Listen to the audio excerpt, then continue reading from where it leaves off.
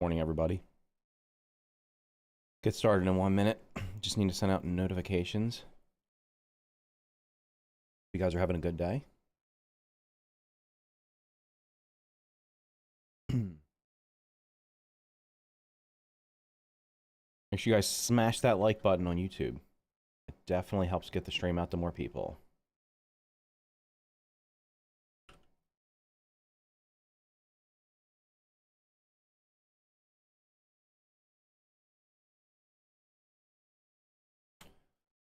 What's up, Frankie? How's it going, dude?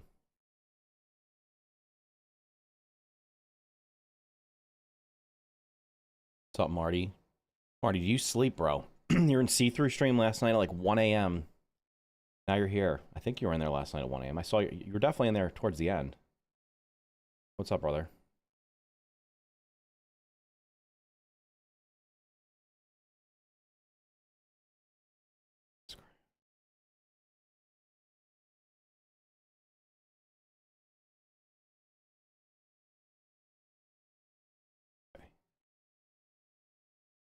So were you. Caught. You got me. Yeah, but that's why I didn't start on time this morning. I was gonna start at 9 o'clock. And yeah. I woke up at 8:30 and I was like, I can't, it's too early. So I ended up pushing it back a little bit. Okay.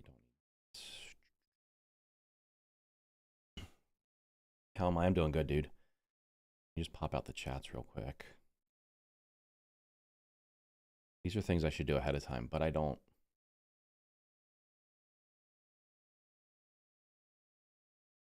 What am I doing today? Well, have you played Abiotic Factor? Yes, I did. I played it at early access launch, and I also played it a little bit the other day. It's a great game. I recommend it. Is Twitch stream not started? Yes, it has. Early stream, I'm trying to do morning streams on Saturdays because it gives more people a chance to watch. Since anybody who's basically on the other side of the world from me will never be able to watch a live stream when I do them at night, which is when I can usually do them. So I'm trying to do like at least one weeknight my time and then one stream in the morning, like on Saturdays for now. We'll see what happens in the fall baseball and soccer are starting up soon. So I should know this week what the schedules are going to be for those so I can plan accordingly for my kids. What's up, Isaiah? How's it going? How would you feel about a grounded live action movie? Well, they're supposed to be doing animated TV series, which we haven't heard anything about. So, but the fact that the second game's here leads me to believe that animated series is probably still in the works, I would guess. Although it's kind of weird they've shown nothing. Like, you'd think they would do at least a teaser trailer or something. What do you think of the new boss? I think it looks cool. We'll see how hard it is. Judging by the trailer, I mean, I know they probably didn't show everything off. It seemed to move really slow, which would make sense because it's enormous. So I don't think it's going to be...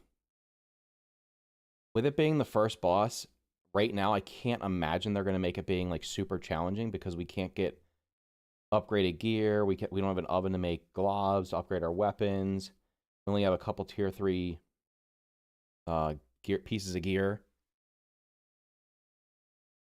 So I don't think it's going to be terribly difficult. I think it'll probably be somewhat challenging, but it's not going to be terribly difficult.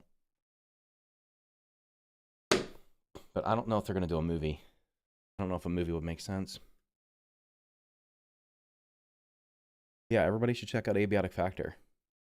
I thought the Masked Stranger was the first boss. I mean, this is I mean, is she a boss though? You don't actually you don't beat her though. It's like you fight her and then move on. So, yeah. All right, everybody smash the like button while I figure out what I'm doing right now. I might hit 75K subscribers today during the stream. That would be great.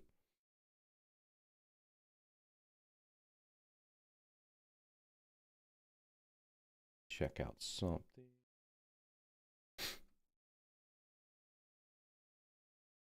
think she's more of a story boss? Yeah, I mean, yeah, she's story for sure.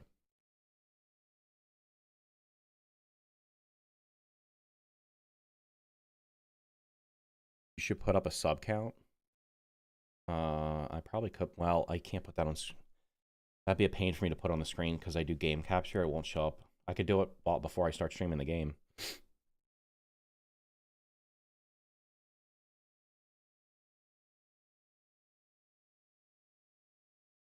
I really wish more people are interested in Abiotic Factor. If people watched me stream it, I would play it because it would be like a good stopgap between now and when we're possibly getting an update. So, I mean, honestly, after the boss, if the boss comes the first week of September, like I think it's probably going to, there's going to be a massive gap between that and the next update. The next update at the soonest would probably be December. So you're talking about a 2-month gap. No, sorry, October, November. That's a 3-month gap. So there's going to be something in between. What am I doing?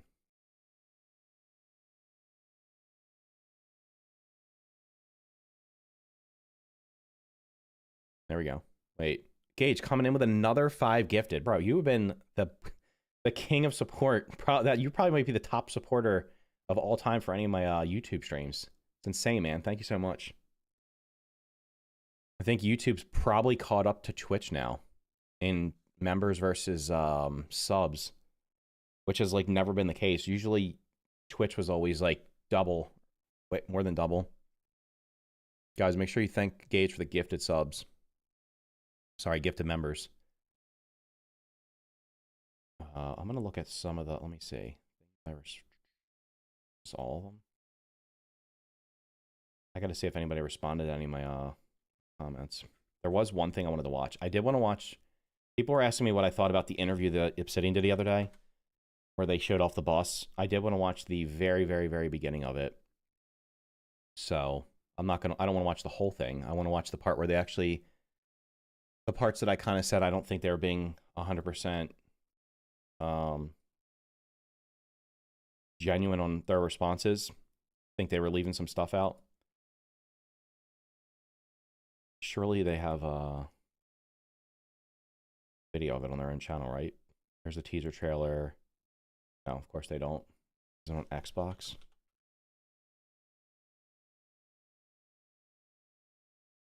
With Obsidian has truly created an ingenious survival franchise in terms of unique atmosphere, art style, and setting. Yeah, let's hope they do something with it, man. Hopefully they get that animated series out, and they could make games going in the future. I would really like for them to pivot towards something more of a. I want that. I was honestly hoping like if they made a sequel that it would be procedurally generated and not the handcrafted map, but they could easily put that into the lore too. Like they could say you're, I don't know, like Omnit puts you in like an alternate universe or whatever that has like infinite variations or something. Bro, all right, 2025. I gotta literally look this up. Gamescom. Xbox. This is Xbox. It's 4 hours. Okay. I did not want to do that. Day 1 broadcast. Day 2. We went to day 1 broadcast. It was like an hour in, right?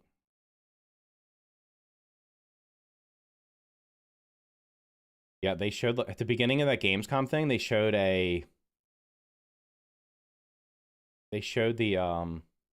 stop playing.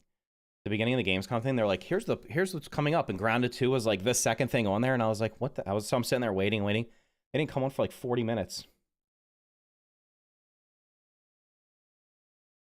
It's got to be like the 40-minute mark, I think, right? Just gonna let it play in the background while I keep reading chat. I would love if you started an Abiotic Factor series. I mean, I'd love to be able to play it. I booted it up the other day. People just don't like the aesthetics of it, I don't think. I think it's like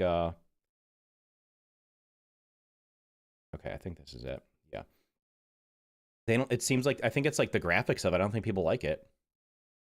Did you try the Lumen thing yesterday? My phone turned off. No, I tried. So Nexus mods.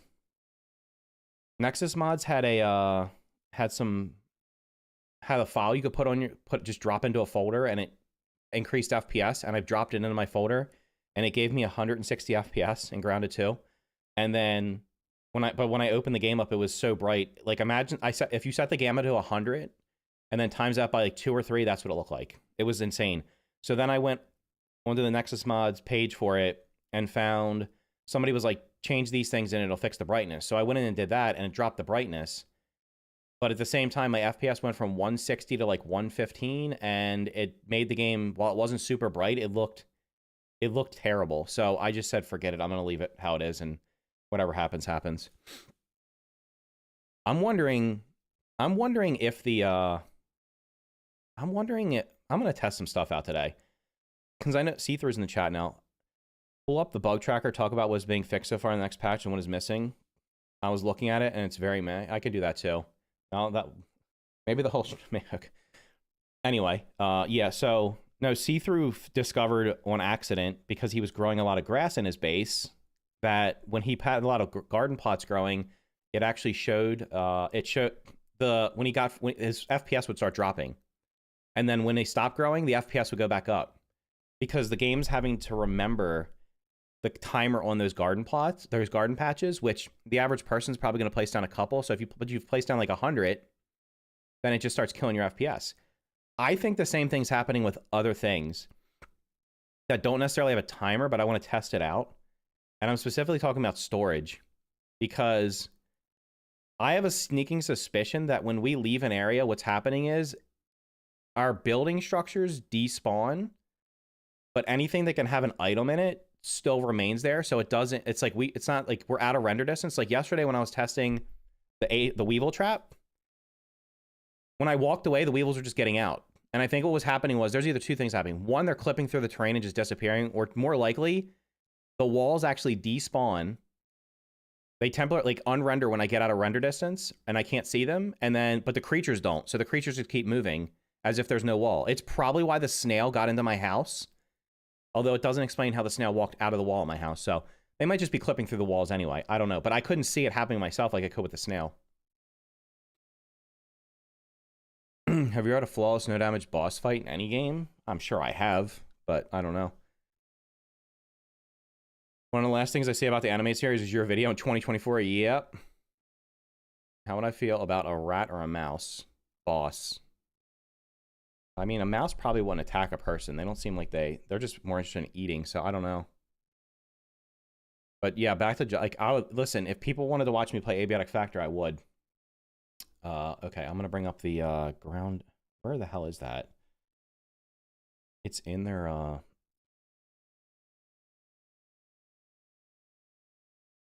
how do I download Grounded 2? Why is somebody in my Discord asking me how to download a game? If you don't know how to download a video game, I don't know if you're old enough to use the internet. The bug tracker is in their, where is it? I think it's pinned in here. Grounded 2. Isn't it pinned somewhere? Is it pinned here?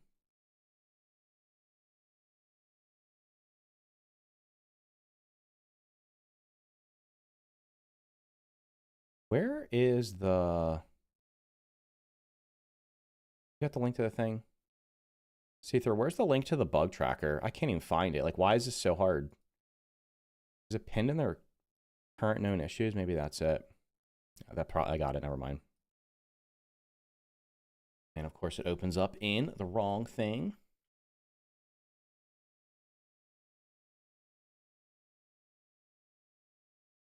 All right, boys, let's do this. Let's look up. Maybe if the wall is damaged, it works better. I don't know. Do you usually stream this early? I'm trying to stream on Saturday. I've been streaming on Saturday mornings. I don't normally stream in the morning. But if I could stream in the morning, I would stream in the morning. It's much better for viewership overall. And then it would let me get stuff, like I would be able to do other stuff. Unfortunately, well, not unfortunately. Fortunately, I have an actual real job that I work full time. So during the week, I cannot stream during the day. I can only stream at night.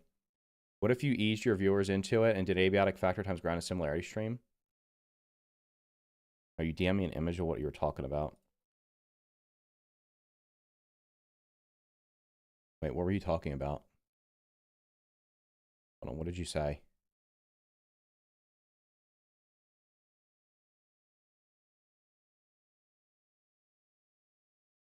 Things being alive while you're not home, everything but the walls. Oh. You mean the chests and stuff are just floating there? Yeah. That's what I thought.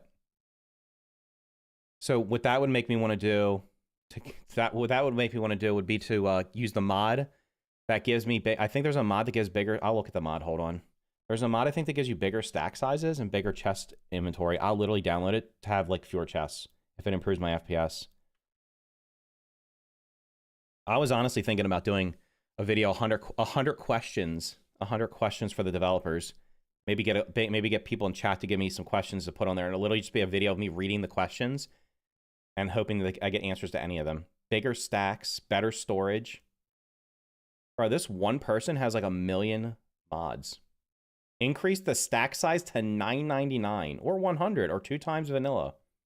Better storages.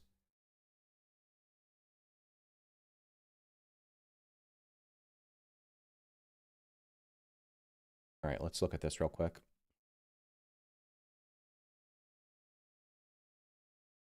Bigger has slightly better storage. Tier 1, Tier 2, Tier 3.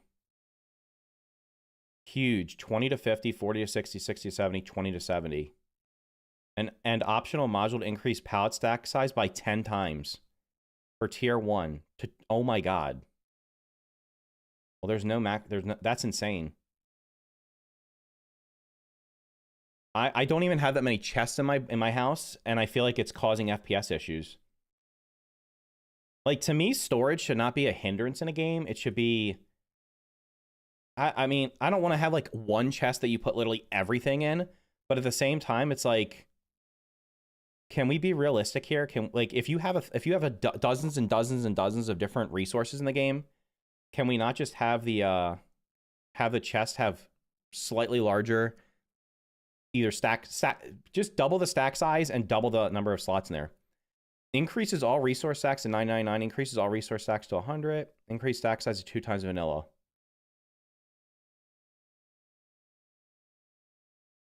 I mean, the only problem is they've built 3 of the milk molar upgrades around this. But the milk molar upgrades are like, go from 10 to 15. Go from 15 to 20. And I'm like, how about let's go from 30 to 50, 50 to 70, 70 to 99. Let's do that. I might look at these later. All right. Let's go. See-through suggested. Let's go through this. I got 3 things on the agenda before I start playing. We'll get through them quickly. I'm going to look at the bug tracker. I'm going to watch the very beginning of the interview. The very beginning of this interview, where they answered questions and stuff, not the boss stuff, not the stuff I covered in my videos. And then, of course, we'll skim through the comments and see if anybody needs to be banned today. There's probably not been a ton of comments since last night. I play on Xbox Series X, and the performance is horrific.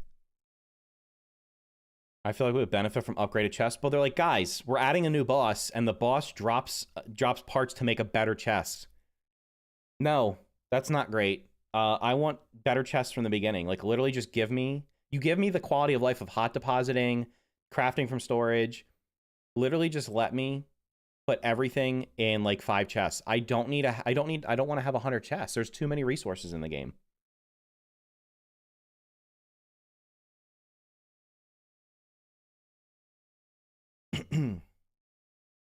All right. All right, we're going to take a look at the community issue tracker for Grounded 2 and see what's on here. So, patch 8, this is the things that happened last time. We're not going to even care about those because they've already apparently been fixed. We'll see about that. What's in here? Yeah, I mean, they said these are fixed, so, but I'm sure things are probably they're still clipping out of the world. That definitely still happens. I mean, there's still crashes. These may have been fixed, but they may have other things going on with them. Major issue, 414 upvotes. Performance issues, stability crashes, Player, oh, this says fixed in a future patch for stability crashes. I mean, they've already fixed this one. They've already addressed this one time. Literally no update for the performance issues. Meaning it's not coming. I mean, if they drop a patch next week, it's not going to be in there. Fixed in the future. Players living far away from each other may experience high ping and low frame rate.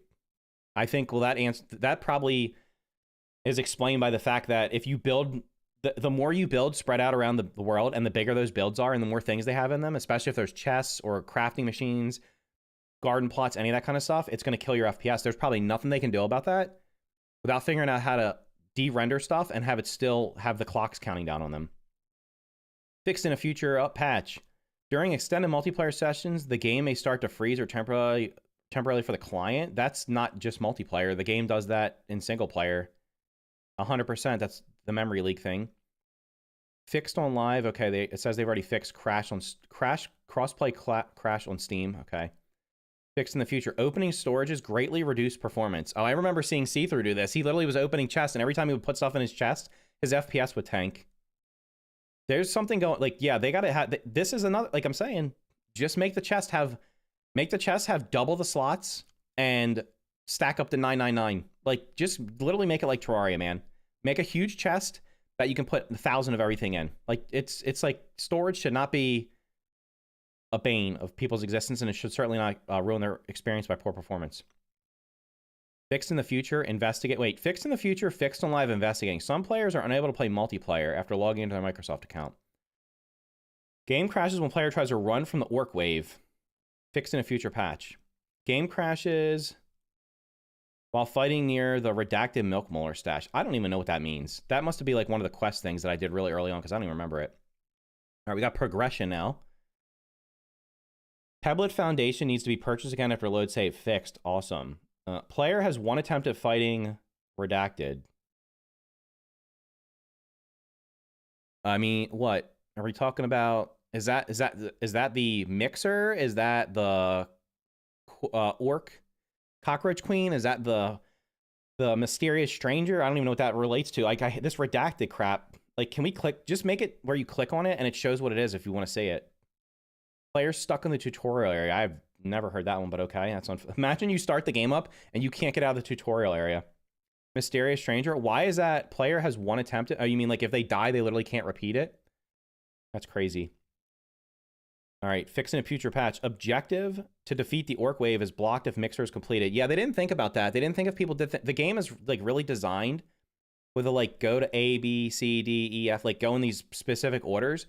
So if you go straight to the boss without knowing it, which, I mean, if you have common sense and you've played any video game in your life, going to the objective that is the furthest away from your spawn point is probably not intended. Again, this is probably why they should have did what they did in the first game, where you have to go to Burgle first. He tells you to go to the hedge lab, and then he tells you where the locations of the other chips are. Now, if you wanted to do it even better, you could literally just have it do one objective at a time. But you can literally, yeah, if you beat the last boss before you do the mixer, it messes it up. Or no, if you do the mixer before you even get attacked, it's messed up. So if you don't place down the spike strip, you literally will never get orc rated, which is just, because I found that out by accident, because I was like, I'm not placing these things down, they're useless. And then it just sat there forever. Then when I finally put it down, then I got rated. So if you don't want to get raid, just don't put the spike strip down. Investigating. Repairing not working correctly when near another object. Okay, clover leaves are falling through the garden patch when harvested. Clover leaves fall through the ground when harvested, as still do weed stems quite frequently, and the dandelions quite frequently. Game repair backpack is inconsistent. It's worked for me most of the time. Buggies have the chance to be summoned in the terrain. I have a situation where I like summon the buggy, and it's like, buggy can't reach you. Buggy can't reach you. I'm literally standing in an open area where it should be able to reach me. Buggies have collision with looted corpses. The Weaver buggy has collision with literally everything. It gets stuck on clovers. It gets stuck on rocks. It gets stuck on anything except for grass. That's why I always use the red ant when I'm running around. Snap to grid often snaps building to a surface that is not targeted. I would really like to just be able to free place things, and they definitely need to have more snap points. Like placing chests, placing things lined up neatly and like in the exact same spot you want is so painful unless you do it exactly in the center. Like, if you want to try to slam in as many chests as you want, which this will be resolved if we have bigger chests. If you want to try to get, like, 3 or 4... If you want to try to get... You can... I think you can get almost 3 chests inside one tile. It's just a pain in the butt to get them lined up properly. Snail shell may block entrances to anthill. Fixed. Hopefully the fix for this is they literally despawn them on load. You load into the game, it despawns. It just deletes all of them. Or when you exit the game, it deletes all of them. Or when you sleep, it deletes all of them. Because that's definitely not helping performance either. Chance to lose weapon in specific circumstances while dismounting the buggy. I mean, I lost a weapon the other day and had to reload a save. Chance to unequip weapon with full inventory when equipped with two-handed weapon while swinging Omni tool. Maybe that's what happened to me. I think I had a stat. I don't know, because my shovel wouldn't get put away. Wolf spiders are rendering with additional legs. Okay. That's fixed. Buggy's inventory open through storage appears larger and can delete items. Buggy's inventory open through storage appears larger and can delete items. Isn't that how you... That's not... Is that fixing the duplication glitch? Weapons thrown in the snack bar front may fall through. Still investigating. That was reported on like day 1. Buggy not dropping backpack on woe. Okay. Some creatures can appear without textures. I've not seen that happen. Client can get stuck in survive animation. Pouch with multiple items can disappear on hit.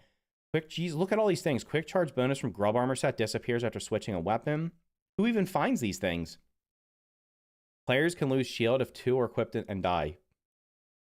There's a lot of things on here that are not, that have no fix for them yet. We're still going, guys. Environment. Water drops stay on grass. Investigating. If grass is not there, dewdrop doesn't spawn. Put that in your code. Okay. Backpack may fall out of bounds. Allegedly fixed. Okay. Tears or holes in the train fixed. There's no way they fixed all of them. I guarantee you there's more they haven't seen. Several resources may flicker. That's definitely still happening. Drop resource stacks will fall under the map. Yep. If I recycle my... I tried to show it on stream the other day, and of course it didn't work. But when I was recycling my pallets on a rock, literally the bag of resources would fall straight through it. Foliage can go through floors and foundations. Fixed in a future patch. Foliage to me means everything. So that means grass, weeds, clovers, mushrooms. What else? What else grows? Sprigs, plant fiber, any of that stuff. Anything that grows on the ground should not be growing through if you put a flat foundation or a floor down. Brittle marble cannot be looted in the... This is the Cockroach Queen's Chamber. This is... There's multiple places where when you break one of the rocks down there, the marble or quartzite, it literally falls in the water and you can't loot it. So it's not just that one room. Red ants spawn inside ground near ant hatchery. Investigating. You know what I should... Maybe I wonder if I could do this. I wonder if I could have a blood pressure machine hooked up to me as I'm streaming. And then you could be calling 911 when I get to critical levels. Right. Spear stuck in creatures might fall out of the world. Why does the terrain not have like collision so things can't fall through it or clip through it? I don't know. I'm not a developer. I can't answer these questions. Throwable cans clip through walls. Throwables can clip through walls. Okay. Debug text visual in the air. Are you talking about the rust probably for the nails? Yeah, let's see. Next. Cannot use sort feature in the storage chest. Well, if the storage chest is full, it doesn't appear, but I think if you click on one of the, at least on PC, when I click on one of the squares, it lets me sort it. No buggy keybind option. Did they fix the keybinds resetting? Omni tool interact cannot be rebinded to the same key. Player mutation loadouts are being reset on load if they had 4 mutations activated. Well, that's great that that's fixed. Hopefully that does work, because it's like every single time and I forget about it. Movement bound to Z key is not working during building. Well, I think, yeah, I don't know why. Who's using Z? Z's at the bottom. I mean, wait, is Z where Q is or something on... I know there's multiple different... Z might be in the top where the Q is on my keyboard for some people. That's probably the issue, because I know there's different keyboards in different countries. Debug string in range request, will it grind? That's just saying it's the grinder. Okay, that's fixed. That's changing the OmniTool keybind in settings does not update the UI prompt. What about when you try to repair something and if you're not on the exact right plane, it doesn't repair it? Like that happens all the time. Like I could never repair any of my the lights that are on the wall. You literally have to destroy them and re-put them up because like you can't get them unless like you stand on a chest or something. It's so weird. Fog of War reappears for client reappears for client after load. Wolf Spider default model is visible in creature card tab with arachnophobia set to 4 to 5. Why are you... If you have a fear of bugs, why are you playing a game with bugs in it? I don't know, man. Because then people are like, can we get roachophobia mode or whatever the hell the fear of roaches is? It's like, okay, let's just have a mode where all the bugs look like blobs. Go play Roblox. Like, seriously, go play a child's game. It's a freaking cartoon spider. I don't like spiders in real life. I'm not going to sit here and have a panic attack over a spider in a video game. I might get jump scared, but I'm not going to like actually like go in the corner into a fetal position. Game is silent when sample rate is above 190. Okay, so as you can see here, there's a lot of things here that, let's see, 1, 2, 3, 4, 5, 6, 7, 8, 9, 10, 11, 12, 13, 14, 15, 16. Is it, if it says investigating, are they still working on it?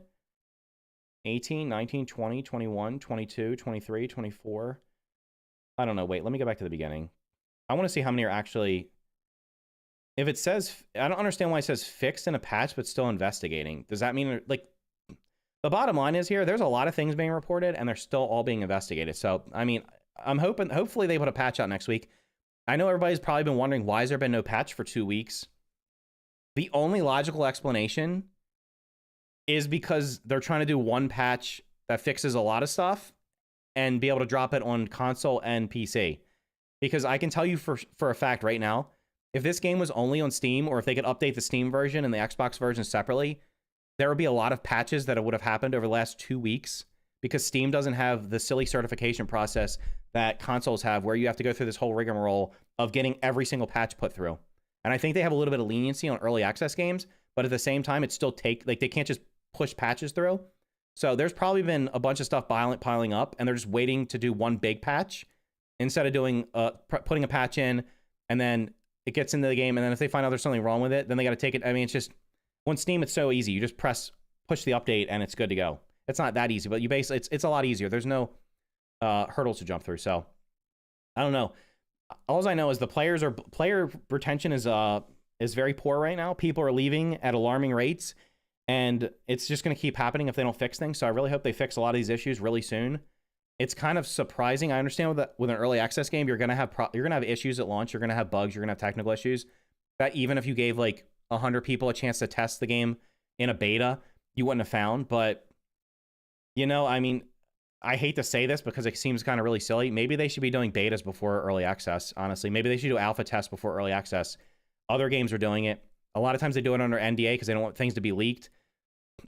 Hey guys, listen, if you're a developer out there and you want honest feedback and you don't want me to make a video about it, send me your game ahead of time.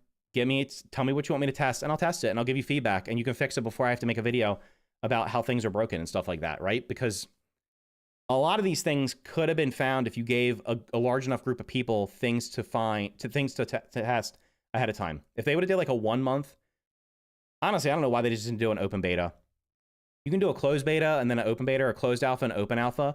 Just let people test the game out. Give them the first 2 hours of the game or something. You could have found a lot of these things. Like, there's so many things that would have been easily found if you had a large enough group of people playing it. So, all right, I was completely ignoring chat. Need a heart rate monitor. Notice the amount of things that say aren't on the list. Yeah, there's a lot of things that are not on this list, right? I mean, what have I had happen that's not on this list? Well, I mean, did they say bugs spawning in the rocks? Because, I mean, there's bugs spawning in the rocks all the time. There's bugs walking through rocks. There's bugs walking through walls. I mean, I'm just thinking of things that I can think off of the top of my head that, like, have impacted me.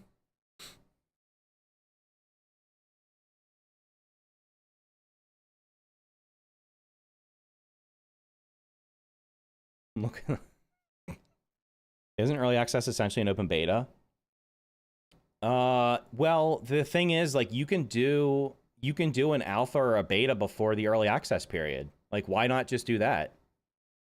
It's not an open beta because it's not free. You have to pay to play the game, or you have to pay for a Game Pass subscription to play the game.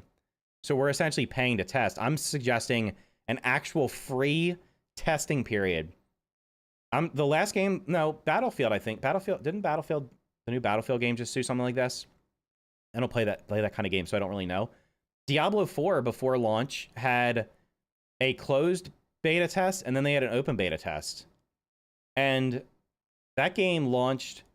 It had issues at launch, but it was certainly like, I guarantee you they fixed stuff. Like, they definitely did some balancing, because during the open beta, I think it was the Necromancer or whatever in the open beta for Diablo 4. Jesus Christ, that's what everybody was using, because it was steamrolling everything and making the game super easy. So they ended up balancing it like significantly to where that wasn't the case. So I'm suggesting if this game was going to come out on July 29th, in June they would have did like a 2-week open beta and let everybody test it, and just have a smaller sample size. Let it only be like the first. Maybe it's just the opening part, and maybe they could put the under construction stuff around everything but like the first 3 zones. So maybe you can go to the hot dog cart, the entrance, and that's it. Maybe it was just those 2 zones, or maybe they do a 3rd zone. I don't know. Not like the whole map, but they certainly could do something like that, because I mean, like, snail shells not despawning, like, that's ridiculous. I feel like there's so many things that are obnoxious to most players that we don't see on this list. There probably are. I mean, they would have got feedback on the Omni tool. Like, I like the Omni tool, but a lot of people don't like the Omni tool. I'm leaving because I had 3 of the special weapons disappeared, then the file corrupted, so they're gone forever. Yeah, fortunately, the other day when my Heatwave staff disappeared, I saw it immediately, so I was able to load the previous save. I'm going to be honest with you, while I don't condone exploiting games on purpose, I don't blame any of you if you right now go and make dupes of all the unique items, just in case they disappear and they're not going to be able to recover them for you. They're not going to be like, how are they going to know if your thing disappeared and then respawn it? Unless they make them craftable, those one-of-a-kind items, go make 2 or 3 copies of them and put them in a chest, and only use them if one of yours disappears. It's crazy. I mean, the same thing's happening. Like, here's an issue that's not on here. Once you've completed the mixer and the story, you can no longer farm orc bugs reliably. There's a couple in the map that I guarantee are not supposed to still be there. The Pinchwhacker requires orc receivers, which I cannot harvest anymore. So I have a limited number of repairs on my Pinchwhacker. Eventually it's going to break and I'm not going to be able to repair it because I'm running out of the receivers. Also, I think it's the Weevils drop the purple goo that's used in the Tiki Mask or whatever. Once those don't spawn in anymore, because I don't see any Weevils anymore now. I've seen a couple Spiralings and a Scorpion. That's it. I can't farm any more of that, and it's used in, like, why would you have a resource that's used in why would you have a resource that is harvested from an enemy that will no longer appear in the game? That is needed in crafting recipes. Why can we make snail armor, but we can't harvest snail shells? Like, these are the kind of things that it's like, me playing through before the game released, I wasn't looking for all this stuff. I was just playing the game and trying to have fun with it and finish it. And I had a pretty positive experience. The game ran okay. It ran okay enough for me. I had 1 crash, no progression blockers. I didn't have any of the major, I didn't have any of the story stuff where it was spawning under the train or out of reach or anything like that. So I didn't have any of those problems. But what I didn't realize until the end that I couldn't harvest you couldn't harvest snail shells, because it's like, you just assume that because there's snail shells and pine cones, that by the end of the current story, you're going to be able to harvest them. But no, that's intentional. Like, they had to have done that. How is the performance in Grounded 2? It's worse than it was at launch. For a lot of people. It's not crashing as much, but the FPS is worse. No, it's worse. There's a lot of people that can't even log in, and FPS is worse. Last night when I was streaming the game, my FPS was not cracking 90 for some reason.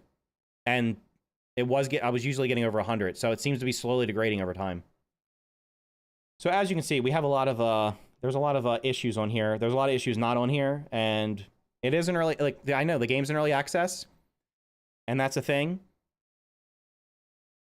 But they're not fixing stuff fast enough. They're not. Actually, what I want to show you, let's look up something real quick.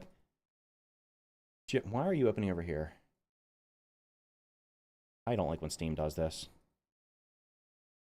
Don't have 2 monitors, guys. For some reason, everything always opens on my second monitor. And I don't know why. Hold on. I don't know if I'm opening this, if it shows anything. I don't think it does. You never know when you open a launcher if it's going to leak something. It did not.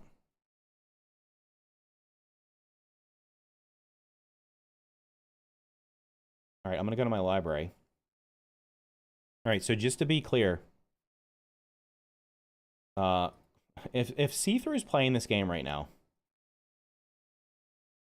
brother, seriously, kick the addiction, bro. You said you weren't gonna play it during the day, didn't you? Only play it on stream. Call it red-handed. All right, so this game came out on July 29th. And when we go down here and look at patches, there is one patch on the 6th, and there was a small patch on the 7th. I'm addicted, I'm sorry. Abiotic Factor 1.0. Abiotic Factor 1.0 was July 22nd.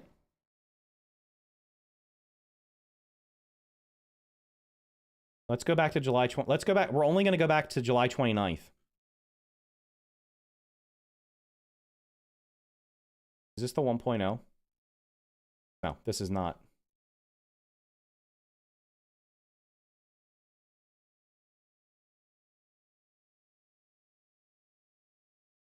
Actually, let's just go to the 1.0 to show you what I'm showing. July 22nd, Abiotic Factor 1.0. We have a hot fix here. That's one. That's on the 27th. We have another big fix here. That's August 2nd. That's 2. Another hot fix here. That's 3 on August 3rd. Oh, by the way, they're doing it on the weekends too. Not saying you have to work on the weekends, but your game just released, so you might need to be putting in a little bit extra time when your game releases and there's big problems with it. I think this is just pictures. I don't think this is an update. It's just a review. August 14th, that's 4th one. August 20th, that's a 5th. There's been 5 hot patches since this game 1.0'd, 4 of which happened after Grounded came out, and Grounded's had 1. And this is a 1.0 game where they don't need to be, like, where they're not having to, like, you know, keep people playing it. The game's already been out and bought and everything like that. So it's like, Grounded should be getting an update every 2 to 3 days at this point right now until things get fixed. And if it means you only do it on the Steam version and the Xbox has to catch up, do what you need to do to keep people playing. You don't need high frame rates. 30 FPS or 60 for fast games. I don't need high. You're a console player, bro. That's the problem.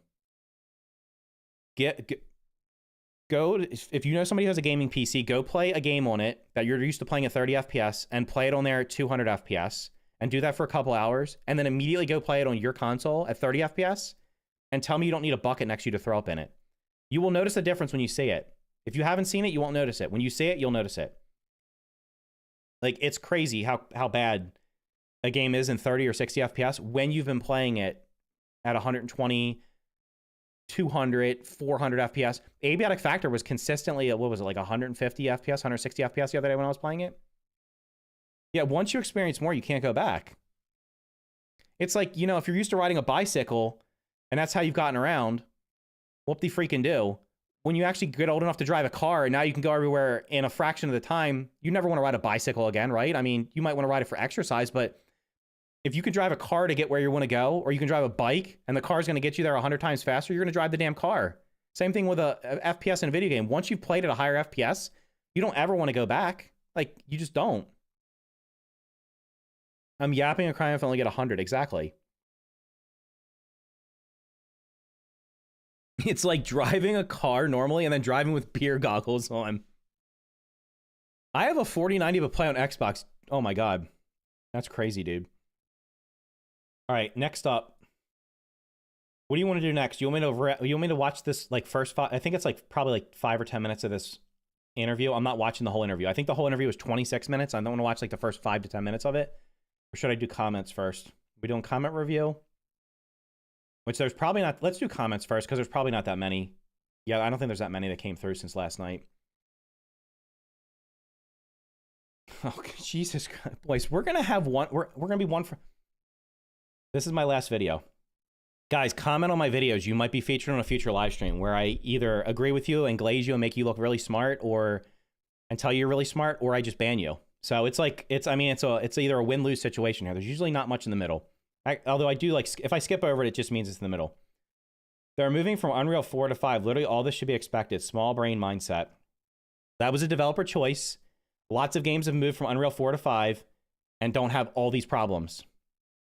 You didn't have to release the game right now because you're not an indie developer who needs the funding to keep your lights on. You're literally owned by the largest company in the world who apparently loves your studio and lets you make whatever games you want because they don't sell well, right? Avowed did not sell well. The Outer Worlds 2 is not going to sell well. Obsidian makes fine games. They make like AA games, right? I liked Grounded. I like Grounded 2. There was no... if they had to release this game right now because they're going to go out of business, then by all means, they didn't have to do it.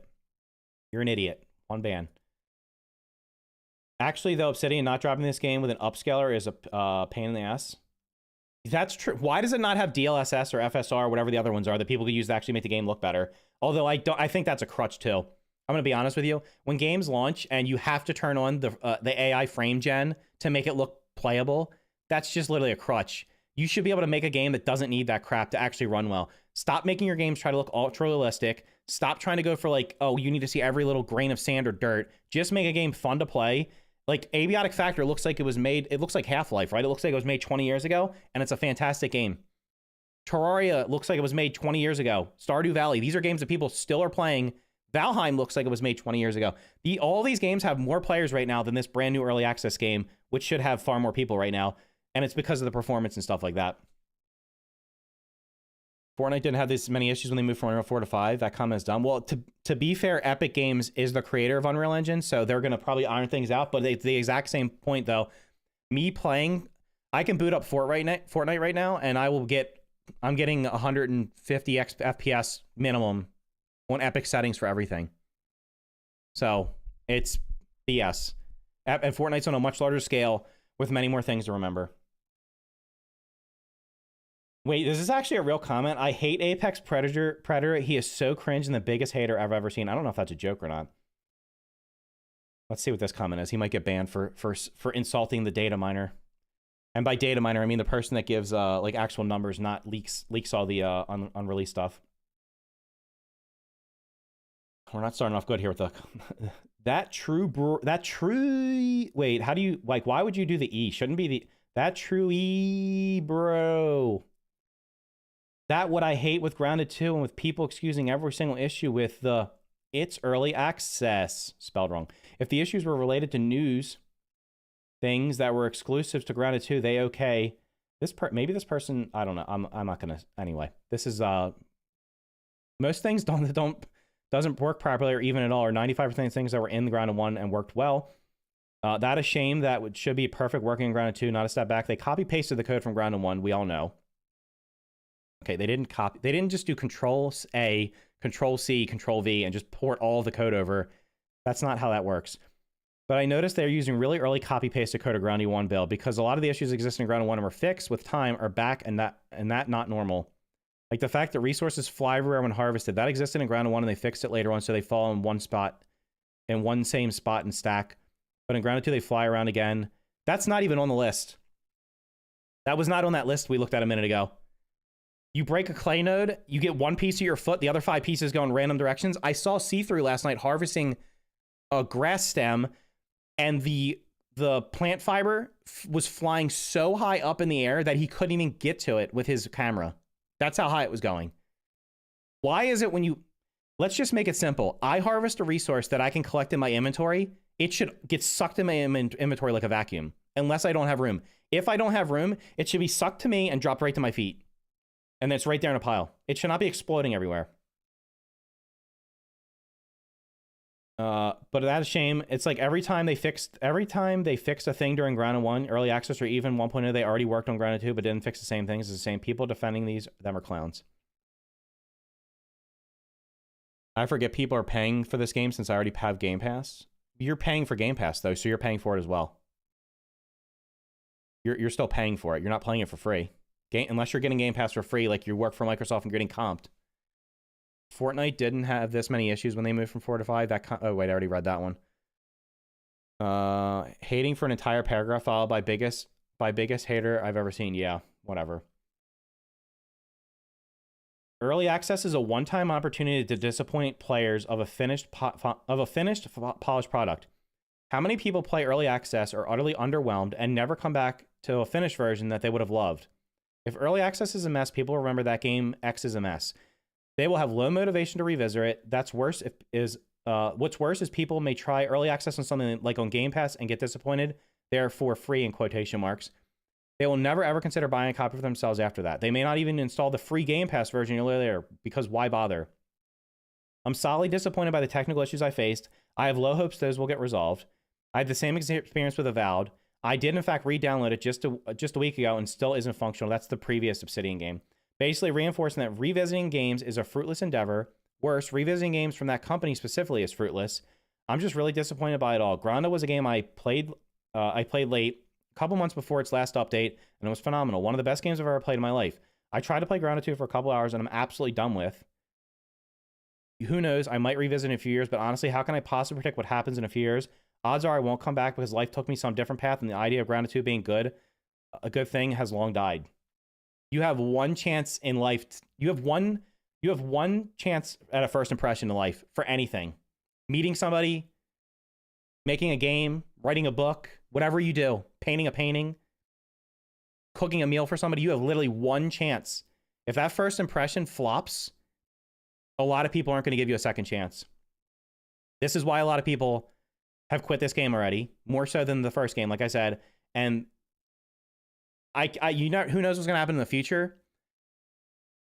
We'll see what happens when this boss drops. We'll see if all of a sudden there's 50,000 concurrent players on Steam again, and if it shoots back up the Xbox charts. I'm going to be honest here. I don't think that's going to happen.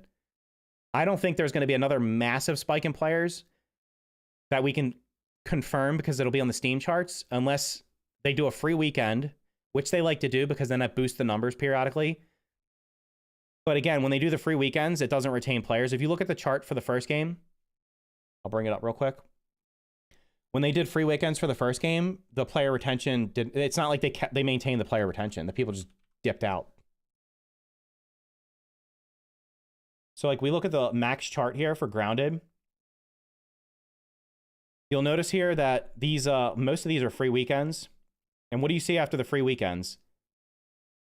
It has a huge spike, which makes sense because people try it. And then as soon as the free weekend's over, so 2,289 players, 12,000, back down to less players than there were before the free weekend.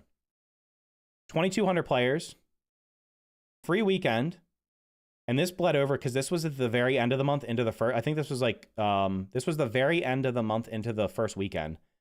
You can see what happens before, right back after it. Like it's not retaining players. Free weekend 16,000, back down to 4. This case they actually had a little bit more than before. 3,600. This is release.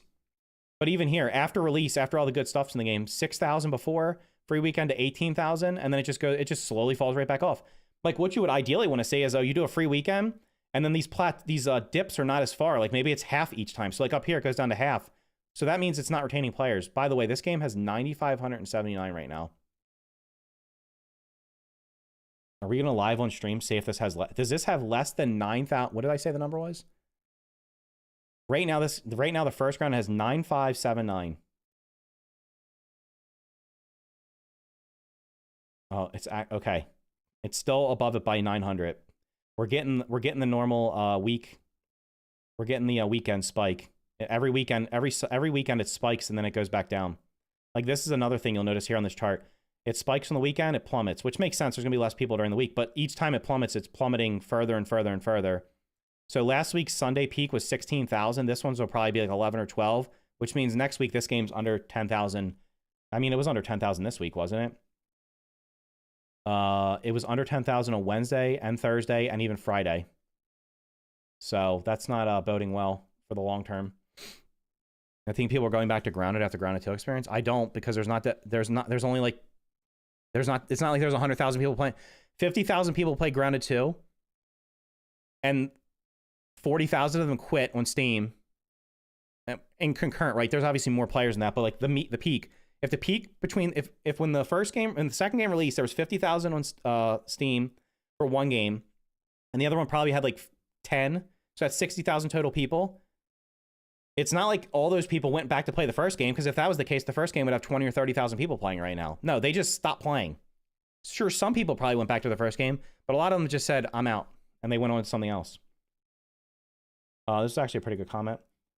This is the same person as before. That a good video. I hate how 99% of people are defending Grounded 2, big early access full of issues. That should not exist. True. Oh, the baby is yapping again. Time to destroy you now. You have YouTube in your YouTube name? Good God, dude. Grow up. What are you, 4? They should have taken some more time to add content before release. Yeah, Grounded 1 was the best. Was way less, but still doesn't change the fact. Okay, I think I might have read most of these. Oh, wait, never mind. Y'all sound like a bunch of crybabies. All right, we're up to number 3 ban. Uh-oh. I don't understand why people are... Did I read this one last night? 12 hours ago would have been 10 p.m. No. Why don't I play on PC? Because plug and play. I hate messing with settings. I mean, play on what you want to play on. It's fine. Most don't have 300 hours in what? A ton of those people already have 300 hours in Grounded 1. They aren't ever going back to Grounded 1? No, they probably have... No, because they're only going to play it for like 30 or 40 hours and not play it anymore. I don't understand why people are so upset with the release. The devs said the release was premature. And they did it on purpose. Maybe this is just like... Okay, I feel like this person's trying to use big words, but they're not using them properly. To let you take part in the development. The devs said the game was early access and not complete. They did not say it was premature, and they intentionally released it with bugs and technical issues. Believe me, if they did that, nobody would have played it. They were willing to sacrifice the polishedness of the game for that fact. All this guy does is complain about Grounded 1 and 2. Well, you're getting banned. I'm going to finish reading your comment. I'm personally very happy with the game, and the fact it's so early right now will foster excitement for every update to come for years. As opposed to a fully finished game where you play it once and forget it. Well, let me just tell you what the fact is here. Most people that play video games would like to buy a game, play it, have fun with it, finish it, and then get rid of it and move on to the next one. Most people don't want to play a game that's not meant to be live service for years and get it piecemeal with drip-fed comment. There's a reason he stopped making Grounded 1 videos. Views plummeted because of his ridiculous takes. He's obviously not afraid to let it happen again. This is what they call engagement farming to stay relevant. Oh, we're getting a double ban here. What's that? 4, 5. Okay. I hope these people watch my live stream so they can see themselves getting banned in real, like live. Then they can create another account and give me more engagement. One thing I dislike about Grounded 2 is the food left in the roasting pit spoils over time. I like that feature in the first game in case you wanted to save food and wanted to come back to a good meal. Yeah, okay. Uh-oh. Nice, look at this. This person's been kind enough to put bullet points here for me so I can easily read them. Facts. Game is boring and easy. I don't think the game's boring. It is easy. They throw everything in front of you. They really give you the optical disc. Why didn't they leave the optical disc on a chair in the first ranger station and finish? I mean, to be fair, they could have just done that too, right? They tell you what to do in the game. We're not 3-year-olds. The Elden Ring was the greatest game because they didn't tell you where to go, only pointing what direction to get if you like. They say that the map is the same as Grounded 1, but the bug, you go so fast everywhere without danger and feel smaller and boring. I would prefer to have a pet following me fight and level me up, giving me passive abilities than ride. I will not mention all the bugs, glitches, crashes, etc., but I mentioned that we wait for the roadmap to get features and materials that we had in Grounded 1 for what? I don't believe they will make materials look better. I doubt it. And why they make so many bugs and glitches that they have in Grounded 1, they didn't know them. All right, so I don't think the game's boring. I don't like the fact that it tells you where everything is right off the rip, because that just makes people speedrun through it. And that's a player choice, but it's a fact. The map is the same size, and this is true. With the bug, you get around faster. I think I might do a poll like this weekend. How many of you that are watching the stream right now? How many of you have gotten over the initial excitement of the buggies, and they're just kind of like, they were awesome at the beginning, but now you're just like, okay, the novelty's worn off. I don't really care about them that much. Like, do most of you still like them if you're still playing the game, or do you just not care really much about them anymore and they're just there? I mean, the reason I'm asking is because I think this is actually like a thing. Like, this is happening. I think people, damn, bro. My short from this morning is a 1 out of 10. Let's go. It was a 6-second short too. The reason I'm asking is because I posted this poll the other day. 2 days ago, we got 16,000 votes. What are you most excited about? Now, I wasn't expecting the buggy to be like the #1 thing, But the boss and the biome are about equal, and like nobody cares about the ladybug buggy. Let's see. After 10, it's meh. After 10 minutes, they become annoying for me. Buggies are cool, but they're just the way to get around the map now. I'll use my ant until Natural Explorer 3 exists. Just glad it's an option without zip lines. Ore Weaver webs didn't need Ore Weaver, so that was, what was the incentive? Yeah. I'm still having fun. We got one person that likes them. They're more of a nuisance now. They get in the way all the time. I like buggies for extra inventory. Yeah, I do like them for that. It takes away the immersion of walking through the environment on foot. It turns the park into just an area you move through to get from point A to point B instead of an environment you experience. They have built the entire game. Maybe I should just play. You might get it. Maybe we'll do a sneak peek here. I made a video that I didn't publish. Let me see if there's any more comments real quick before I talk about the buggies. Yeah, these are earlier. Yep, I know, because I downloaded Ivan's dumb comment. All right, that's all the comments. You know what? Let me see. I don't think I deleted the video. I think I still have it. YouTube. What was it called?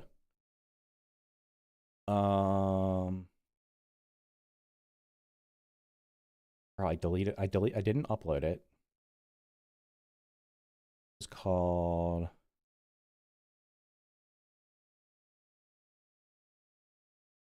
Was it called that one? Damn it, now I gotta look at my own channel to see what videos I posted, because I can't remember which video I deleted. Oh, I found it. Okay, we're good.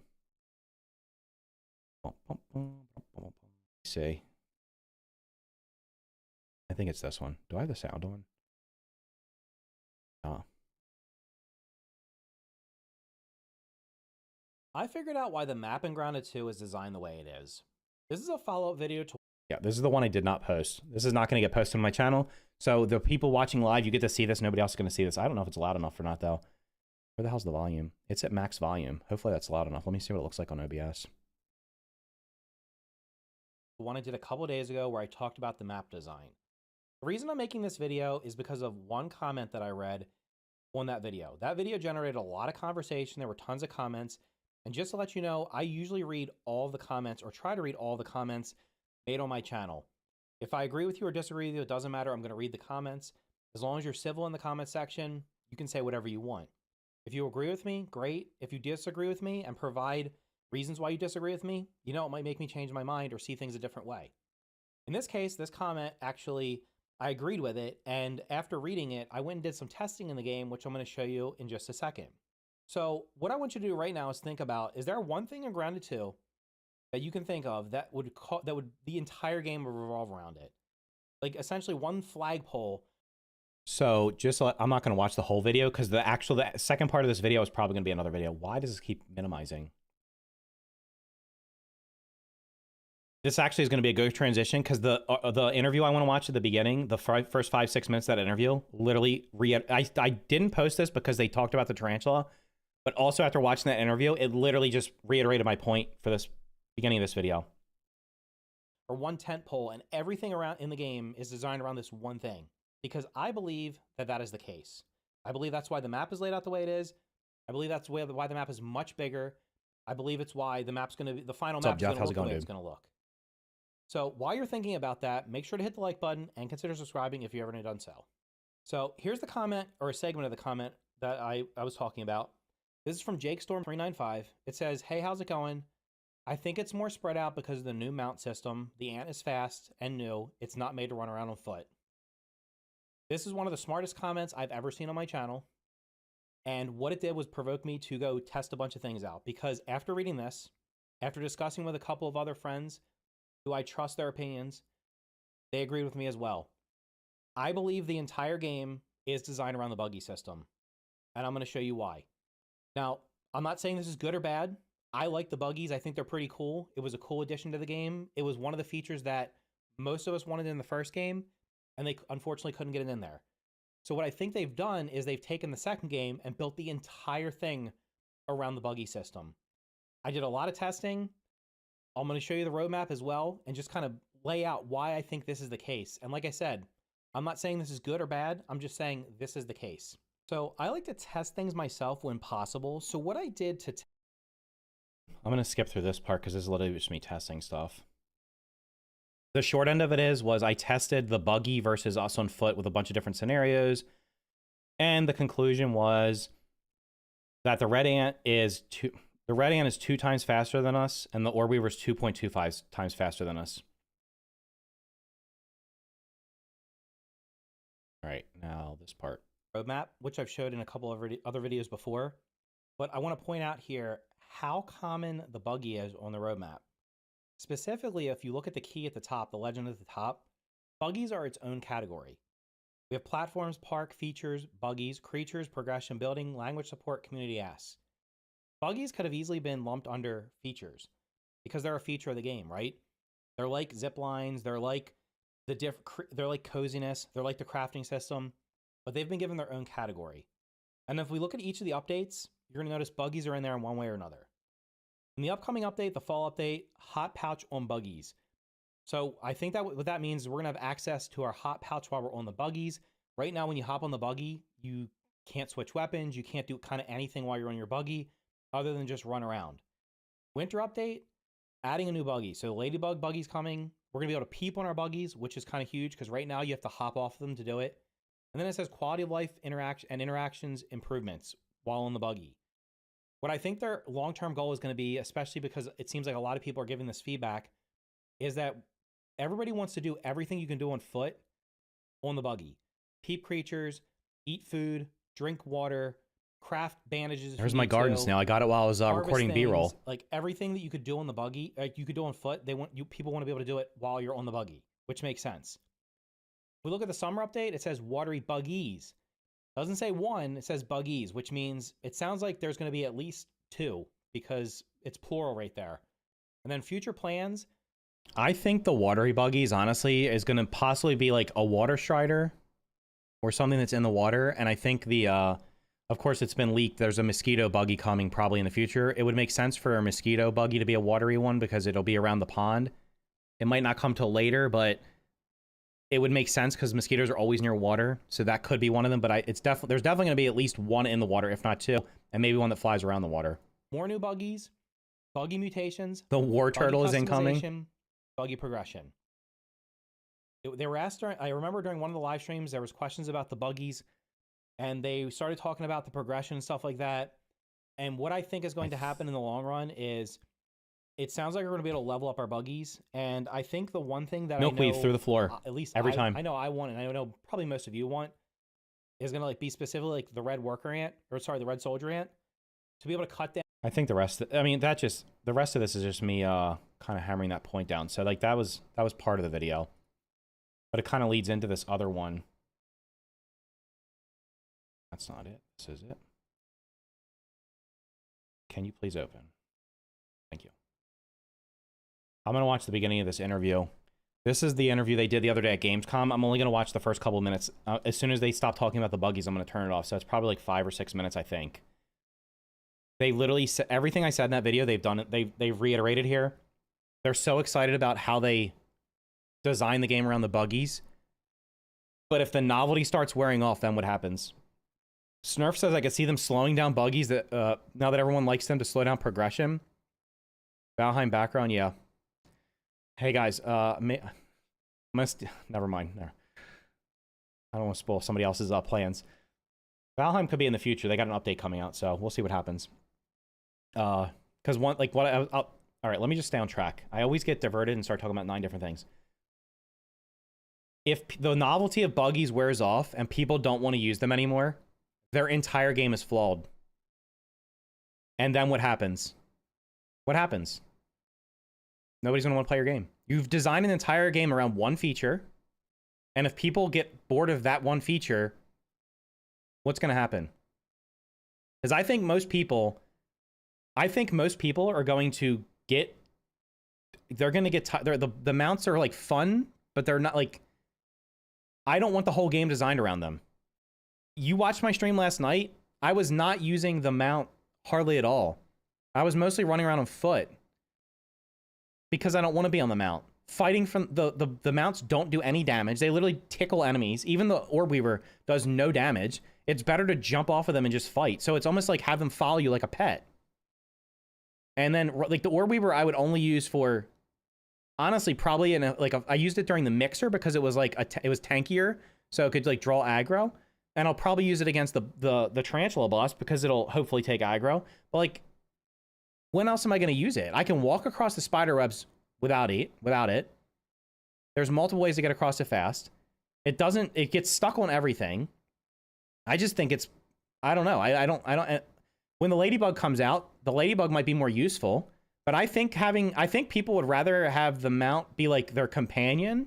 Like somebody was saying in one of those comments, like a pet, and ride it like periodically. Because like if they do add zip lines, if they do add fast travel between a lot of the ranger outposts and people stop using the buggy, you've now designed the tent pole of your game is now broken. It's just a travel option. It's why people are finishing it so quick, because they just hop on a buggy and zoom everywhere. Yeah. So if the solution is to nerf the speed of the buggies by like half, well, that's just a bad choice. At that point, you might as well just shrink the map down by half and get rid of the buggies altogether. I already don't use the buggies so much. I only use it when I find new caves. I literally use the buggy for storage. That's it. So like if I download a mod that gives me 999 stack size, I don't need the buggy anymore. I literally don't. Buggy should have only been a travel option as small unique features. I think the game should not have been, I don't think the game should have been designed around them. They're like, this was the #1 feature from the first game. Let's put it in here. Oh, wait. Everybody's beating the game in half the time we expected, or a quarter of the time we expected. Oh, wait. People are getting bored of it already? Like, nobody cares about the Ladybug. Not nobody, but like, that Ladybug buggy's going to drop, and it's going to be a novelty for like a day or two, and then people are going to go back to doing whatever they were doing. Once zip lines are added, it's over. This is why zip lines were delayed and not coming for over a year. They're going to force everybody to use these stupid buggies for a year, and then they might add zip lines. They might not even add them at all. They might add them and make them super painful to build, or they they're probably going to make them super slow so that the buggies are always, the whole game is going to be forced around buggies. So if you like them, great. If you don't mind them, fine. If you don't like them, go play another game, because that's what the whole game is going to be designed around from here on out. The map's just going to keep getting bigger. There's going to be tons of open space between things. Like, this is something I heard a long time ago. I can't remember who said this, but it actually makes sense. A good game is designed to have something interesting. I think it's like, oh no, I remember what. I'm pretty sure Luke Stevens did this on one of his videos or one of his live streams. A good game design has something of interest. I think it's like every 12 seconds or something. It's either 6 or 12 seconds. Essentially, every so often, you need to run into something interesting. So when you make a giant map that has nothing interesting on it, because you can get from point A to point B really quickly, if people stop using that thing to get from point A to point B quickly, and they're actually having to walk, and they don't run into anything interesting for 12 seconds, they just get bored and they don't want to play anymore. Like, this is literally what happens to people. Like, you have to constantly keep people engaged. So what I think they've done in the interim right now is that's why there's bugs literally everywhere. They're just like, oh, wait, okay, we got a point. Let's go back to the drawing. Let's just do the drawing. So much easier if I just do this. What in the hell?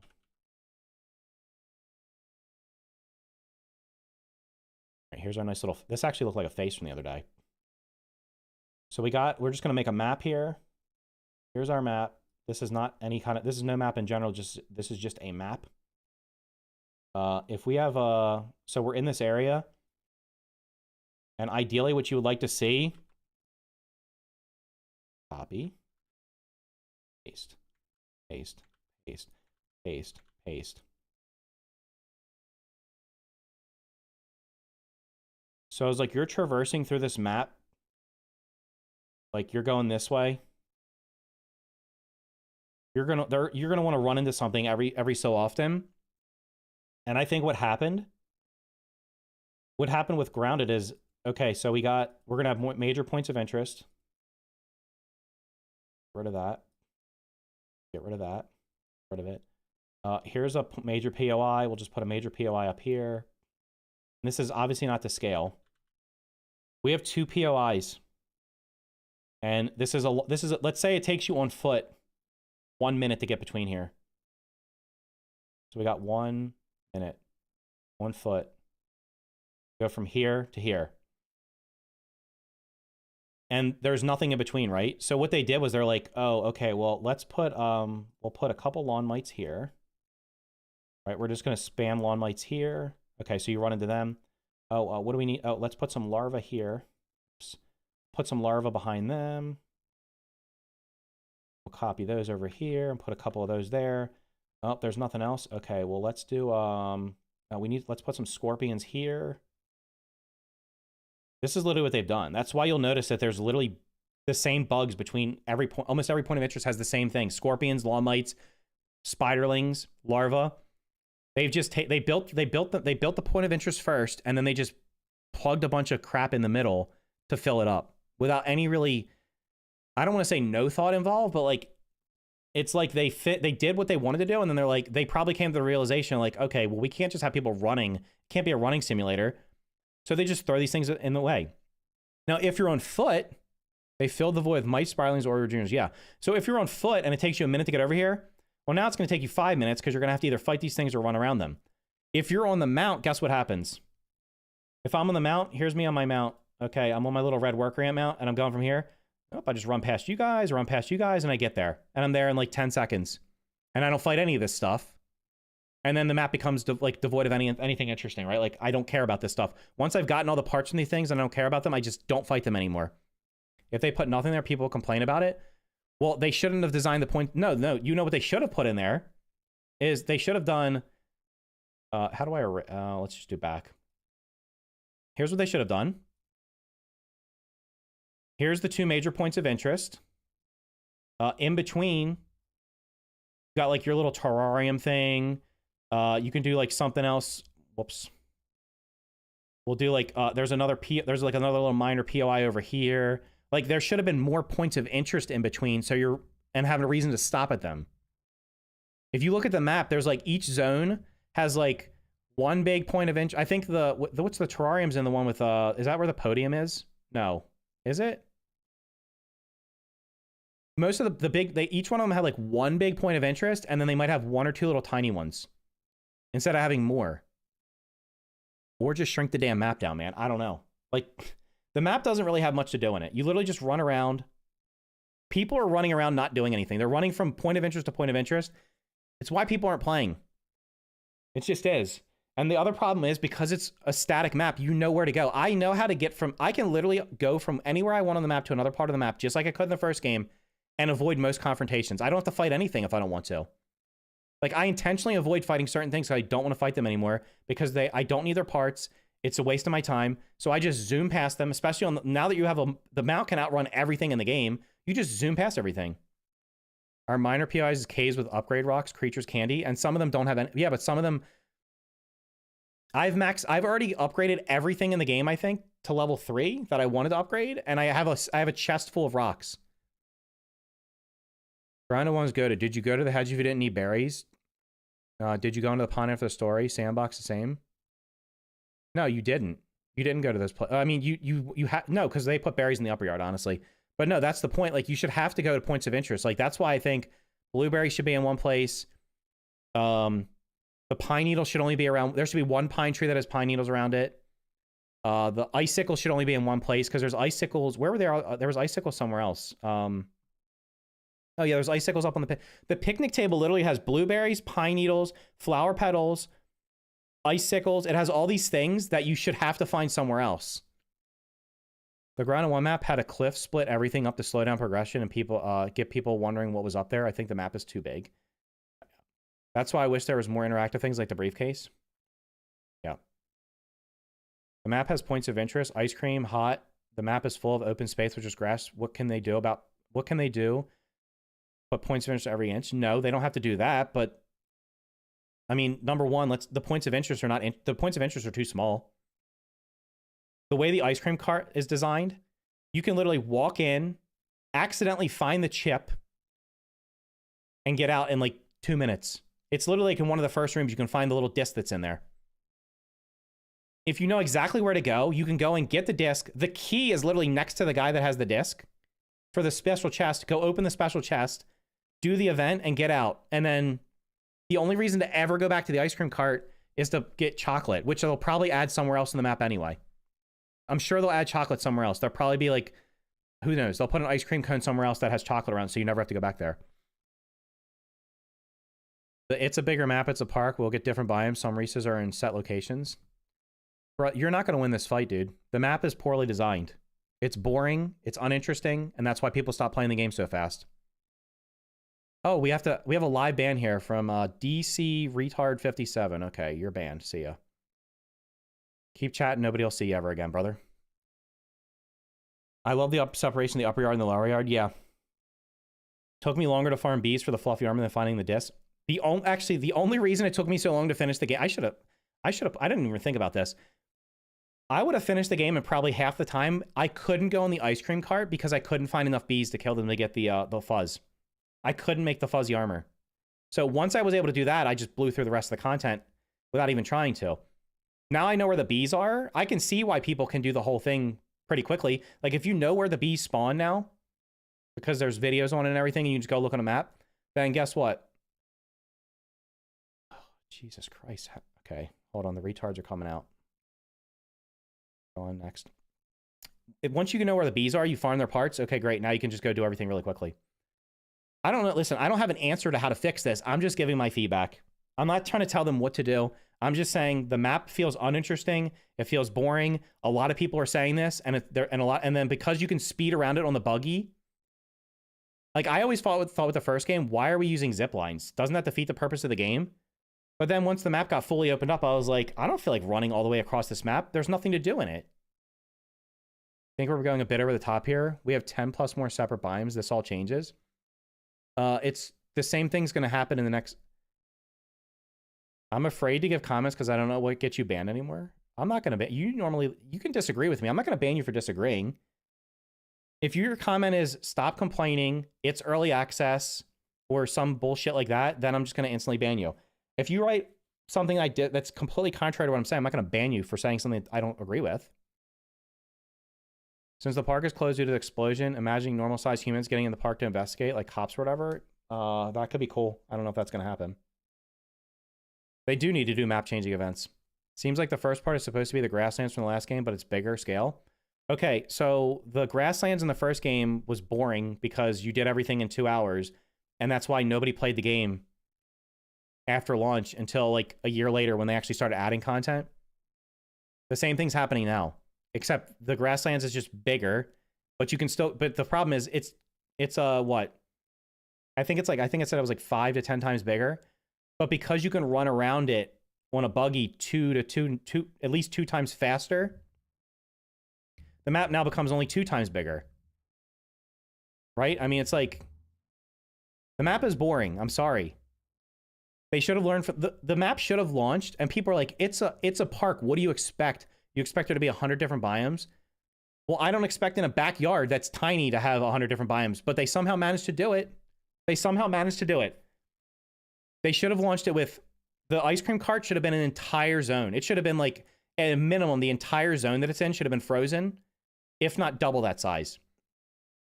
Like, what's the one section called? The grass was a, what the hell? I don't even know what it's called. That's how, because I never go there. Grass something.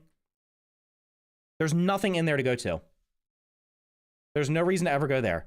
I think it's where the mixer is. Once you do the mixer, there is nothing of any interest to go to in that grass games.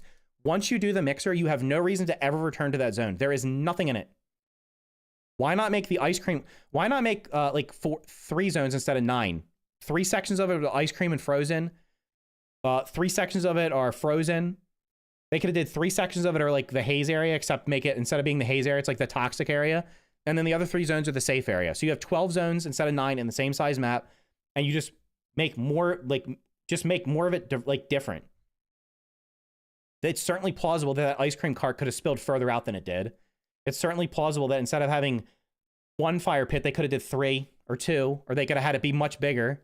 Like they could have did a huge fire pit or a campfire that had little logs around it. I don't know. I'm just thinking like the map feels boring. There's a couple points of interest and everything in between just is boring. They could make some cool fire caves under the pit. They could, the fire pit is literally go in, Kill the orc bugs, get the charcoal, get out. Then the only reason you ever have to go back there is charcoal, except it still has the sizzle burning bug, so I die every time I go in there. Would that not get boring though? Master area you can go in because it's cold. Once you get the armor, you can walk in, it's fine. Well, see, the problem is the game's...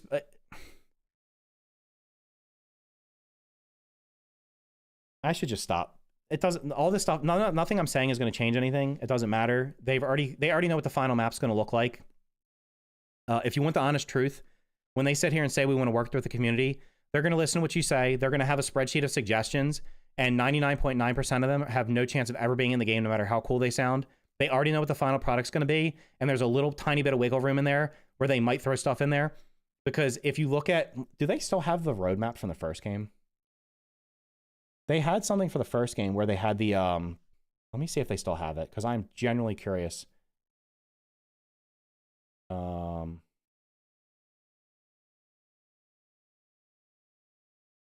Where is that board? They had a board in the first game that had what they did. I don't see it. I want to see what's on the board so I can show you what I'm talking about.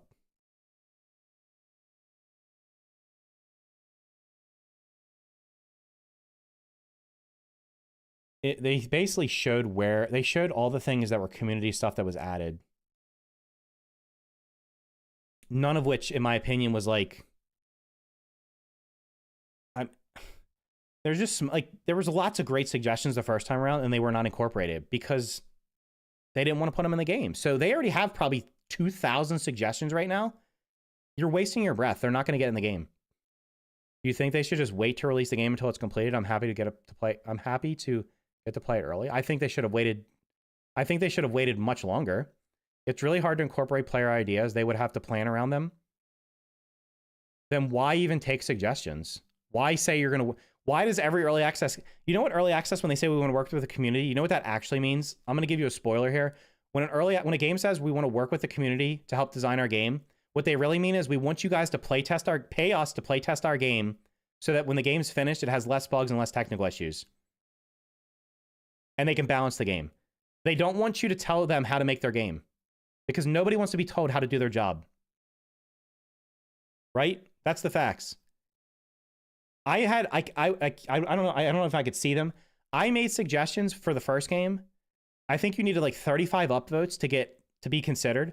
I had ones that had triple that. I'm pretty sure I had several that were over 100 upvotes. Not one of my ideas ever win the game. One of them that I can remember off the top of my head was scarab slippers. So the scarabs were a lot faster than the aphids. I said, let us make scarab slippers. So they'd be like twinkling slippers. You can just call them scarab slippers, twinkling slippers, whatever, and let you run twice as fast as the aphid slippers. That would not have been hard to put in the game. They could have taken the aphid slippers, recolored them darker green, and just made the movement speed ×2. That's not hard to code. And it got tons of upvotes. And there's other people that made really good suggestions. The reality is they already have an idea for what they want the game to be. And they're not going to change it. They're not going to change them. They cannot fundamentally change their... the game's already finished in their mind, right? They have an end product. They know what the end goal is. You don't start designing a game without knowing where you're going. So they already know what the final plan's going to be. They already know how all the puzzles going to work together. There's just like a little bit of gray area in between now and then that they have to get through, that they might adjust things. Reality is, from now to then, they're going to balance things. Like example being, oh, the rogue build ambush is super strong. Everybody's using it. Okay, they're probably going to nerf that. The pinch whacker's super strong. They're probably going to nerf that. Like, they're going to make all these changes. I made my big suggestions were around, like, changing the way upgrades work, and that never got changed. I think they made them ever so slightly less grindy, but the same exact systems in this game.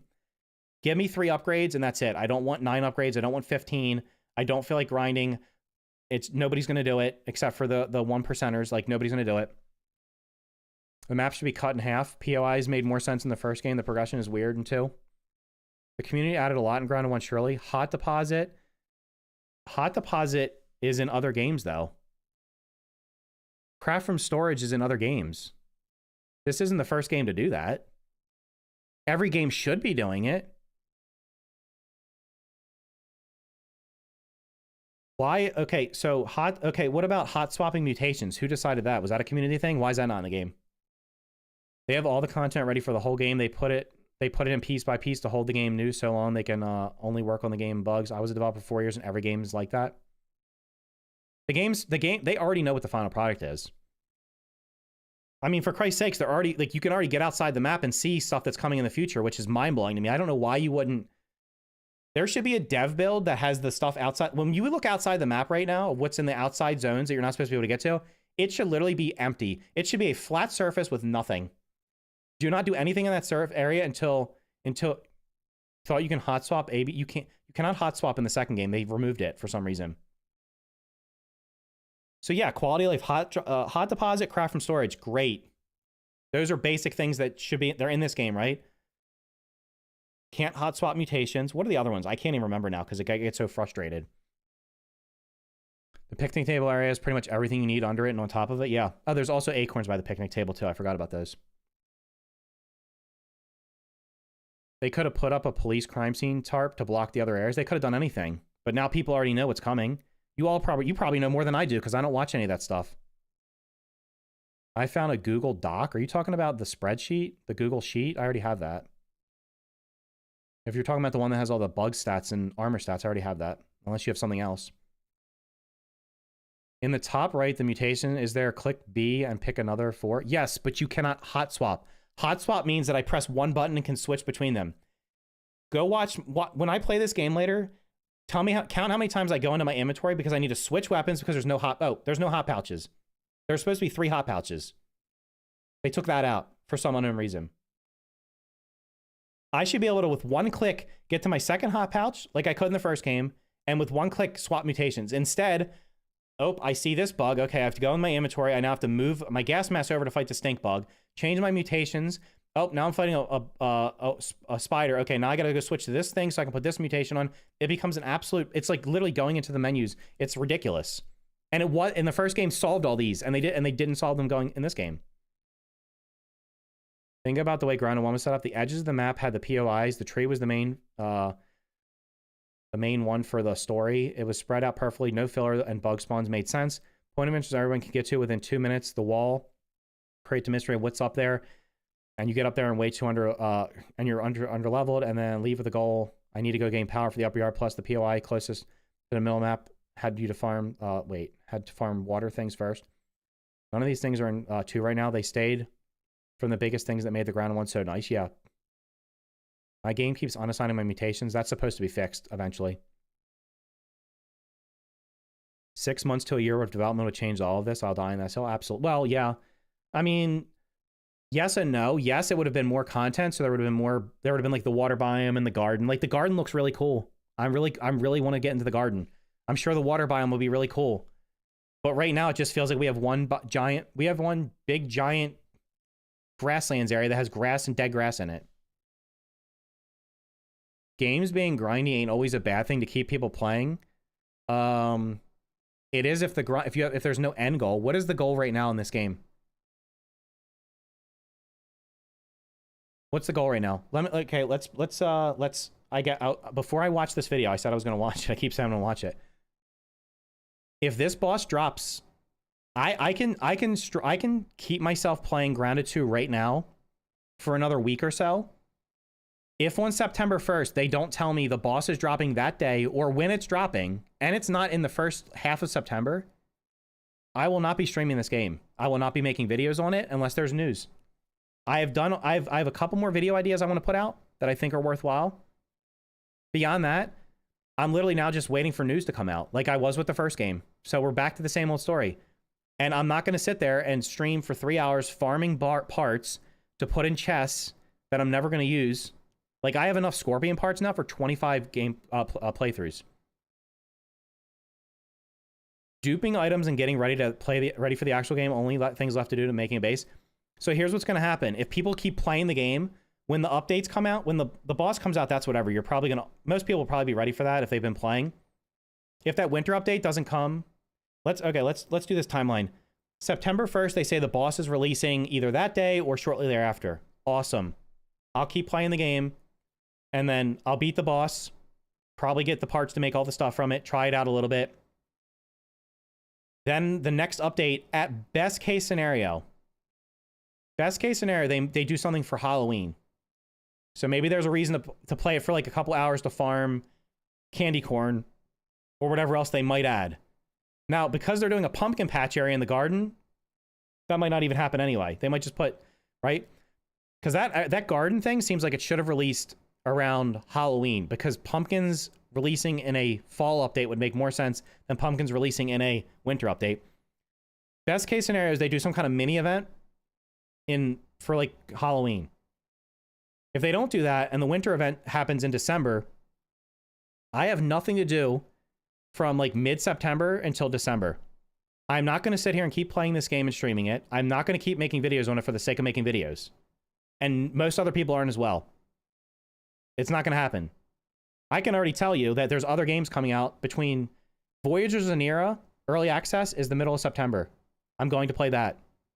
Necess 1.0 is in October. I'm going to play that.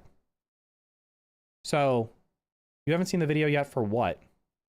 This? I've seen this already. I watched it when it was live. Right? So, there's other stuff coming between now and then. So, like, between this update, between now and whenever these updates come out, I can assure you that I and most other people are not going to sit here and keep playing this game because we're not going to burn ourselves out on it. I am also not starting over. I'm not starting over every time there's an update. Nope, I'm just going to keep continuing. And because I've already stocked up on everything, when the boss comes out, I'm probably going to beat it really quickly. When the winter update comes out, even if I don't play between September and whenever that update comes out, I will surely probably be able to do everything in it very quickly. If you're playing between now and that update, you're literally going to be able to do everything when it comes out in a day. So you're going to take a week, what could be a week or 2 weeks worth of content that you'd have to build up to and do it in one day. Because most people do not start over with every update. No early access game that I played besides the first Grounded was asking people to restart every single time they did an update. Because guess what? Nobody wants to do the same content over and over and over again. Everybody's going to be playing Silk Song in a few weeks. Oh, I've already forgot about, yeah, Silk Song's coming out in 2 weeks. So like if the boss drops, if they drop the boss on like September, like after Silk Song comes out, it's dead on arrival. I'll still cover it because people are going to watch my videos and I want to fight the boss. I think it looks cool. I want to see the garden area, but I'm telling you right now, I'm not doing what I did the first time with the first game. I am not marrying myself to this game for the next 3 years or however long it takes to be in early access. There will be other content in between, and anybody who's watching this that's also a content creator, you should do the same thing. Don't ruin the game for yourself. Play other games. There's a million games out there. When there's content to be made, make content. When they put update news out, if they don't have content for 3 months, but they're putting out news, I'll still watch their live streams. I'll still read their social media to see if there's news. And when there's something worth mentioning, I'll mention it. But I'm going to do other stuff in between. I'm not doing what I did the first time. And anybody who does that is just setting themselves up for, it's just going to be it's not going to be fun in the long run. By the time 1.0 happens, you're going to hate the game. I just uninstalled I'll play at 1.0. Even if they release the boss, so what, 3 new recipes? Yay, how about the next Omni Turtles? Is the garden dropping with the boss? No, the garden's coming in this winter update. So the garden's coming sometime most likely between December and February of next year. It makes no sense. I don't know why you're releasing a pumpkin patch in the winter when a pumpkin patch to come in the fall. It would have made sense to have it in the fall, have a Halloween thing around it. It's why they should have just waited to release the game. Like, honestly, they probably should have just waited a year to release the game. And just do, like, the first half of the game. I don't know. But I'm super excited for the stuff that's coming. I'm just not going to sit here and force myself to play this game farming resources for 3 hours a stream until those updates come. It's not going to happen. And if that means that less of you watch me or I just don't stream until there are updates, that's fine. It doesn't bother me. I have hundreds of games in my backlog that I haven't played. I haven't even played Hollow Knight yet. I was planning on playing Hollow Knight, thinking Silk Song would come out sometime next year. Now it's coming out in 2 weeks.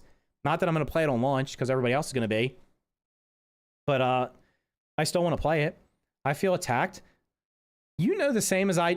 Bro, you want me to spill your beans, bro? We know what's going on. You can do your mega build. Once you finish your mega build, what's going to happen? You're going to beat the boss, and then what? You're just going to do another mega build for 3 months? You know you're going to get bored of that. Plus, you can't do another mega build on that world because you'll end up having 0 FPS. Let's get a notes document, write down all the criticisms and possible solutions. We might do questions after this. I want to watch the beginning of this interview because there's actually some points in here that I want to talk about. And then we can do the whatchamacallit, does this not even have, it doesn't even have 2K. Everybody is bored of it. Yep, See-Through is already bored of it. Says Snurf. By the way, Snurf, I literally went through my YouTube banned people list, and you're not in there, so I don't know what the hell's going on.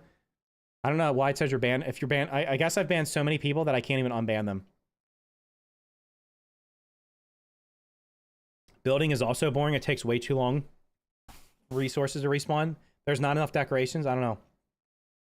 It's awesome the first couple times walking through a new area, but it gets old fast. Taking the Bungie Desert Rich, drip feed content, and underdeliver. Yeah. All right, let's watch this real quick. Let me check the volume. Make sure it's actually hearing. I'm not watching this entire video. I'm only watching the very beginning because I already covered the other parts of it in multiple videos.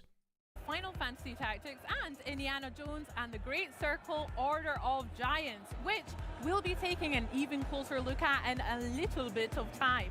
But now it's time to dive into a game that hits a little closer to home as we learn all about the big bosses, bigger biomes, and brand new big buggies coming to a park near you in Grounded 2. Game feels too similar, kind of the problem, yeah. Justin Vasquez here from Obsidian and Eidos to break it down into very small, teeny, tiny parts. All right, so here's my first, you know what? Let me just do this.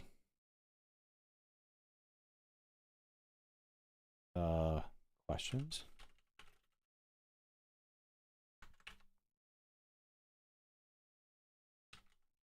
I don't know how to spell his name. My first question is going to be, where's Adam Brennicky? I'll find out. Where is the game director from the first game? Why is he not on this game? Where'd he go? Why was he in one of the first videos they showed, and now it's like he's been taken off the project? I'm pretty sure the first game was his idea. Where is he? How come he's not the face of this game? Who is this other guy that's the face of the game now? That's been with the company since its launch, but we have no idea who he was because I don't ever remember seeing this Parker guy at all during the first game. I mean, they say good things come in small packages, so thank you so much for helping me unwrap these presents today, guys. How are you today? We're well. Thank you for having us here. What's up, buddy? How's it going, to be dude? here to talk about the game. Yeah, doing great. Super excited to be here. I'm honestly so excited to gush all about the fun I've been having in Grounded 2 since it launched now a month ago into early access. So I've been having a blast, but how's the experience been for you? By the way, if you are a glazer of this game, you should probably turn the stream off right now. I'm just giving you fair warning, because I'm gonna be cordial, but I'm going to be honest when they start answering these questions, because there's a lot of bullshit answers. So if you are a glazer of this game and don't want your fantasy world spoiled, please tune out right now. I'm giving you 5 seconds.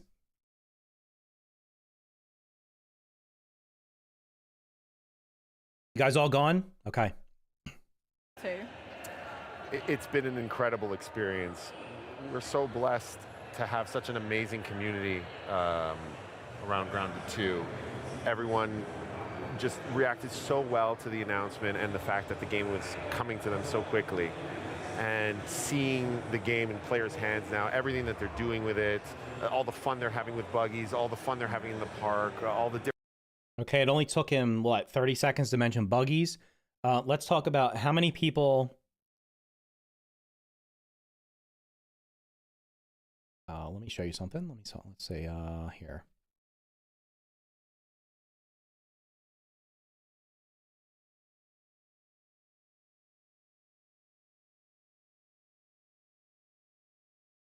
This is their bug discussion. Is anybody having problems with multiplayers? Constant issues. Anyone else unable to open a door to access the masked stranger? Is anyone having problems with multiplayer? Is anyone also floating above their chair?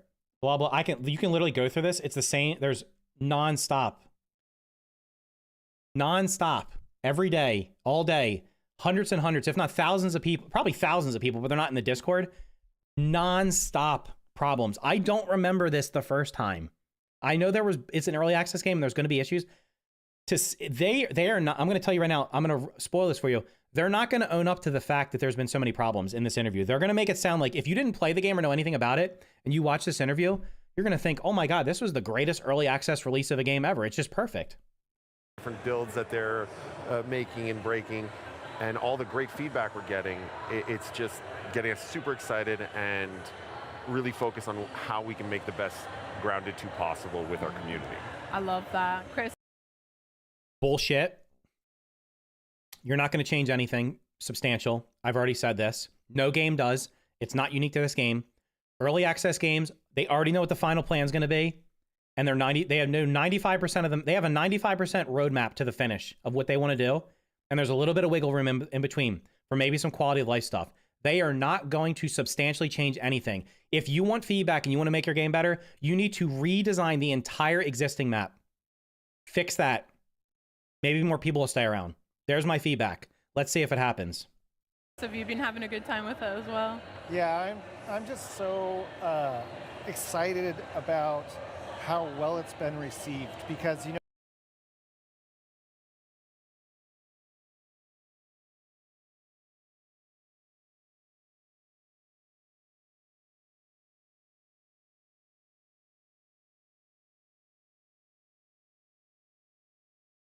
Worldwide reviews, 79%.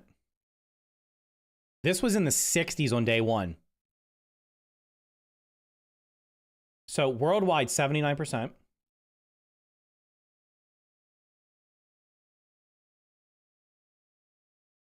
First game, 90% worldwide. 90% worldwide.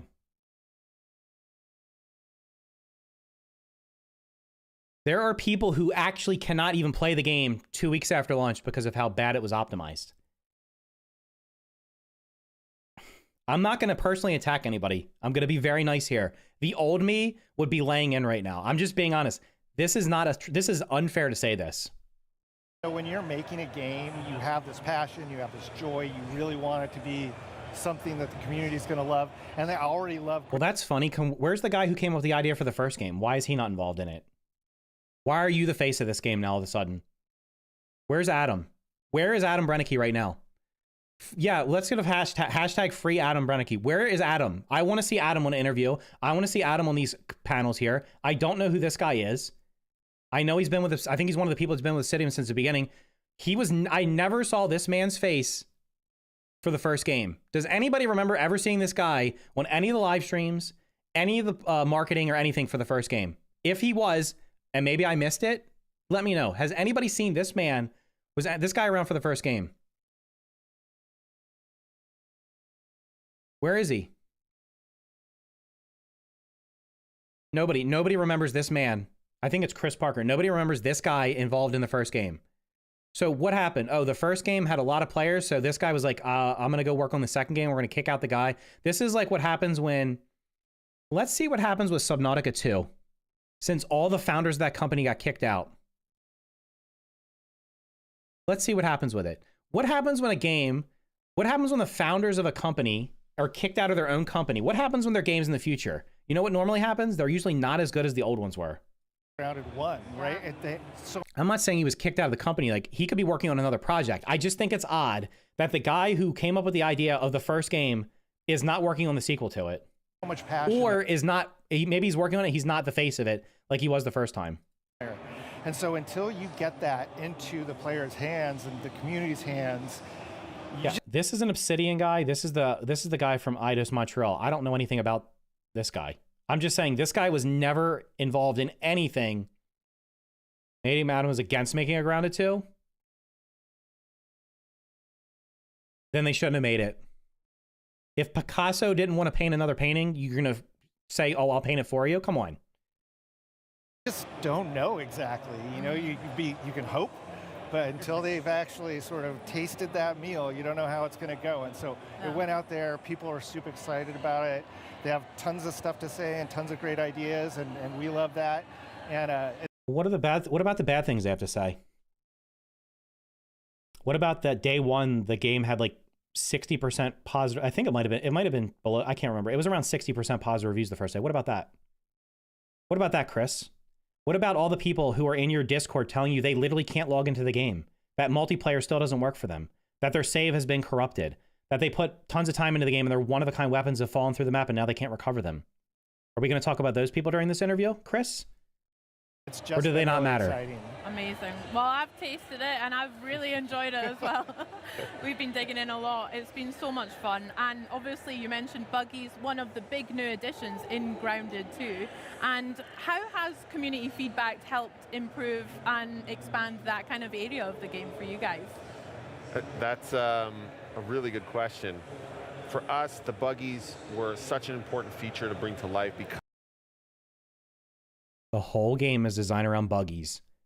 I saw somebody comment earlier, they're already bored of the buggies. If your game is designed around one thing and people get bored of it, you're in trouble. When was Grounded Development purchased by Microsoft? Obsidian was purchased after they had already started working on it. So I don't know. The guy on the left is from Obsidian. He's one of the Obsidian founders, I'm pretty sure. If this game takes a year for tier 3 tools, I guarantee most people forget the game exists. It's not going to take, it's going to take 4 to 6 months for the tier 3 tools. Because it was the #1 requested feature from Grounded 1. Yeah. And so it was a big reason why we wanted to do a sequel in the first place, because we knew to do the buggies properly, we'd have to build the whole world from the ground up to support them and to really... You heard it from the man himself. The entire game is designed around the buggies. So if you like them, and it's awesome, great. If you don't like them, go play another game. Make them shine. Wow, okay. Because the rest of the map that's going to come is going to be designed around these buggies. There's probably going to be crap where you have to ride a water bug. There's probably going to be something where maybe there's like a diving bell water buggy and you have to use it to chop through roots under the water. There's going to be, instead of just letting us, I don't know, use like a tier 2 axe to chop through those roots like we could in the first game, they're forcing the buggy in. Like that's an example right there. Those roots in the first game we could chop down, I think it was with the tier 3 axe. Now you have to have the buggy. They're probably going to do the same thing with if they have soggy roots. You're probably going to have an underwater buggy that chops through the soggy roots and you're not going to be able to get to them. What that means is you're going to go to the underwater area, you're going to do all the stuff in there, and there's going to be caves you can't get into because you don't have the buggy yet. Then you're going to come back to it later on and go through all the caves again, just to waste your time. So for us, it was a question of the balance of how much of this feature do we want to develop and solidify to make it a full experience and to really show the potential of the feature, but not go so far that we don't get the community's feedback. And so we feel like we found that balance with the... Here's my feedback. Don't design the rest of the game around the buggies, please. Let me chop through the roots without the buggy. Let me walk up the webs without... I mean, I can walk up the webs without the buggy because I can walk on the edges of them. That's probably not intended. Like, I don't want to have to rely on the buggy. I want the buggy to be something what's the right word? I want the buggy to be something that enhances my experience, not have it be the entire experience. I mean, for Christ's sakes, here's feedback. Why did you add a red soldier ant that can harvest grass and weed and dandelions, but it can't harvest weed stems? Once you can get weed stems, you're not cutting down dandelions anymore. You're cutting down weed stems. It can't even chop them down. So you have to ride it around, jump off of it, manually chop it down. And you know what the answer is going to be? Well, later on, we're going to have progression for it. Well, you should have thought about that at the beginning. Like, that's common. Like, a focus group could have told you that, man. Like, come on. All there is to do in the game right now is build. You didn't give us all the building stuff, and then we have to manually harvest most of the stuff we want to get. Nothing can even harvest rocks, quartzite, marble, candy. You'd literally have to jump off the buggy to do that. I guarantee you the ladybug's going to do that. But guess what's going to happen when they add the ladybug? The ladybug will probably be able to harvest anything that's tier 1. And then later on, they'll add the ability to harvest tier 2 stuff with it. That's what's going to happen. Watch. Our Red Soldier Ant, our Orb Weaver buggies, and now seeing how players are playing with them, what they're doing with it, and what they're asking for, not just for those buggies, but for future buggies. Well, I just asked you right there.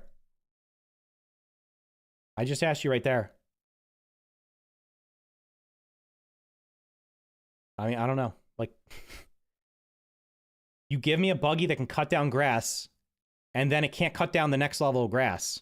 Like, when I upgrade my Omni tool, the buggy should automatically upgrade with me so it can also upgrade, do it. You should have given it, they honestly, what they should have gave us, again, hindsight's 2020, we should have had the Red Soldier Ant and the Ladybug. The Red Soldier Ant allows you to chop down grass, weeds, stuff like that. The Ladybug lets you break rocks and break the upgrade rocks and stuff and collect them. That's what they should have did. The Orb Weaver is... the Orb Weaver is like a hot mess, man. Like it gets stuck on everything. It can't get to places. It's just like the only use it has is to get across web bridges, which you can either walk on the edges of or do like the dash attack and skip across them. Is really giving us a lot of clarity on where we want to bring the feature, how we want to fulfill its potential, and of course, what exciting new buggies we're going to be introducing in the future. Yeah, there's so many aspects to buggies. Like Justin said, we kind of went for the minimum approach and said, let's see what the community has to say about these. We have all of our own ideas that we're like, these are great ideas, but let's see what the community says first, and then we... Why are they doing individual building there? Building should be, I mean, honestly, like, why can't we just press E and have it automatically build everything? Somebody was talking about earlier, quality of life stuff. Why do I have to hold X to delete a blueprint now? That means if there's something that I cannot easily reach, I now have to like build up to it or hit cancel blueprints, which might cancel other things that I don't want there. Also, somebody said the turrets were nerfed. I can't test that because I've turned off raids by this point. Has anybody tested the turrets? Somebody said they nerfed the turrets by 50%. I don't know if that's true or not. Kind of hone in on that stuff and help that really guide the future of buggies, whether that be... Snurf saying Grounded 1 didn't have any problems with pop-in. I have bugs literally render right in front of me as if they're spawning as I'm walking up on them. I can see grass popping in very close by, like very close. So that, yeah, that's like that stuff. I don't remember that happening in the first game that close up. Maybe really far away, but not close up. Customization or progression, or even what sort of new buggies we might introduce in the world. And what's been really great is seeing everybody's feedback. A lot of it is very much in line with where we wanted to go. Absolutely in line. Yeah. It's all stuff, almost all of it's been stuff that we've talked about. Yeah.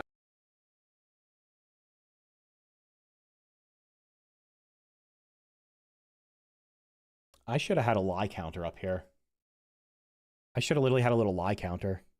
Like, and it's great to see that, and especially, you know, we look at what the community feedback says, and our community guys, like, put it all together, and we count, like, what's been upvoted, and what people are reacting to the most. And the things that they're reacting to the most are things that we're like, yes. Yes, that's what we want to do. This is so exciting. This sounds great. So not only does it confirm... Let's see how many of those things actually get into the game. Why can't I make web bridges with the Orb Weaver? There's a good question. When they showed off the Orb Weaver, I'm like, wait, I can make web bridges to get across places I couldn't get across? Yeah, let's do that. That's awesome.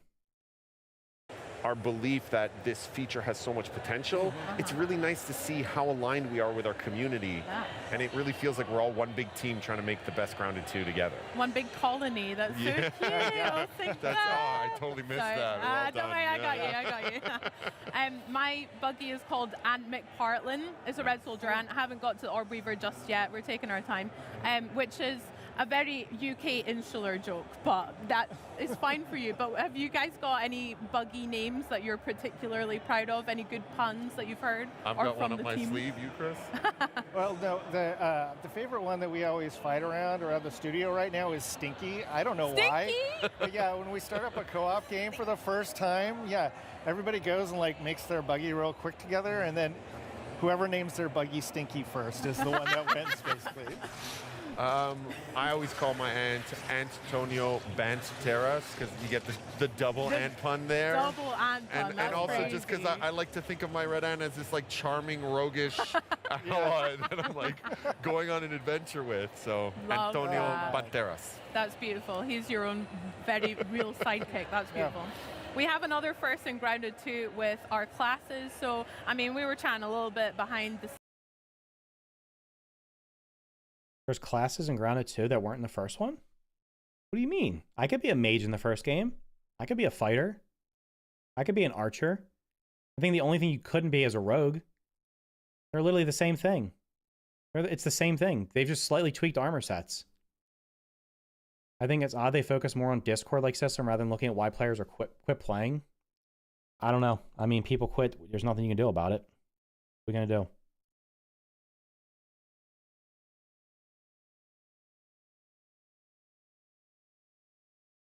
Hold on a second.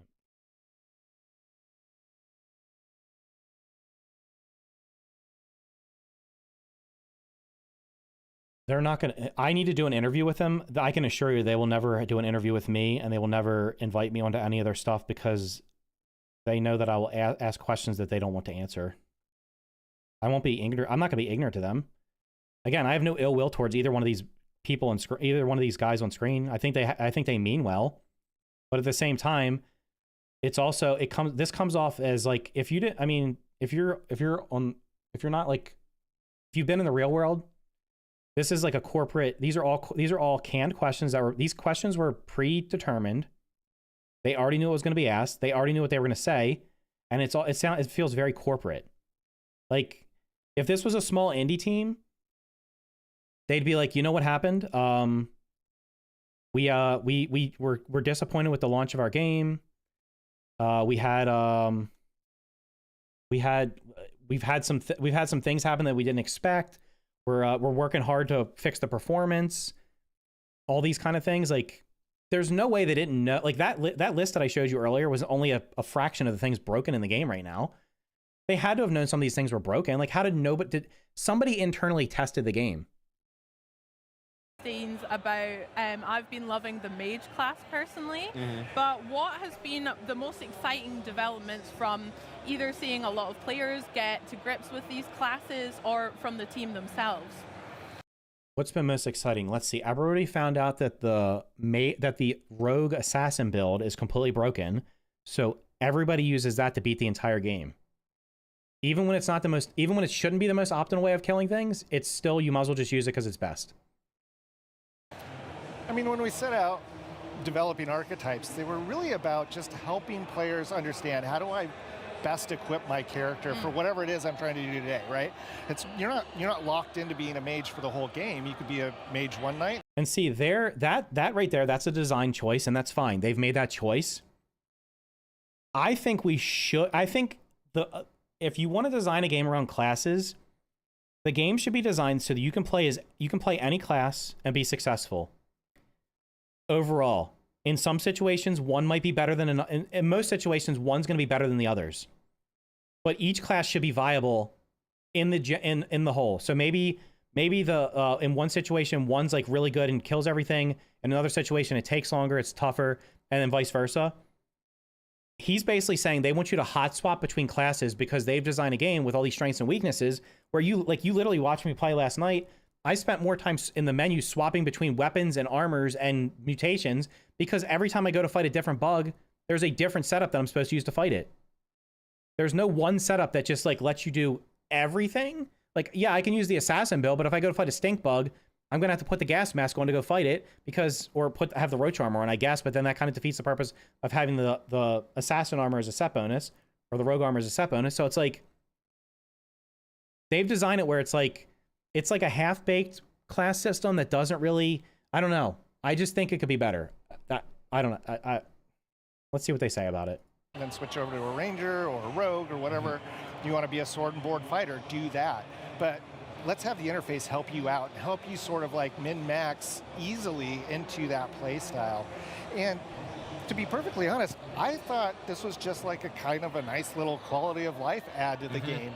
And the players love it. Like they think it's fantastic, and they want to know, hey, what are the next ones going to be? What's equipment that's going to be added so that we can, further develop this particular archetype? And that's been really surprising, but also super encouraging and exciting for me, just to see that, people love this. Something that I thought was pretty small, something that actually IDOS actually championed in the first.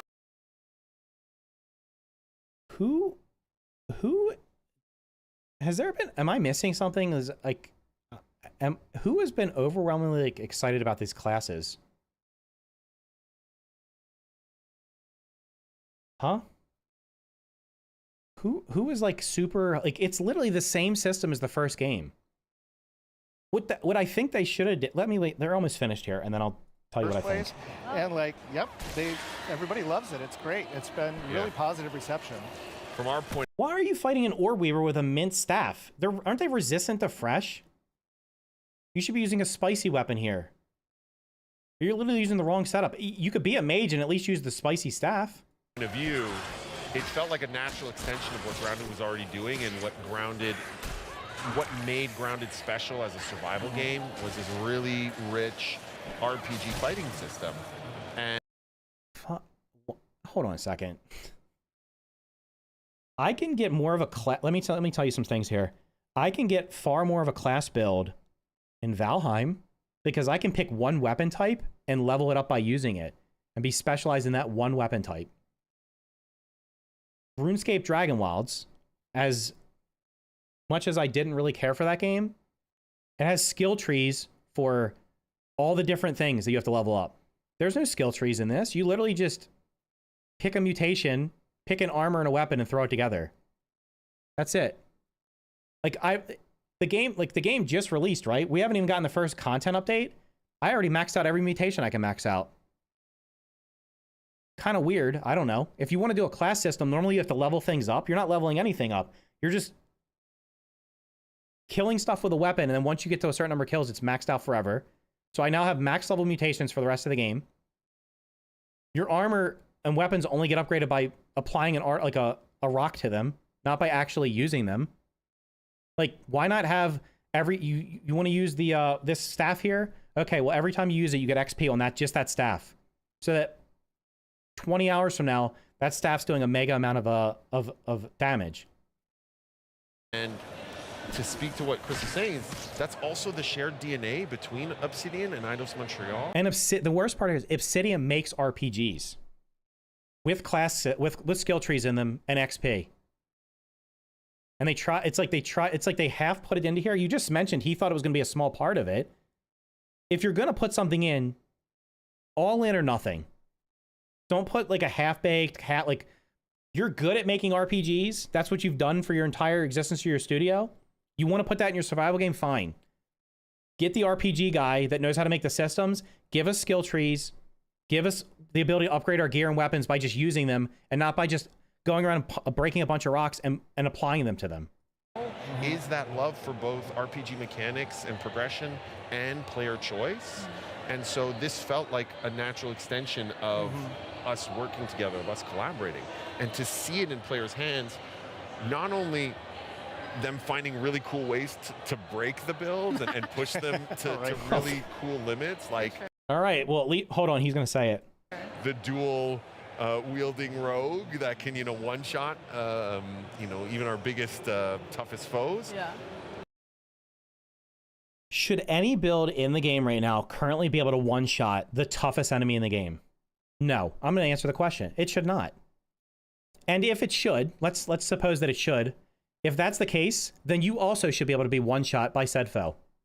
If I can one-shot a scorpion or a wolf spider, then when that enemy hits me, I should also be one-shot. It's got to be a trade-off. That's the fair trade-off. Instead, this build can one-shot or two-shot most things. And you can also survive as almost as good as if you were wearing like a heavy armor. That's what's happening. It's silly. It's really silly that you should be able to one-shot anything in a game where we only have a couple of tier 3 resources, tier 3 weapons and armor, and we can only upgrade it to level 3 out of 9. So if we're one-shotting it right now, when we upgrade it to level 9, we're going to be overkilling it. We're going to be doing like 2 to 3 times the amount of damage of its health pool. But on top of that, seeing them use the builds in really creative, unique ways that, like you said, speak to their play style. Yep. And you're not locked into anything. If you want to be a mage that whips out a sword and a board, who's playing this right here? Who's this? Whoever was capturing that footage, that's who they should be. They need to get that guy or girl on their live streams to show off like somebody that's really, really good at the combat. A ranged who is still packing a mallet, you could do that as well. And so we really want the players to express. He just said a ranged person who's also carrying a mallet. So here's the problem. You've designed the game around most enemies being weak or resistant to certain damage types, which means you now have to carry all those damage types with you. So even if they make if they make, okay, so the daggers do stabbing and the sickles do slashing, are they going to give us like mini hammers that now do smashing? So even when I'm playing a build, I have to carry 3 weapons with me? If you do a class build in any other game, it's usually you pick a weapon and that's the weapon you use. Use a weapon with a armor set, and that's what you use. You don't have 7 different weapons you're swapping between. Themselves however they want. and we want to get their feedback so that we can find new ways to help them express themselves over the early access of this game. They're talking about this as if there's tons of different choices you can make to customize a class. There aren't. It's your armor and a few mutations. Yeah, I mean, that's another thing. They literally... I'm fine with this because most of the mutations in the first game, nobody used them. We went from like 40 mutations to like 18. And we can already level them all up. Like, at this point right now, we should only be able to get level 1 on any mutation, in my opinion. Love that. I mean, with new classes, we've also got some new bugs as well in Grounded 2. How has that been for putting those into the game, implementing them, and how have the community received some of the new ones? Snails shouldn't be in the game right now. We can't harvest their resources. They don't fit in any of the where they are found in the game doesn't make any sense from an actual logical perspective. They should have been in the garden. That would have made the most sense. Cockroaches should only be in the trash areas. So they should be by the trash can and the trash bags. And if you want to put them down in that little cave, fine. They should not be running around the oak tree or the pond, whatever the tree, the oak tree. They should not be running around in the middle of the yard for no reason when there's no food around. Scorpions should be in a dark biome because scorpions, the northern scorpion literally only comes out at night because they're like a night. They come out at night and they glow. They actually have like a, go look it up. They should only come out at night and they should only be in dark areas. Or they should be in dark, they should only come out at night. Wolf spiders generally only come out at night. They're wandering around in this game. But like, they've taken bugs. What's the other new ones? Caterpillars. They should have put the caterpillars only in the lingonberry bush. That's it. Just put them there. So you got to go there to find them. What else am I missing? Caterpillar, snails. What other new bugs are there? Caterpillar, snails, roaches. Is that it? Did they really only have that few new things? I feel like I'm missing one. Scorpions. Okay, I think I talked about all of them. You see what I mean? The snails have no butterflies. The butterflies should only be by the statue where the plants are, where the flowers are, in the flower bed. It's tier 2 armor. We should not need to get that until we're getting over to, like, further into the game.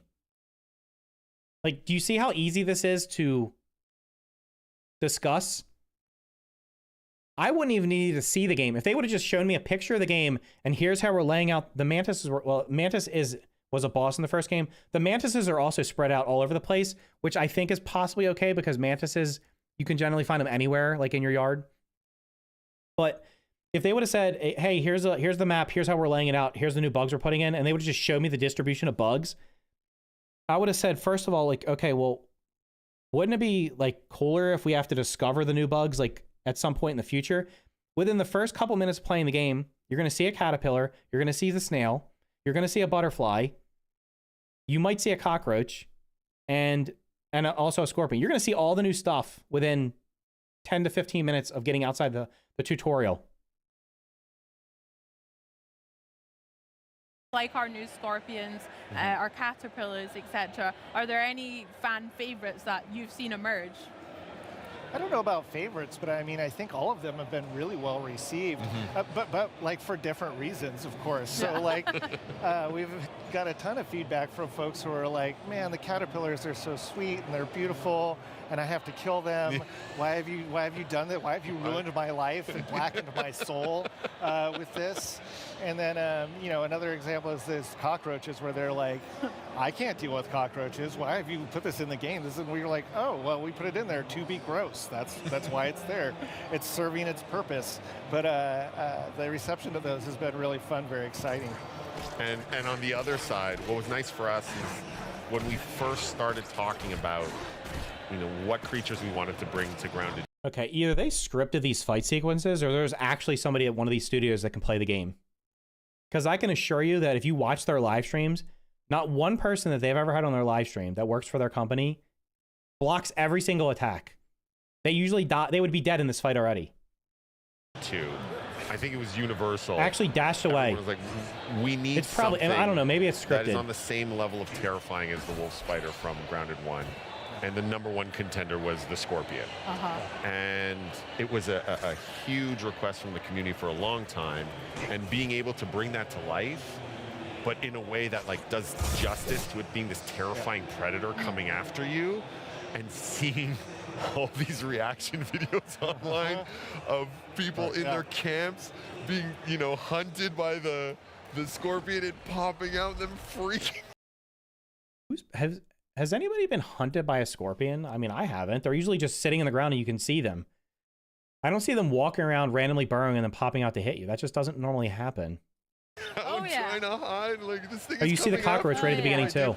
It's so rewarding to be able to like traumatize a whole new group of players in interesting ways. Yeah, But, you yeah. guys have a lot to answer for making me kill the sweet caterpillars and the butterflies, and then also the horrendous night terrors I've had for the scorpions. So yeah, we'll talk afterwards. But speaking of foes and new. All right, that was 54 minutes. When did they start? Okay, so that was about 10 minutes. That was like 10 minutes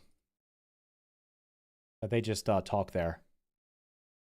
And I mean, like I said, I think it's very disingenuous. I'm not saying you can't be excited for your game. I know there's people that have been happy. I had a good experience with it playing through it one time. But the fact that they didn't address any of the issues, that would have been the time to get actually like good PR. So the game's been great. A lot of people had a good experience with it, but we know there's some technical and performance issues right now that we're trying to work out, and we're definitely going to work hard to get those. And instead of doing that, it's like, here's the boss that's coming. That, by the way, if you can't log into the game now, you're not going to be able to fight the boss. Oh, we're adding a new biome. Okay, well, my game already runs bad now. So when you add more to the map, is it going to run worse? Like, I don't know.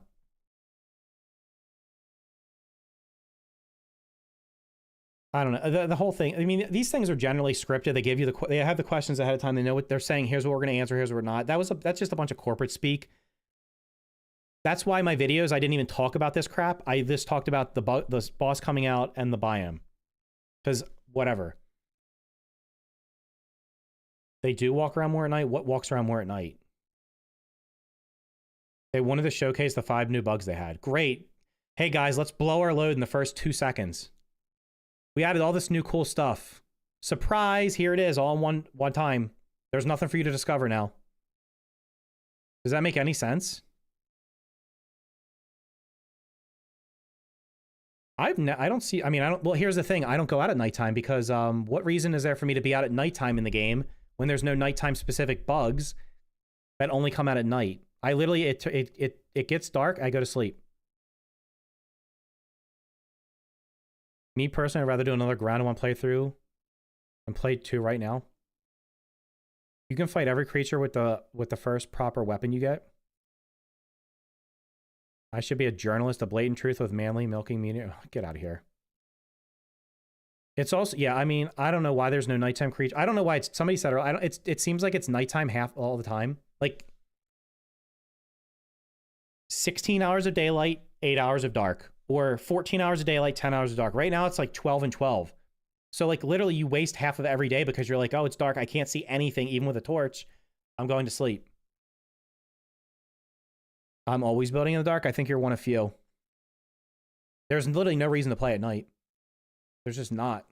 At first, I was like, oh, cockroach, I'll fight that probably later. Like, likely tough. And then the expectation is ruined immediately when you enter the park. Yeah, you see them pretty quick. I don't know. It's like I'm glad that they're excited. I'm glad that there's more stuff to come, and that's great. But at the same time, they just didn't address any of the stuff they didn't address any of the things that are lacking.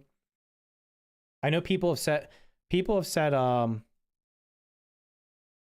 is the thing that people are like all the time that they say that's not fair, but I think it is fair. I genuinely believe, okay, so you had the first game that has, here's the first game.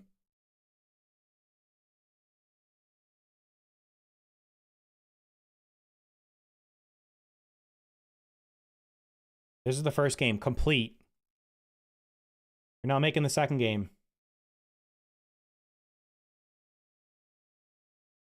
Should the second game, how much of the first game should be incorporated in the second game? You're already saying the map in the second game is bigger than this entire map. Right? It's about the same size, or like slightly, it's the same size as this entire map. So for me, what I was expecting was this.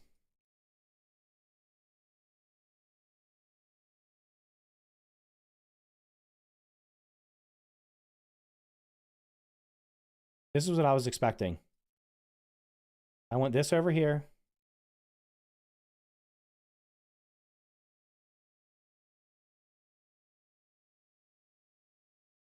Then I expected this to be this.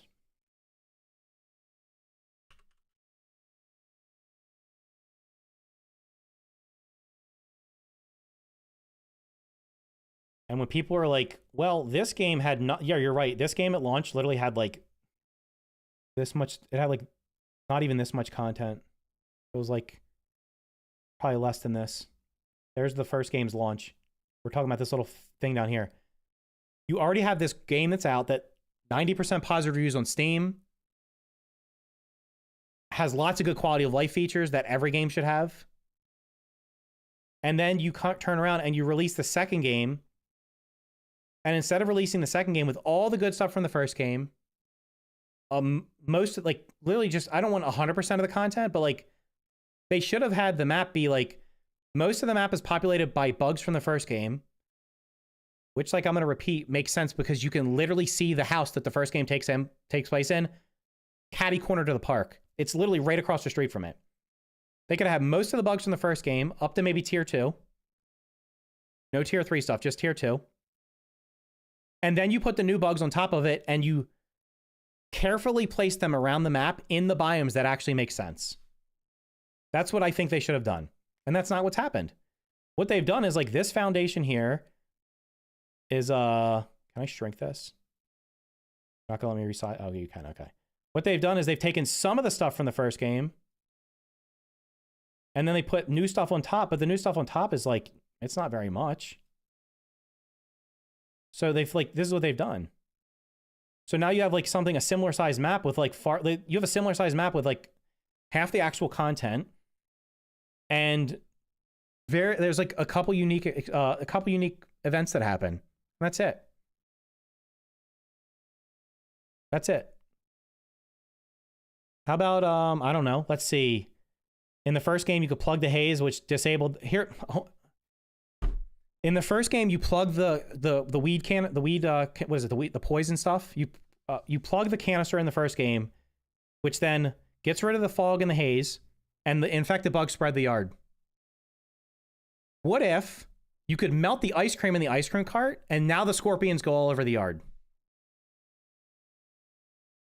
There's your solution to get scorpions all over the yard. Just, you figure there's a way to melt, you turn back on or the ice cream cart dies or something. There's something you do that shuts off the cooling area, the cooling thing in the ice cream cart, and all the ice cream melts, and now the scorpions start appearing in other parts of the yard.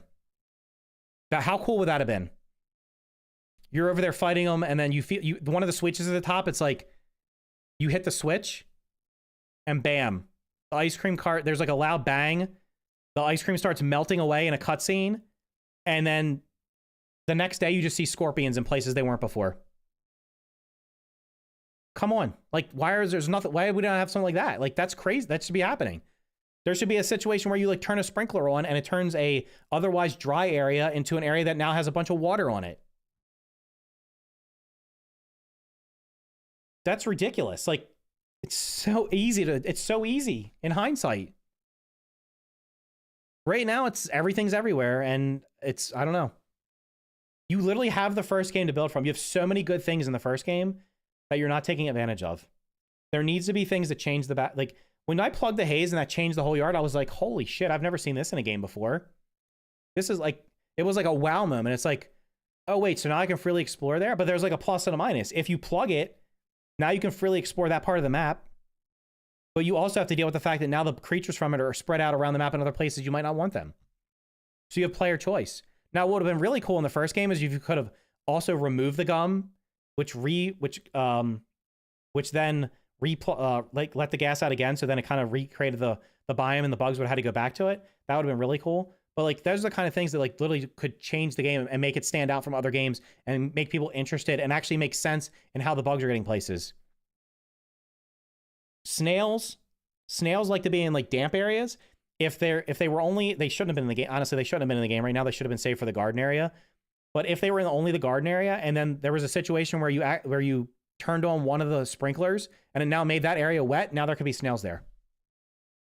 That would make sense. Like, these are things that's common sense. Take things how they work in the real world and apply them in this video game sense. This is what the developers asked for, feedback. Well, I'm giving it to them. Let's see what happens when this game is finished in a couple years.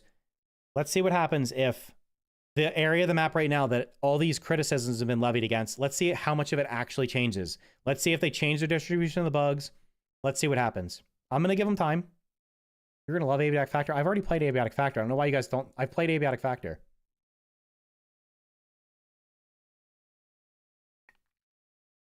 They want feedback, but they won't do anything about it.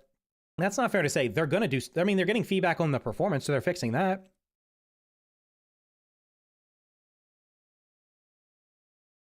If you weren't here the other day, I started playing Abiotic Factor, and with about 30 minutes, half the people left. So I will not be streaming Abiotic Factor. It'll be an off-stream game for me to play. All right. Well, how long have I been? Oh my god.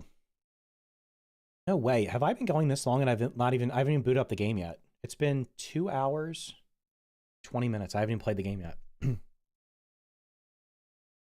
Oh, we were gonna do questions. Does anybody have any? What questions do you want me to put on this list? Where is Adam B? All right, I have other ones. Why are scorpions all over the map and out during the day? Why are cockroaches all over the map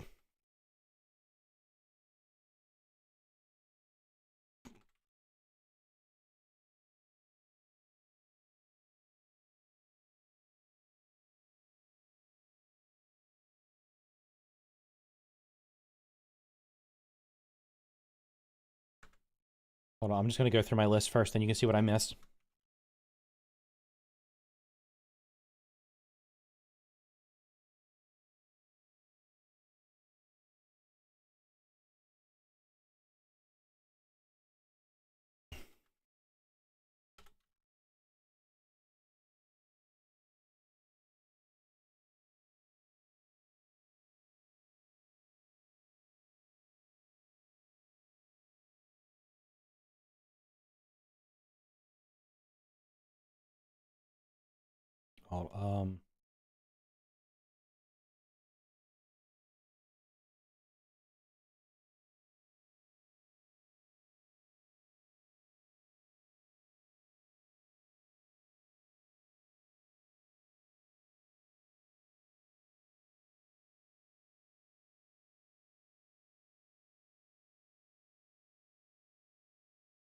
Is that how it's spelled?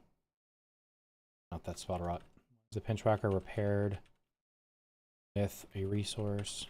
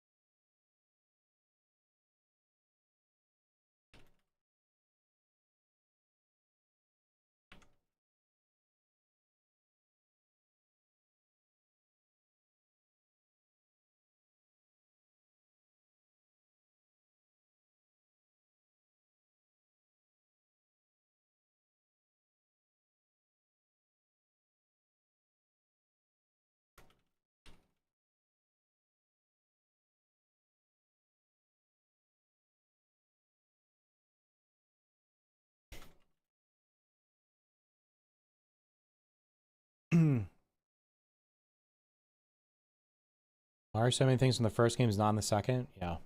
Let's see. Why was mutation hot swap not in? What else did they omit? Why were the 2 extra?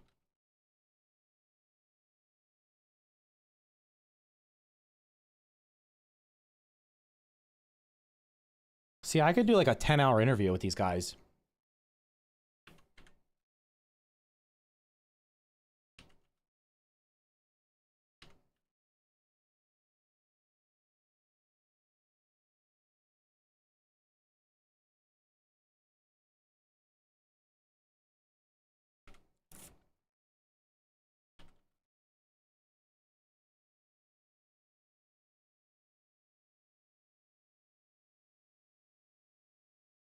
Not sure if you know this one. You can't, for some reason, you can use every crafting station from storage except the jerky rack.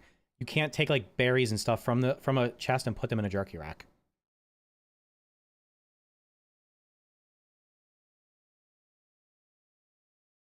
Oh yeah, missing furniture. Why? Fireplace, acorn shelf, trash can, picture frame. What else is in creative that's not in, etc. In creative.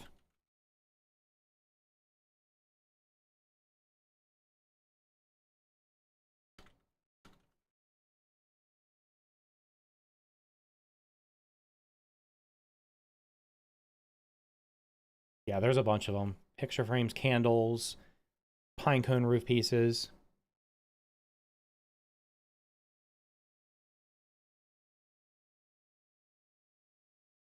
What? I feel like the hot swap isn't there because they ran out of buttons on the controller. They were literally there in the first game, though. They're in creative. Go into creative right now. You can build the fireplace, acorn shelf, trash can, picture frame, pine cone roofs. They're all in creative. Yeah.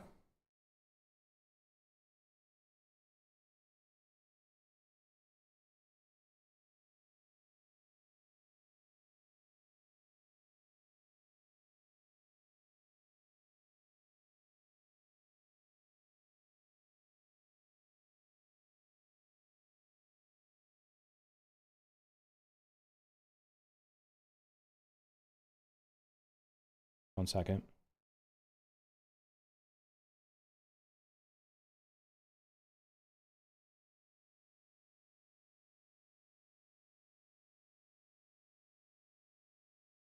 I'm just gonna, okay,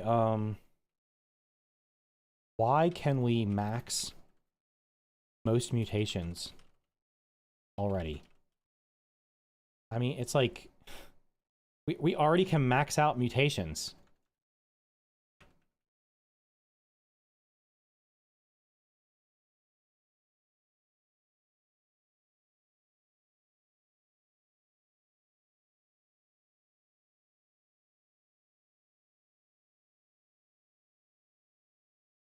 Seems like an awful lot of questions that's whining about stuff that's going to come in the next area. Are you retarded? Half of this stuff was in the first game. They took stuff out of the first game to put it in later on. You're retarded, you're banned. Next. Oh, there's vases missing too. Yeah, there's 6 vases. There's I don't know. You can build a massive house, but you can't decorate it because it's literally missing most of the decorations from the first game. Do you know what the... Yeah, that's a good one. Why is the... Why?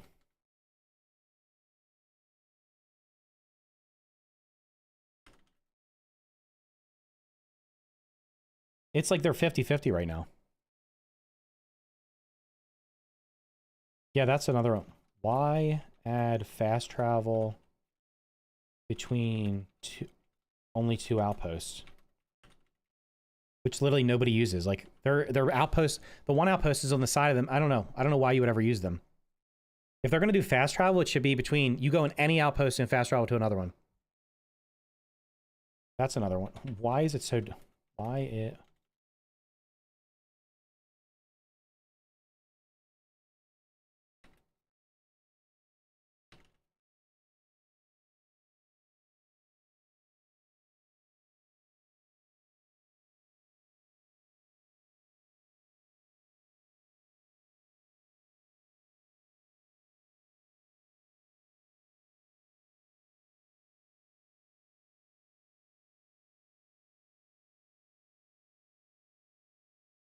I can tell you why there's no zip lines and there's only minimal fast travel, because then it'll negate the buggies, which they've designed their entire game around.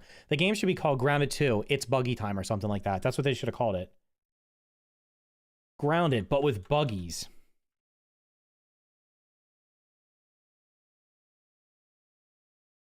Hold to delete was not in the first game. That can be a toggle. If you don't want to have, if you don't want to have a hold, if you want to be able, everything should be an option. If I want to delete things by clicking, let me do it. If you want to delete things by holding, let you do it. If I want to do super build by clicking, let me do it. If I want to do super build by holding, let me do it. That's a go. Yeah, why is the disc so easy to find the ice cream cart? It's literally like, instead of being buried within like tunnels of ice that you have to go through, you could probably run into it without even having full chill gear on and just grab it and get out. Ice biome card takes 5 minutes to get. Takes about an hour to get there from the start. Yeah. I already did multiple hotbars. That was up higher. You can't see everything. All right, I'm just gonna tell me more questions. You have any more questions? I'm trying to read all of them. Where is Adam Brennecke? Why are scorpions all over the map and out during the day? Why are cockroaches all over the map and not limited to the trash areas? Why are snails in the game right now? Why are there tier 3 resources but no way to harvest them? Why can't the red soldier, ant buggy harvest weed stems? Why are there only one-off weapons and shields that can't be crafted? I mean, your game's focused around multiplayer. Guys, there's only one pinch whacker. Sorry, you don't get to use that. Only I do. Why are there weapons that require globs to craft when we can't make them? Why are the mushroom walls and feather roof pieces held back when the resources for them are in the game? And we can harvest them.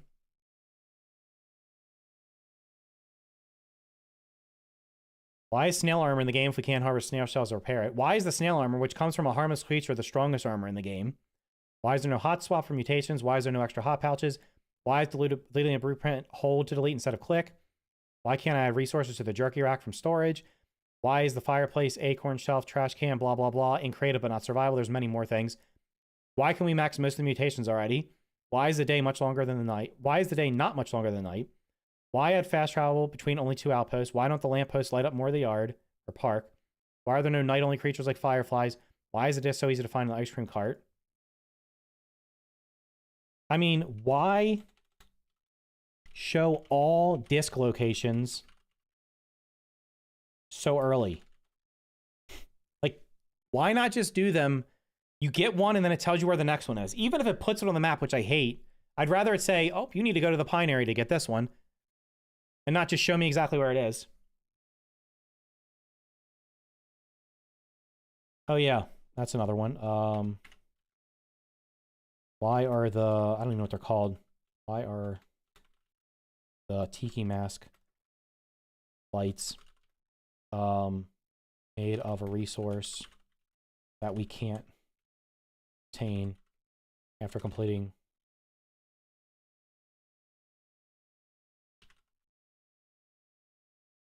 No, this one's a good one. Why are mite fangs required in Bratburst? Do you know how often I cannot make those damn things? I'll have 50 eggs, hundreds of dry grass, whatever the hell the other resource is, and then I go to make them, I have no mite fangs, even though I kill mites all the time, because they don't drop them.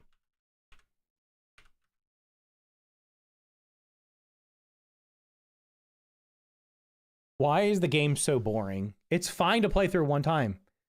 Why is the sizzle bug still in the game after bug fixes? I don't even know why that's a thing. It should have never been a thing. Why can't Orb, Weaver, Buggy make web bridges? Like, when they showed off the Orb Weaver bug going across web bridges, I can only imagine that 99.999% of people that saw that were like, oh my god, I'm going to get to make my own web bridges. Nope, they're already predetermined. We can't do anything. We can't make our own.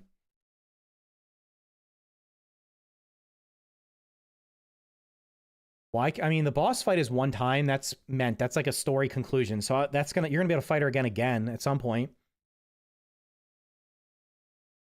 I would put on here, why is there should be, okay, no, this is actually true. Why is there not an in-game pop-up warning about orc creatures not respawning and raids stopping when accessing the mixer? Most people don't pay attention to the dialogue.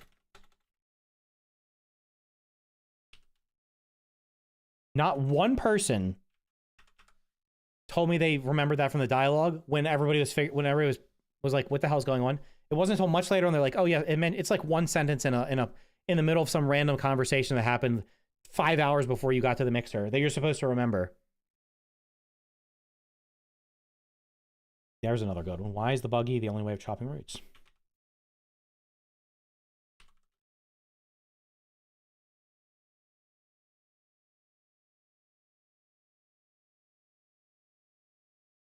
I already know the answer to that because they want you to. They're forcing you to use the buggy. Did I write about only 2 spicy globs? I said, why are there weapons in the game? Why are there weapons that require globs to craft when we can't make the globs? Shoot. Well, they're going to be out of order. I'll just have to renumber them later, maybe. Why can't we make the oven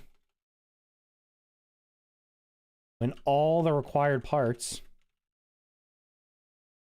are in the game? They're in the game right now. Everything from the first game that's required them in the game. You can use bombs to destroy roots? Is that true? I've never tried that. Yeah, I already talked about the feathers of mushrooms not being able to build out of them, even though we can harvest them.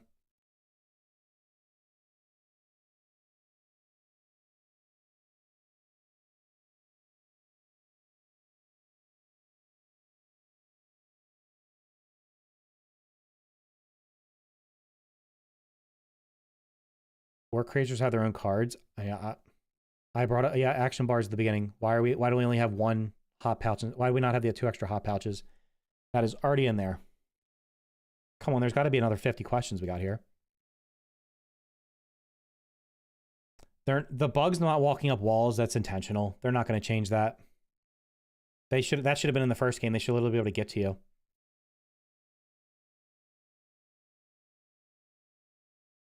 Yeah, you know what? That's a good one right there. If archetypes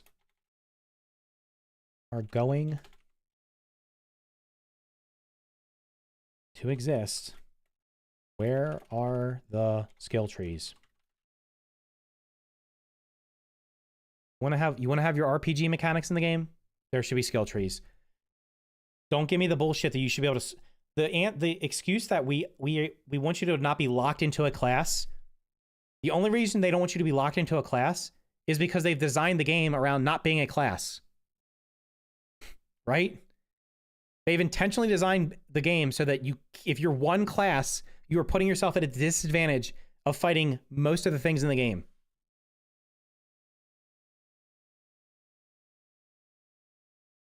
So that's why, I mean, that I already know that. Not being a class so archetypes don't work? No.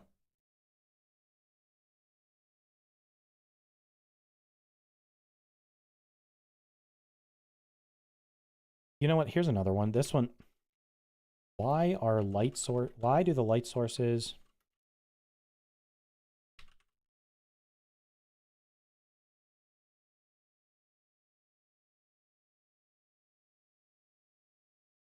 like literally you can walk around with the upgraded torch at night.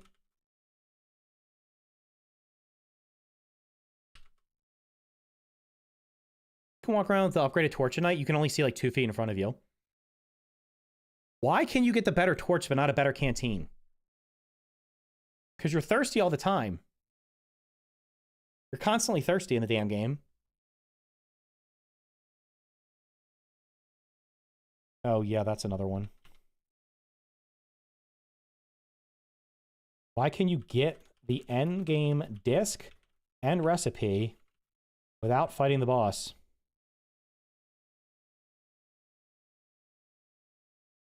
If you didn't know, the door at the top of the burgle thing is unlocked, and you can literally build up to it and walk in and grab the spicy coltana and the disc and everything without fighting her.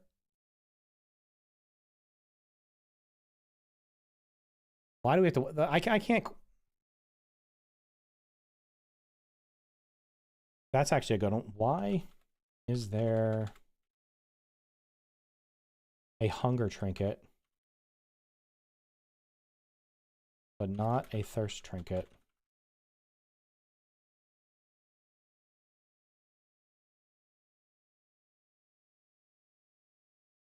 Canteen empty again. Better drink my own piss. Oh my god. Oh, they're adding PP on buggies in an update, so that's.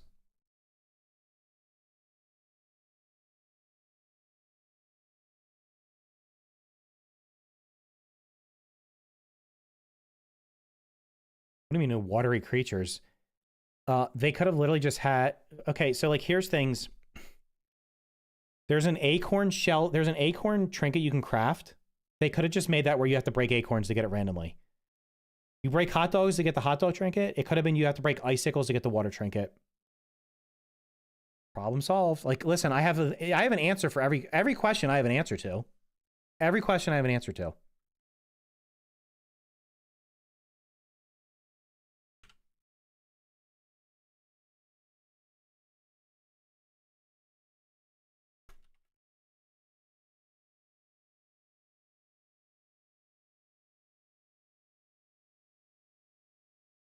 Why is there no headlamp?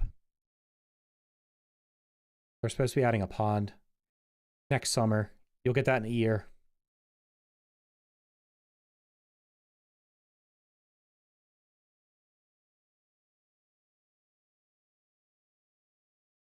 Any other ones? Like,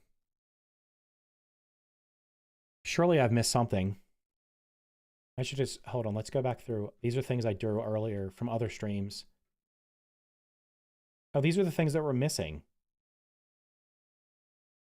Okay.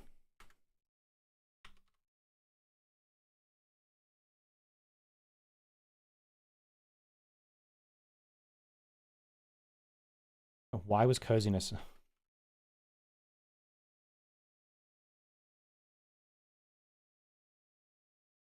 Do you know why the fireplace isn't in there? Because the fireplace is going to be linked to coziness. You're going to unlock it.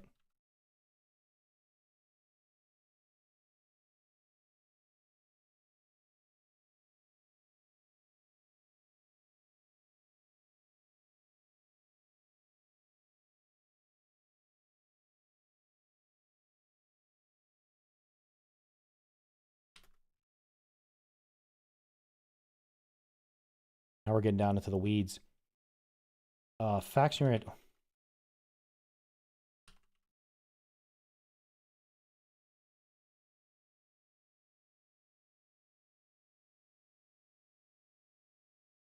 I don't even want this, to be honest. I don't want to have to deal with faction reactivity because I swear to God, if building in a certain place makes me get attacked all the time, I'm literally going to custom mode and turn that shit off. I'm not dealing with that. I mean, these are the things we can't. Oh, these are other things we're missing.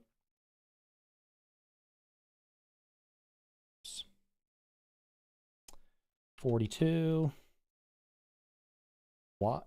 Yeah. Why is they didn't add this, right? Why is there no caterpillar wall mount?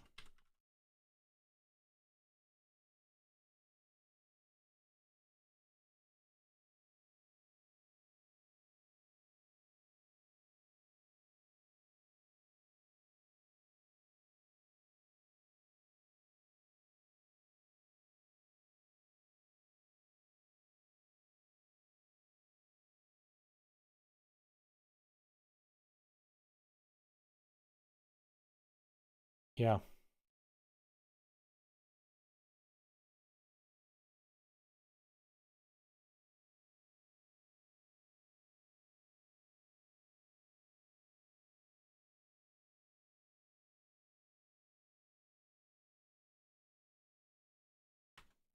There's another one. Why were some weaknesses and resistances changed in the first game? Spiders are no longer weak to slashing.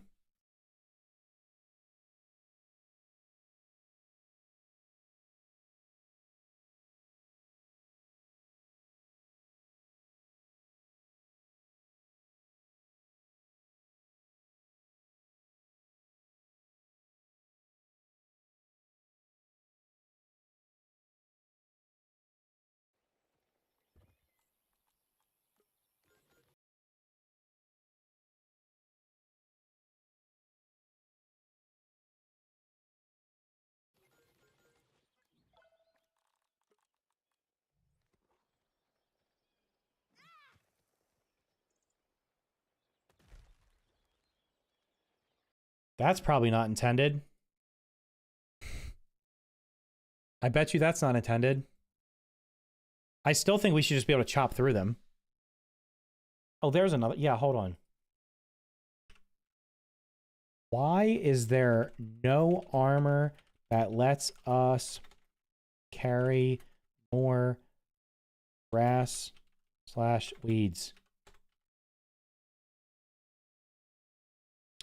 Why does the red ant buggy allow wait, de-aggro soldier ants, but the orb weaver buggy doesn't de-aggro other spiders? Why the heck? If I'm on the orb weaver buggy, why are the other spiders just attacking me? I mean, I guess, is that I mean, I guess spiders, do they just kill each other? There's a trinket that replaces the air. Yeah, from 5 to 10. In the first game, you could carry like 60 or 80 like things yourself, plus you had the pallets. I mean, it was like so many things.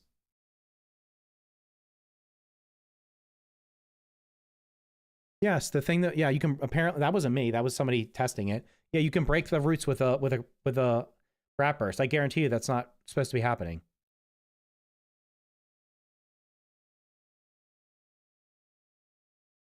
I still think they shouldn't aggro. Like, let's make it real. I still think we should be able to shoot our own webs with it. Can we get to 50? Can we get to 50 questions?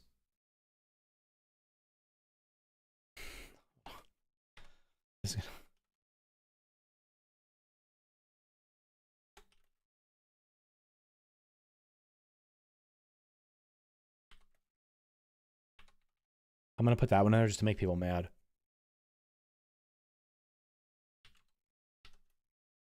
I need one more. If I get 50 questions, I can make a video out of this. God damn, this video is going to take so long. I'm going to literally have to make a text box for every one of these.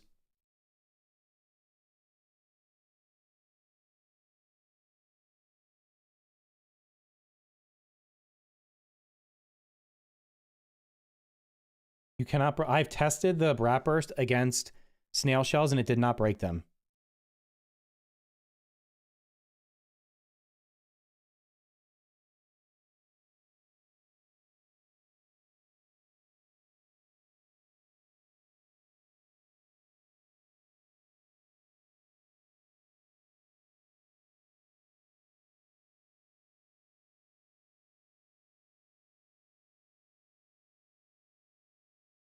The title is going to be 50 questions for the grounded developers. Number 49 will piss most of you off. I think 50 is a good end.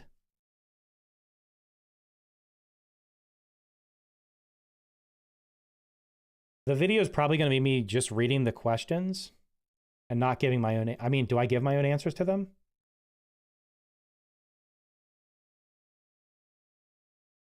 The buggies get... Well, the weed stems are supposed to be thicker, so that's probably why they... Like, you can't... The weed stems are meant to be, like, really thick and hard, so you would not... You, like, if the player can't move a weed stem either, they can move a grass though. We're in the U.S. Where are we at? We're in the U.S. Can't slurp dewdrops while holding stems. There's a lot of little nitpicky things, but... I think that's a good list. All right. 42 to 44 could be condensed to 1. Well, then you got to give me 3 more to fit them.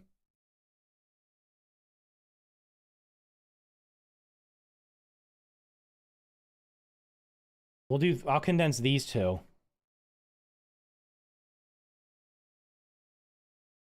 And then I'm going to make this one 43. Oh, I got one to fit in here, right here. Why is there no sour or salty weapon in the game? Right? Why is there no salty or sour weapon? But there are spicy and minty. There you go. Problem solved.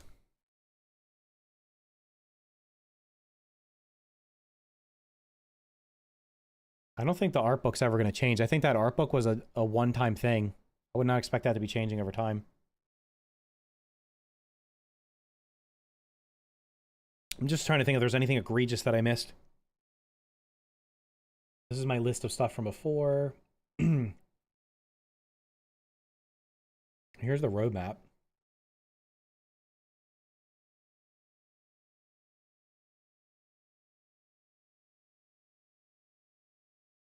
I have another one. Hold on.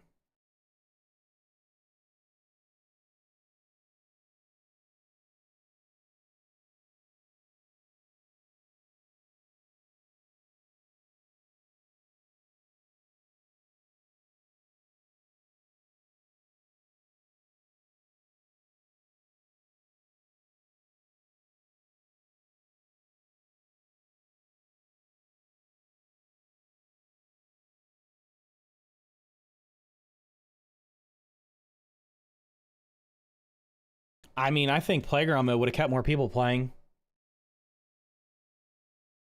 That literally should have been there at launch.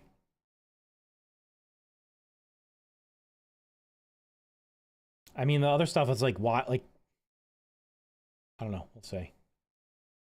This is stuff missing. This is old stuff. I don't even know what the hell these things are. These are old things. Okay.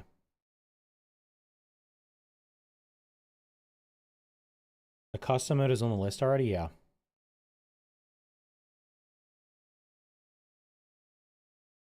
I'm a mage connoisseur and love we can get it earlier, but a basic set would be lovely. And if it's sap, I would not mind adding like a sticky effect on it. Yeah.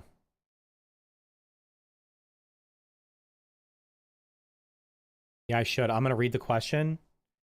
I'm going to read the... God, it's going to take me all day to probably make the text boxes for these. I'm going to have to read the question. And then I'm going to have to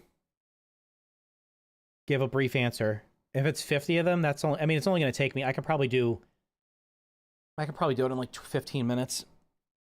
Why take away sour? I don't know. I put that on the list.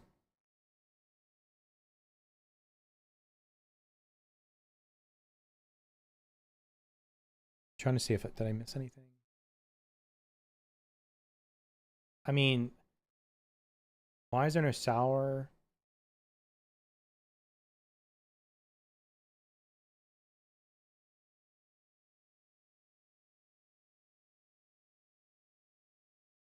There is a you can do venom. Wait, do the wolf daggers do venom damage?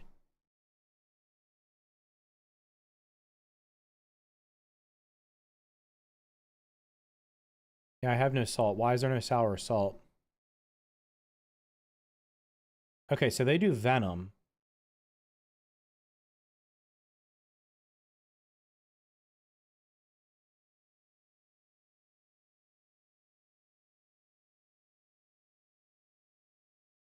Like, why can't we... Oh, no, wait, there is a gas... There's probably a gas arrow. Is there salty and... Is there... You can't make sour... Can we make sour arrows?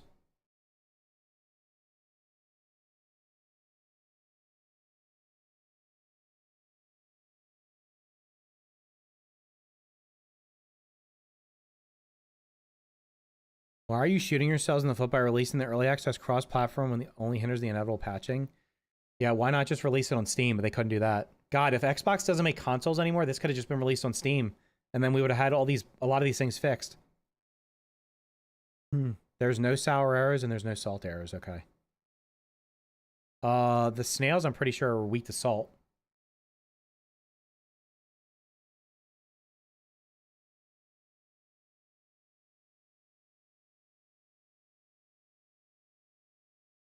All right, I'm going to go through these and give the answers later. All right, good questions. There's many more things I could ask. Like, I don't want to get into the, like, there's questions I have, like, why when I upgrade an armor, where is it?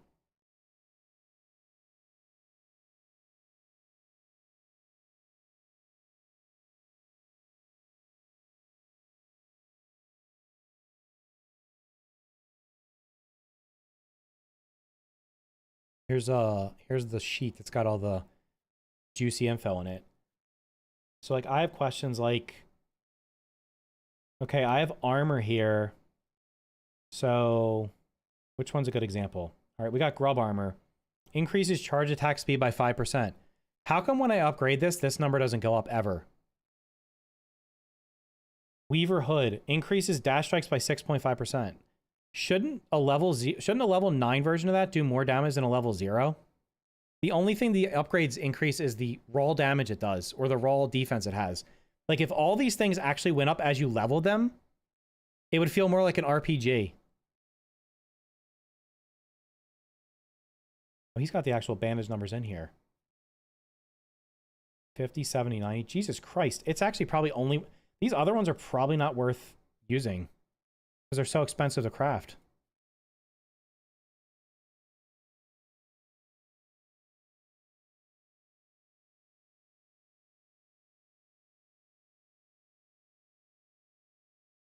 You know, if the boss is weak to spicy, this might actually be worth using because it's just 15 damage per attack. Whereas this one's 25 damage every third attack. So every 3 attacks you're getting 45 with this. You're just not getting the sizzle, which who cares?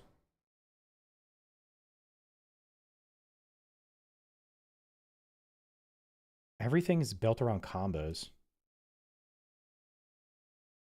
And like these are just, who is ever using either one of these? Who's doing a low health build? I think making the Ant Queen just die. Who said the Ant Queen just died? It could be, they could bring it back. There should be a way to summon raids again to farm loot. Yeah, I mean, I did the mixer because people were like, oh, the mixer is not that easy. You're probably failing. I'm like, okay. So I just went in and did it and then I beat it. And I'm like, damn it, you told me it was going to be hard. All right, I actually will play a game. Let me boot up the game. I'm going to go use the restroom real quick. I'll be back in a second. As soon as the game loads up on my screen, you can actually see it.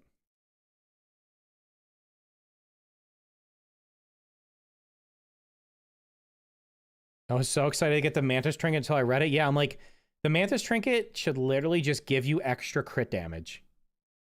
That's it. Just give extra crit damage. All right, I'll be back in a minute.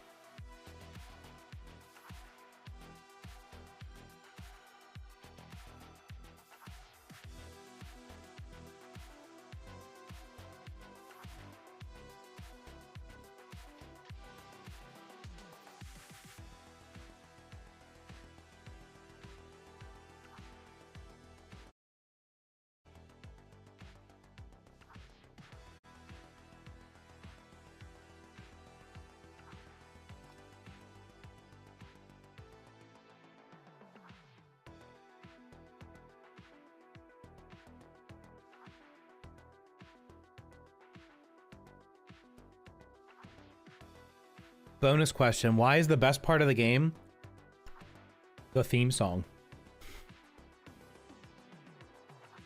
Actual question. Wait, why did so many people leave when I stopped talking? Should I just not play games? I should just talk. When I booted this game up for the first time and heard that song, I was like, holy shit, that's like an absolute banger of a theme song. It's actually great.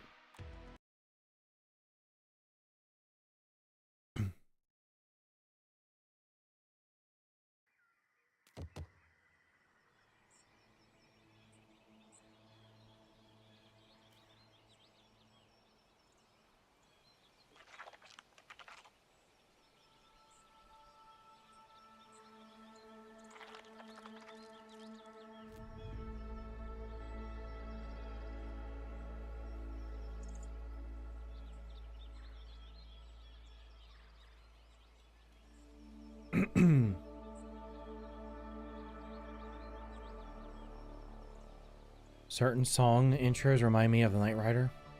I think it's weird bosses don't have their own fight music. Was my trap working? Alright, the rest of the stream's just me farming weevils.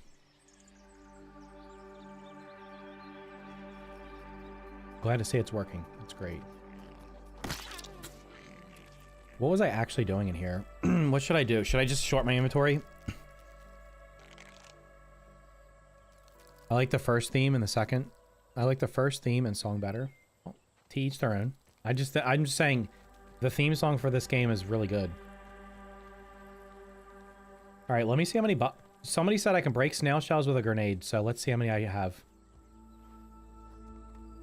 If I even have them here. I can do the sticky ones.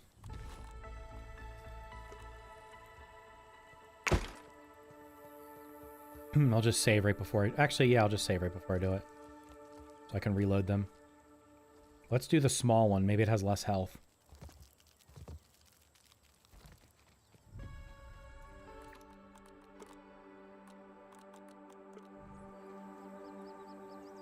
Why can I not scroll wheel through my hotbar like I can in every other computer game?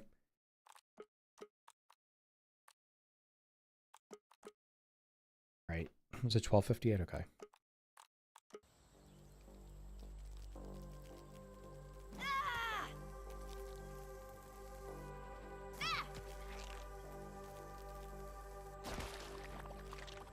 Fucking throw it, you idiot. Why is she not throwing it? I'm God damn it. I'm pressing throw and she's not throwing it. She's like hesitating. I want to do all four at the same time if possible. You have to hold the throw. Bro, they do so little damage, they don't even damage the plant lamp. Okay, so that's a fail. No, I don't think that works.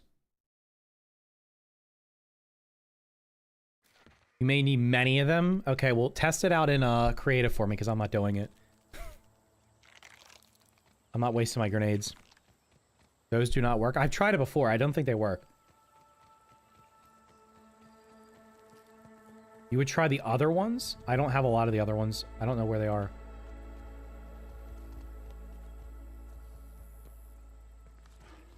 I might have them in the other house. Somebody else can test this. I don't have to test everything. I got you. Give me a minute. There we go. I mean, if it's a thing, great. I just don't think it's going to be a thing.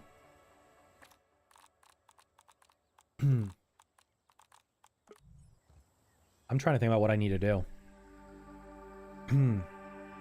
Actually, you know what I could do? Where is the actual boss arena? I've never been to the boss arena. How do I even get to it?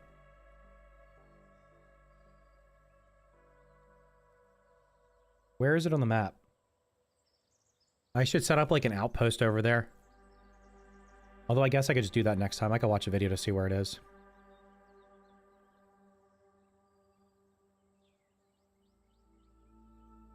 Go through the pipe at the statue? What do you mean? I'm talking about the Tarantula boss. It's all the way up here.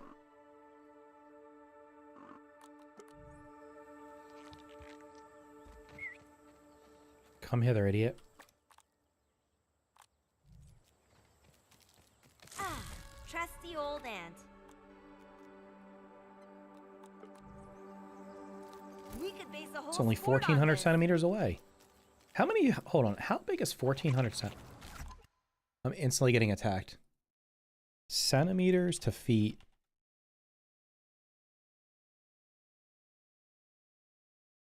You're telling me this is only 45 feet? This is a small park, man. I don't even know if I would call this a park. I would call it like a... I don't even know. Oh, I did not play Hollow Knight last night. No, I went to bed. Gotta pace ourselves here. I was looking... I edited a little bit of stuff, then I went to bed.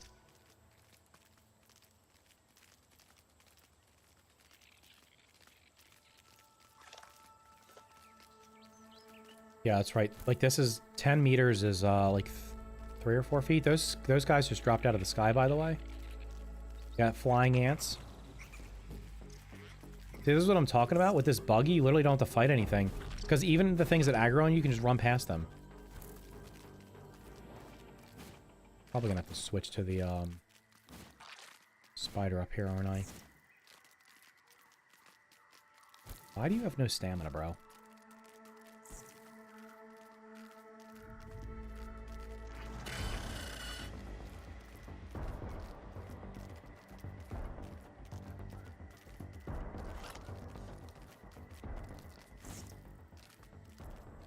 Go do your thing. I'm not fighting you.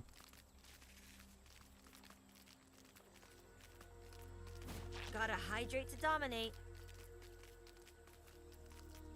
Dupe the bombs. No, somebody will just do it in creative. It's fine. I don't even know how to get up here. Is it over this way? Like, I literally came over here, did the lab, and I never come back over here. Because I don't think there's a reason to. Good job. Just have to get gold cards. I feel invincible.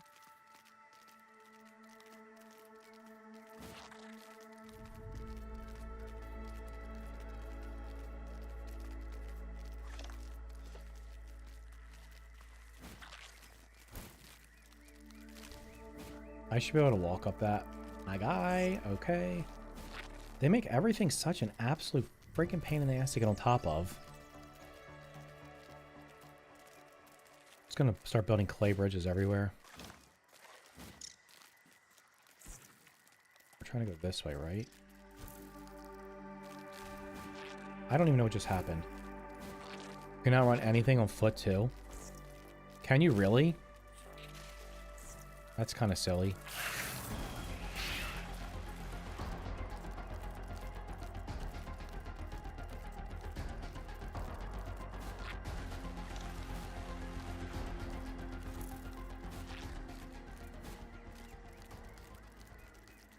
Okay, where is it?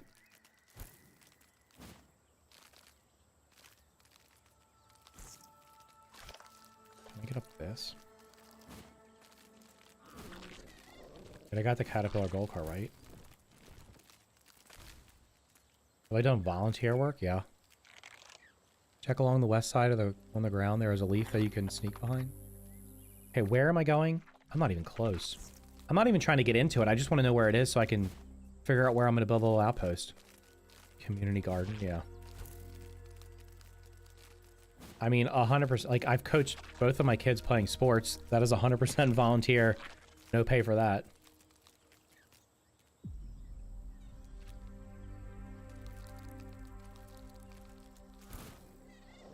Where? Why are you slowly creeping down the rock, you idiot? Get up there. Alright, how do I get to it? Is it like straight through here or something?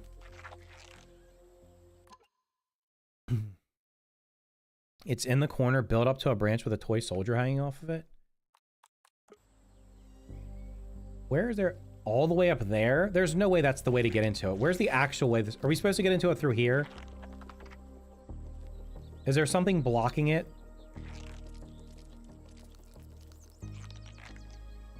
So that's where you can get into it now, but how are we supposed to actually get into it? Because there's no way... So, like, what I'm saying is I think this might be the spot to build a house. Where's the patch of leaves that's blocking it?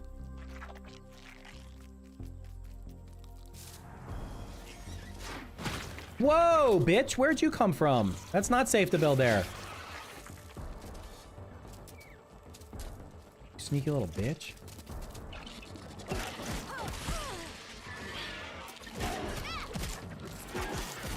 Just get in its face, it can't hit you. See? You better give me the trinket. Not even a gold card. If you stand right against its face, it can't hit you. Okay, well that thing's spawning there, so I can't safely build here. Is it supposed to be like straight down here? Let's see. Killed him and he never came back? That one? Really? Okay. I just want to know... There is a wall block, so it's behind here.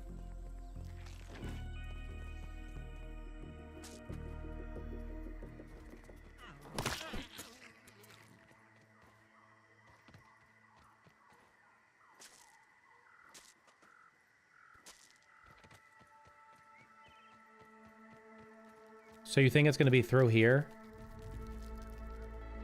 That's where the soldier... Okay, so it's probably right here. So I'll just build like a little house here.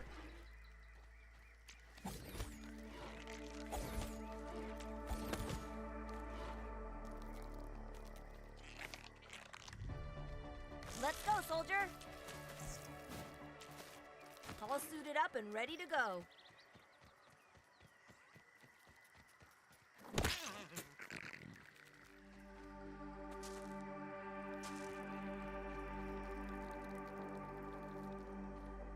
Alright, I mean, I'm fine. I'll just build here.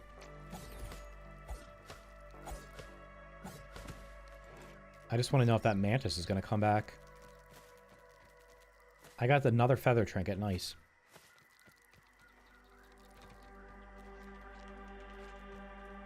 The mantis spawns up there. Maybe I'll just,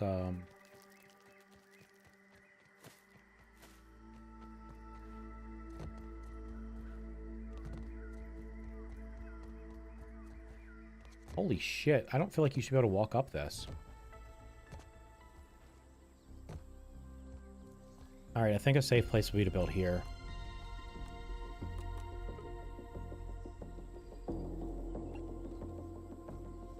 Is there any clovers around here? Probably not. I don't see any water.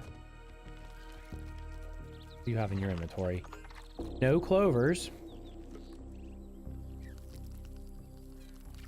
Mantis comes back. That mantis specifically never came back. Where am I on the map? I'm all the way up here.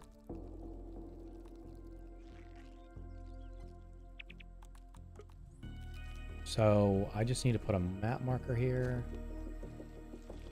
Damn, why is there so many feathers up here? Is this like the feather spot?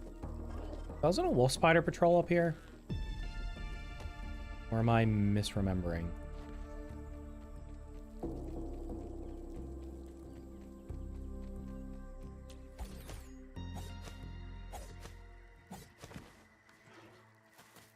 Imagine I got 2 trinkets. Wait, can we display trinkets on the wall? What am I doing? Oh, I'm building a... I'm gonna build a small... I'm gonna build a little base up here for the boss fight when it happens. What was it? It was 2 of these. I can't... There's probably not gonna be a clover up here.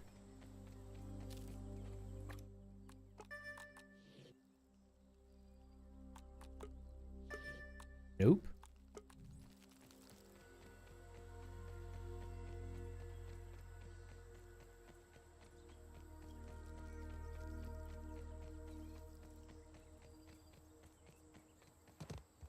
Does anyone know what drinking dirty water does? Oh, it just makes your health go down. I mean, you can die from it if you have low health. I need a clover.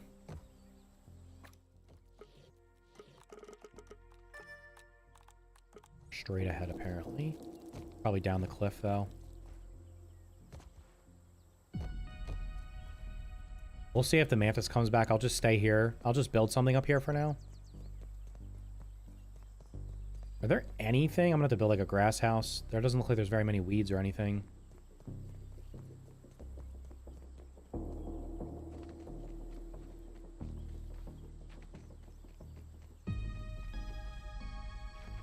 Oh, I could build out a pine. Alright, where is this thing? Apparently it's right under me. Take 5, Buggy Boy. I don't see any clovers down there.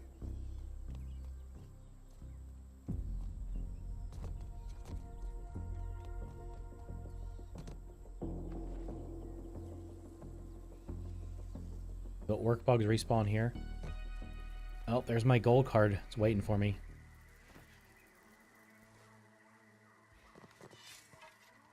Come on, big money. Big money. Nope. Ooh. Holy, this is like not heaven. Did this one just die also?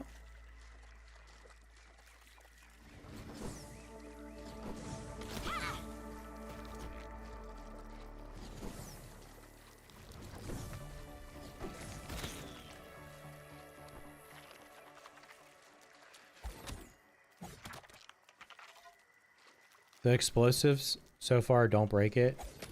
80 in. You might have to deal all the damage at one time though. See, like the All suited up and ready to go. the explosion from the orc weevil does a ton of damage at one time.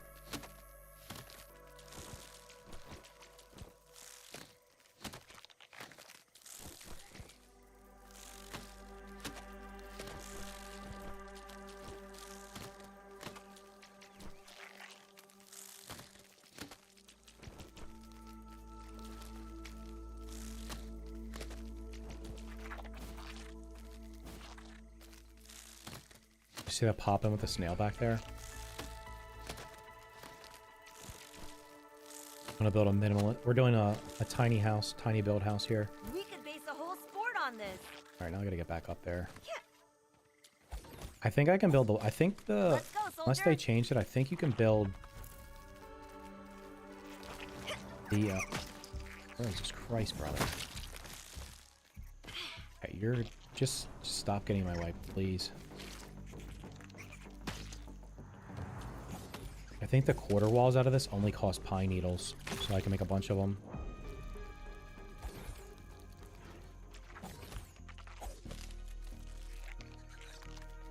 You know what's funny is they thought the Omni tool was going to be really well received, and seems like most people don't like it. I don't know why. I think it's great. There, I said something good. The pine needle, the Omni tool's great. Can you handle that guy? I don't really feel like fighting them. Thank you. You're actually doing something useful.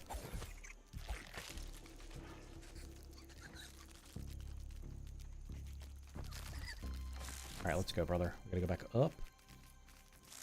Rad.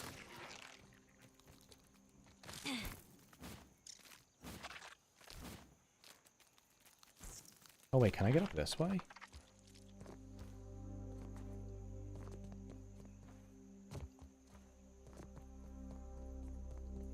Oh yeah. Alright, where was my marker? Gotta go straight this way, but I might as well grab a bunch of pine needles while I'm here.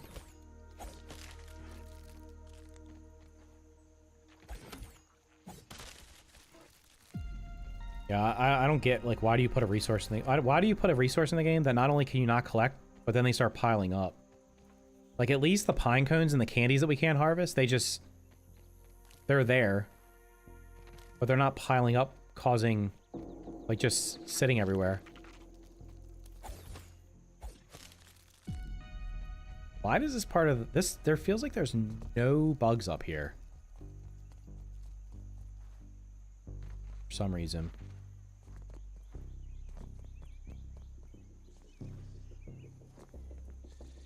I don't need to beat parts anymore.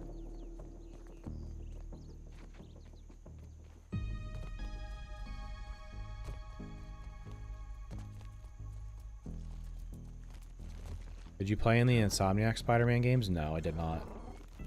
I haven't had a PlayStation in a long time. I don't really play.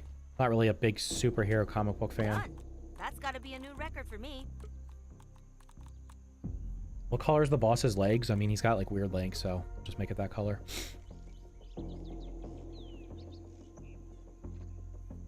Yeah, the bombs don't work. That's what I would have expected. Bro, I'm gonna have to build foundation. Shite.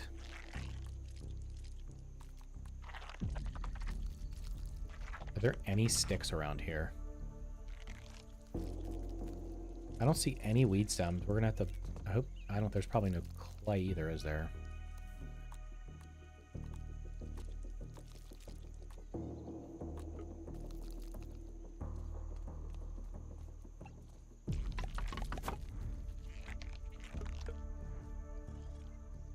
God, use another enemy Hearthstone is wild. Well, it's temporary. Eventually we'll be able to.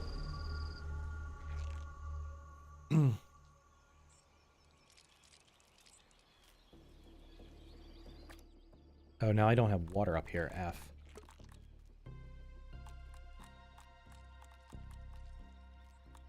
I can just eat Better than these most protein shakes, actually. Please eat. Thank you. Why can't Fatty put two things in her mouth at the same time? Alright, now watch. Magically, in an instant, it's going to be daytime. Well, they could have just not put the pine cones in. The pine cones could have literally just been around the pine trees. Let's What is that bee doing up there?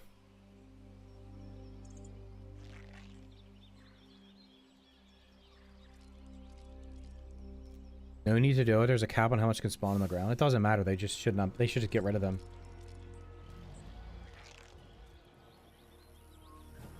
And it's daytime. Perfect. Okay. I'm gonna have to build... I literally don't see any weed stems anywhere.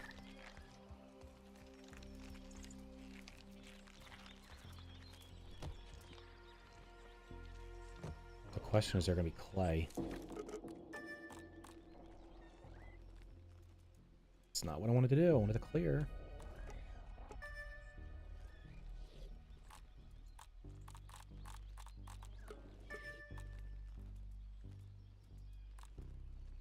God damn it, man. We gotta go all the way over there. I should literally just go get everything and bring it back.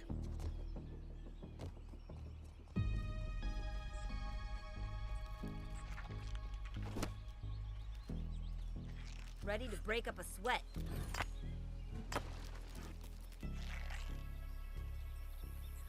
Where's the other piece? Let's go, soldier. Alright, to the picnic table, I guess. Picnic table seems to have a bunch of, clay. There's probably rocks under it. I've used 100 bombs on each shell, and they don't... Yeah, it's not breaking. That's what I expected. Thanks for testing it, though.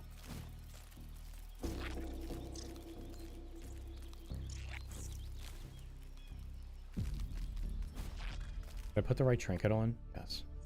So I should just jump off of here. It's going to be faster. Oh, wait. There's acorns here, too. I feel invincible.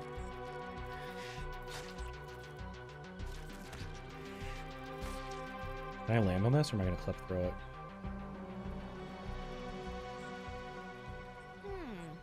Let's see. What do you think that is? Probably candy.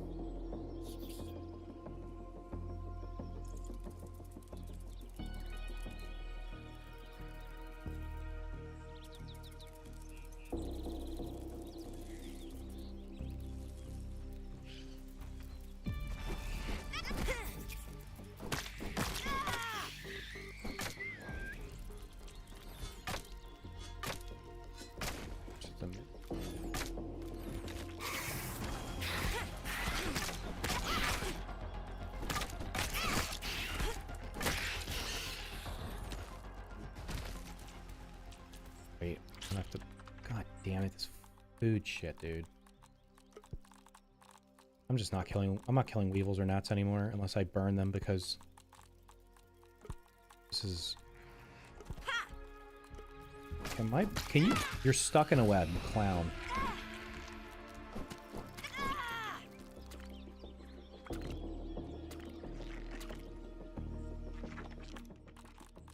Okay, sort by. Do not want. Thank you. Do not want. Thank you. Do not want. Thank you. Caught in a web.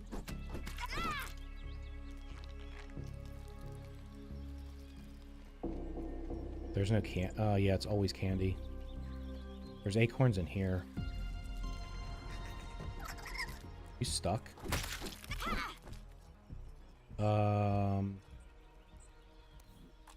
See ya.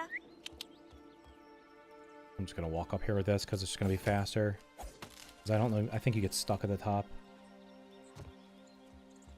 You can basically fill your inventory with the same food. It doesn't stack because it spoils. This bug's a natural athlete. You're good for something, my guy.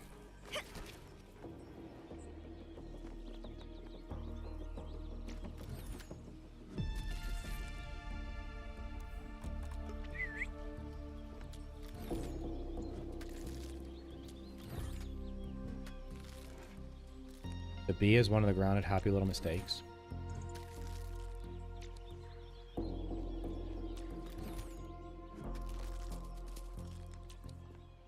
Alright.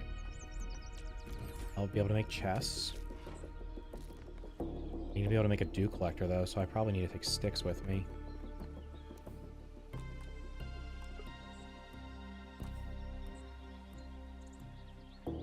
Okay, I need silk rope. Damn it, man. Are there ants up here? I'm gonna probably just have to go back and grab some of this stuff. Where are you, Buggy?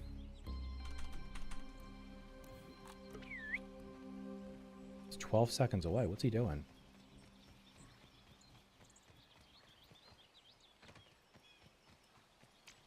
Just put everything in the buggy that I need. Let's go. I feel invincible. Allegedly, there's a bunch of clay here. I just said I wasn't going to do this.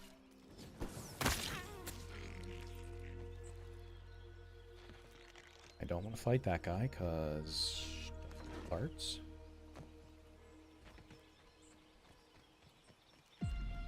Let's see if this rock respawned. Or this level 2 upgrade rock seems to respawn way faster than the other ones. I don't know why. The spoiling mechanic is dumb. Yeah, it's a design choice. I don't know why food spoils. It's just an extra, headache.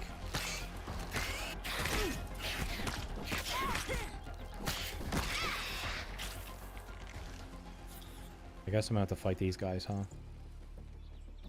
Wait, I can one-shot them if I sneak them.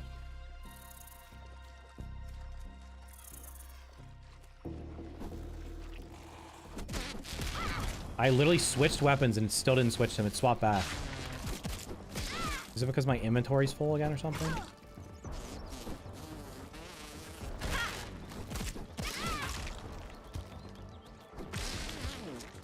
It is. Motherfucker, dude. Good God.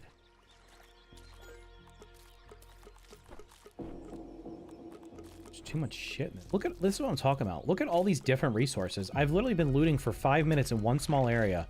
Look at all the different stuff I've already gotten. I might actually use that mod for the stack size because I'm getting I'm just getting tired of having to like clear my inventory. What is that thing? That's weird. It's not even that. It's like, look at the sheer number of resources that are already in the game. And we have such a small backpack. We have like 32 slots here. You have to carry, because the way the game's designed, you're supposed to carry multiple weapons. You got to carry water. You got to carry a torch. You're probably going to carry food, healing. Like literally almost a row of your stuff is taken up just by basic things. And even with this guy, I'm already filling him up. It's called resource bloat. Like, literally just get rid of half the resources in the game. Every bug should drop 1 part instead of 3. Like, the Mantis has 3 parts, right? What do you got in you? The Mantis has a chunk, a claw, and a head.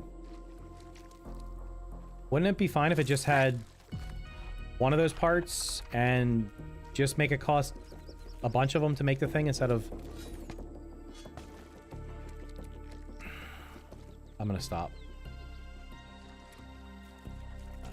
Maybe one day I'll be able to make my own game, and all these things that I complain about, I'll do what I want to do, and then I can have other people complain about my choices. Even with the stack size mod?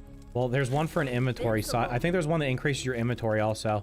So if I can get my backpack to have, like, way more spaces.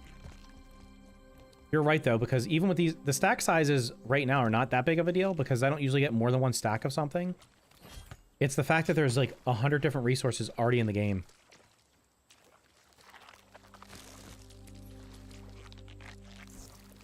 Okay, surely that's enough clay, right?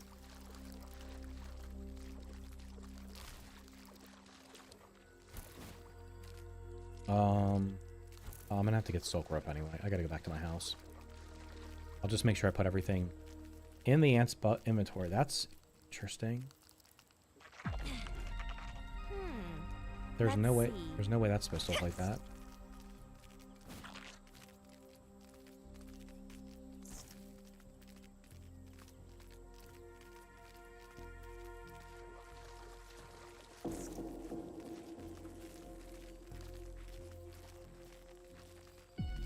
Bit over eager, are we?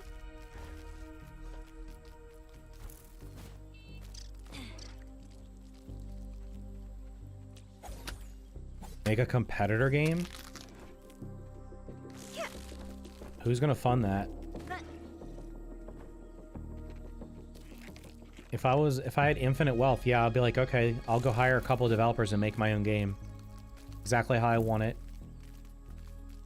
And then let people try it out. And then make changes based on what they say. As long as I don't think they're stupid. Because, see, while you may think something is really cool, the person that actually makes the game might think it's stupid and doesn't fit.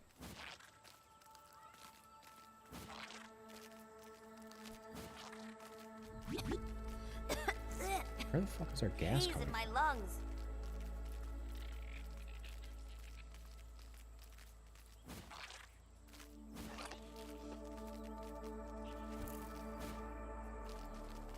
They add zip lines and or fast travel between all the outposts. I'm literally never going to use the buggy. I'm going to call it to dump stuff into its inventory, and then I'm going to send it back. I'm going to travel around the map on foot. Or no, by fast travel, by zip line, or by... I should just start building zip line towers now. That'd be the smart thing to do. Just build the tower so when the zip line comes, I can instantly get it. All right, what do you have in your inventory? Take all. Okay, you're going to need these. You don't need these. Building stuff. Clay.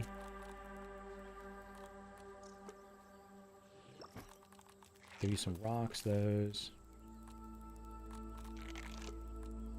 Okay, now I'm going to send you to your nest. See ya.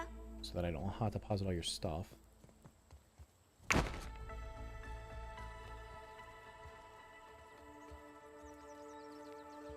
Alright, I need to build a... No, I don't need to build a spinning wheel because I can just get the thread. Somehow I have no thread. Where do I put my spinning wheels?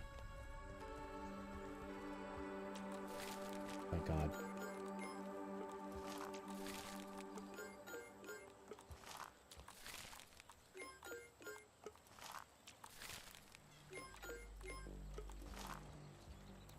Alright. I need to make...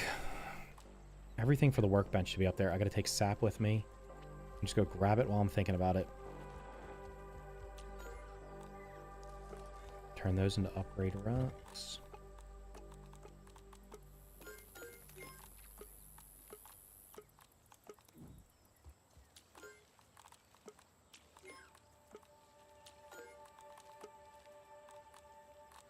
Alright, I need sap.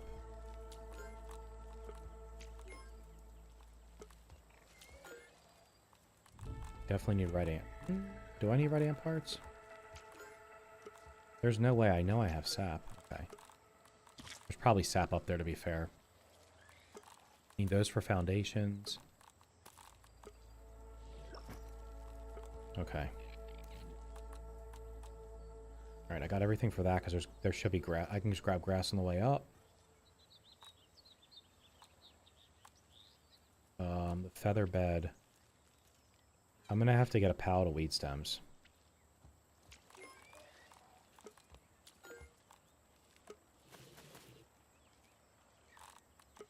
Only need 2, right? 2 of those. I'll get some rope. You got clay, you got some acorns. Okay, what else? A roasting spit. I have everything for that, except dry grass. I can get some of that. So I need dry grass.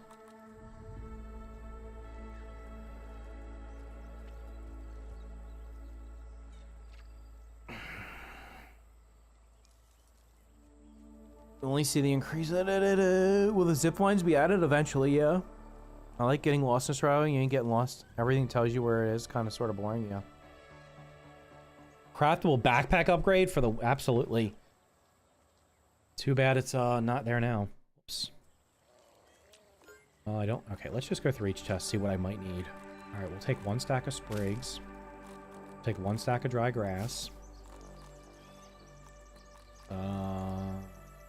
Take 2 stacks of sap.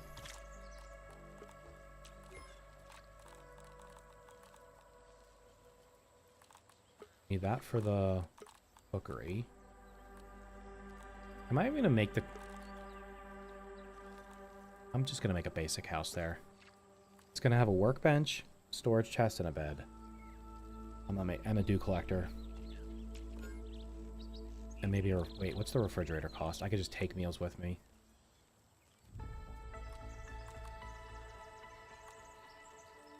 There's no... I have no butterfly scales at this house. Okay.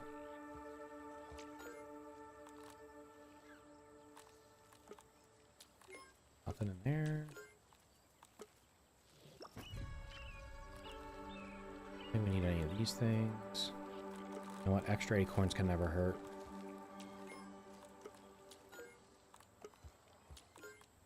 The main thing is the dew collector. Can I make the dew collector? Yeah, I can make multiple dew collectors. I just need rope. Was down here.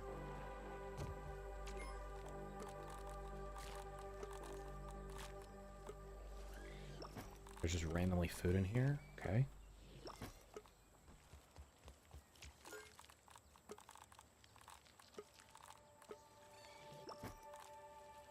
Gonna be able to make lots of gardens. The stack size being 25 as well. It should be 60. It should be 99.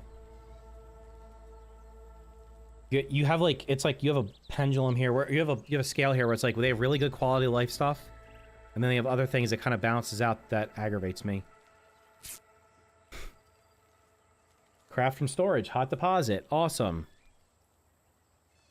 Tiny backpack and tiny stack size. Damn it. Okay, see if we got any weevils in here. Probably not, because I haven't been over here. I have to like AFK over here. Now they're getting fully topped up.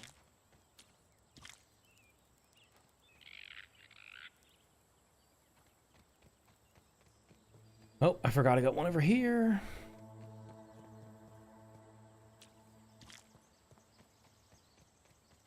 Imagine if the ground had a map-wide access to all your storage.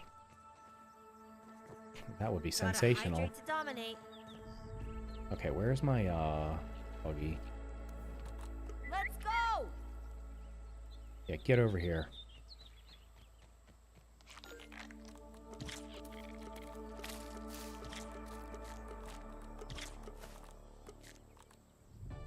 Alright, you got everything I think I need. Go into the other house real quick so I can get this stuff to make a refrigerator.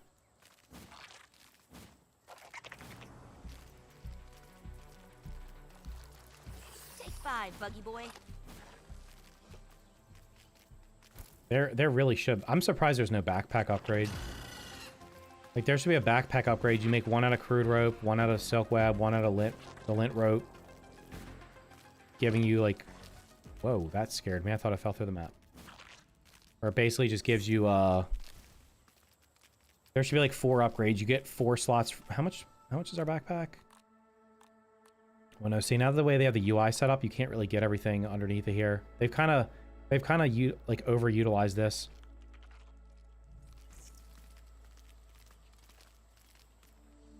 All suited up and ready to go. Now I just have to find everything that's in here.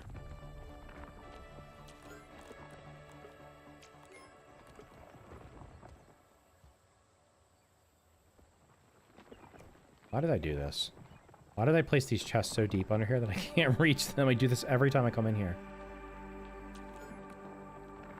I need butterfly parts? It's not wings, is it? Also, all my grenades are in here for some unknown reason. Okay, what is it for the... refrigerator? Butterfly scales. There's no way I have no butterfly scales, right?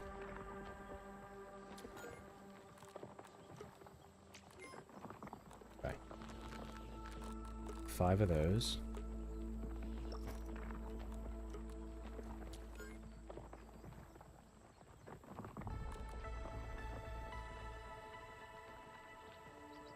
The spicy coltana costs...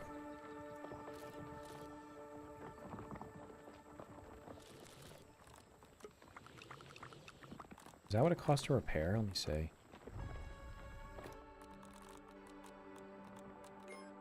No, it costs spicy shards.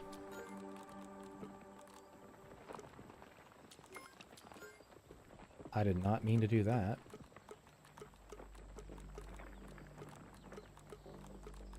We're taking that.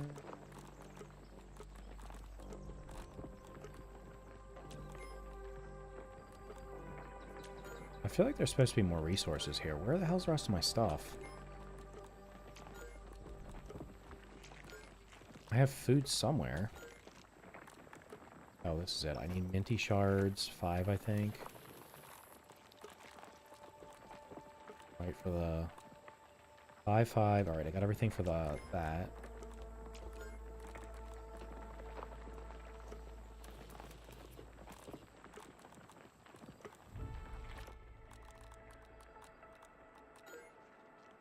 Oh, it's 2 for each. That's nuts.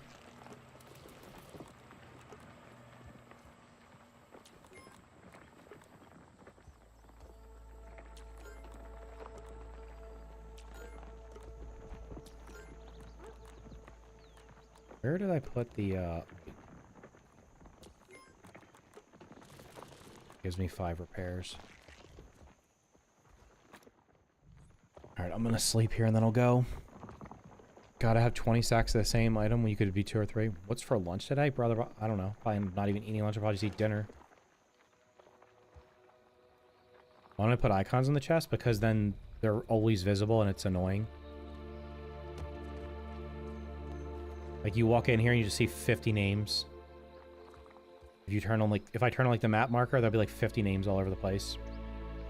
I would like to be able to just put the name on, like... We should be able to put, like, a like a little sign right here that just says what it is. Like, right on the side of it.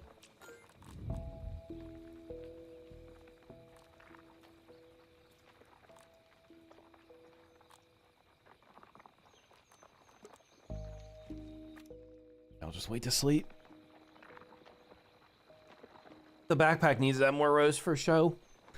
Like, when you go in here, you can see, like, this should a minimum, the storage should be, like, all the way down to the bottom.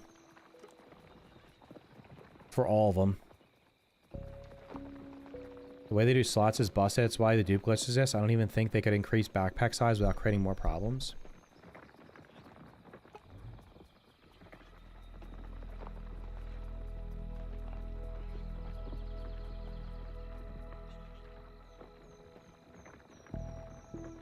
Four more rows. The easier solution would be to delete half the resources in the game. every bug drops one part. That solves a ton of problems. Because, like, right now, most bugs drop 2 parts. That means double the resources. So every bug drops 1 part. And the stack sizes go up to 100. Or 99, whatever they want to make it. Like, the default stack size could be 50. And then if they want to upgrade it to, like, 70, then 90, then 99. I don't know, something like that. That's what it should be. Damn, those spoiled. Unlucky.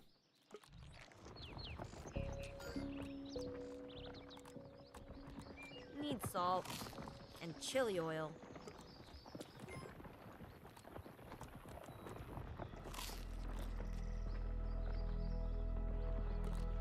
Oh yeah, I was gonna put the bombs up here.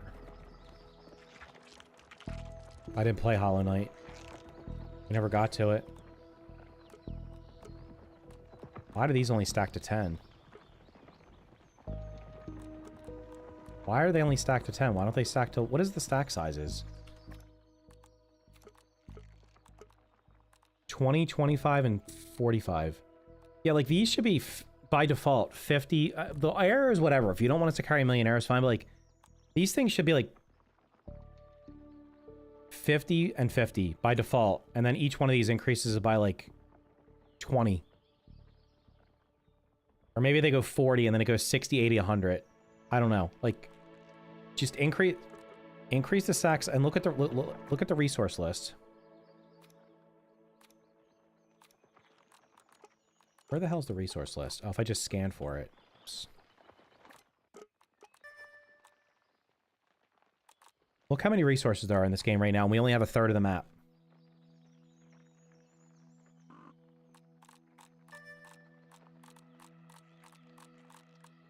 That's insane. Every single bug drops, I think, at least 2 things. And some drop 3.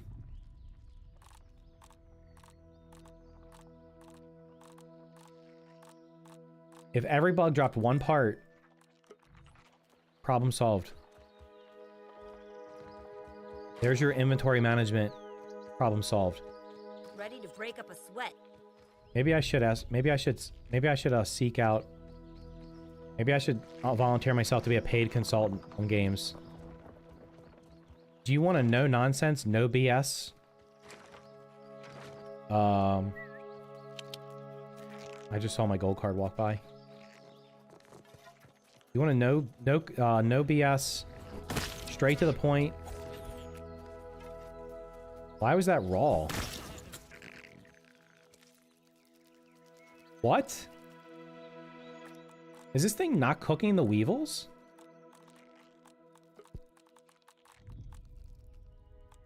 I'm hitting it with a spicy staff.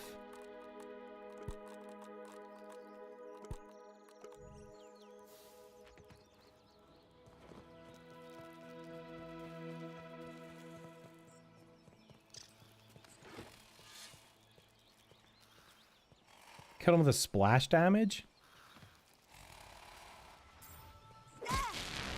Since when does that not kill them?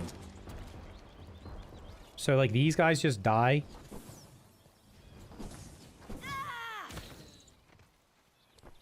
That gave me a roast.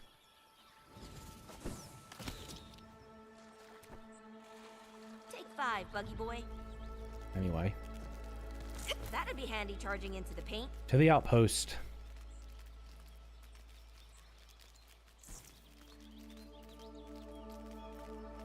Yeah, bombs don't stack beyond 10 for some...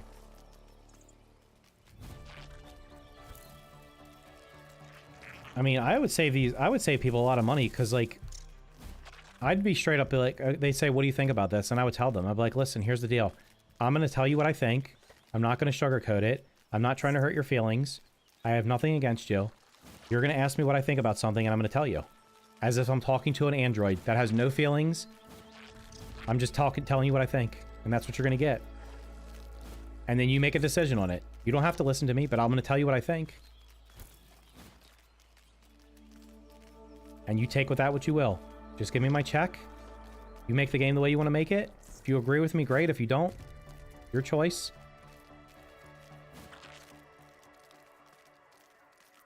Nope, we'd rather have 2,000 people playing a game after a month, of which almost all of them have only positive things to say about a game and provide no actual feedback other than asking for dumb shit like, I don't know. Can we paint our walls red? Where the hell am I? I don't want to run into anything that I have to actually fight. Can't tell what that was.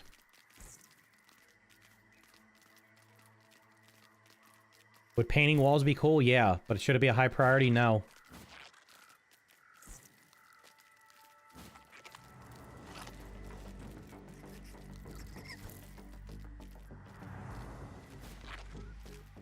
Mother effer. I went down the wrong way. I need to go up the front. Some mediocre positivism. I mean, I'm just going to tell you how it is. I am blunt. I am blunt. If something is garbage, I'll say it. Well, you don't have to say it's garbage. You can say this is what I think you should change. While I'm here, what the hell is even in this place? Oh, this is one of the ones where you can just change the color. There's literally nothing else in here. Okay.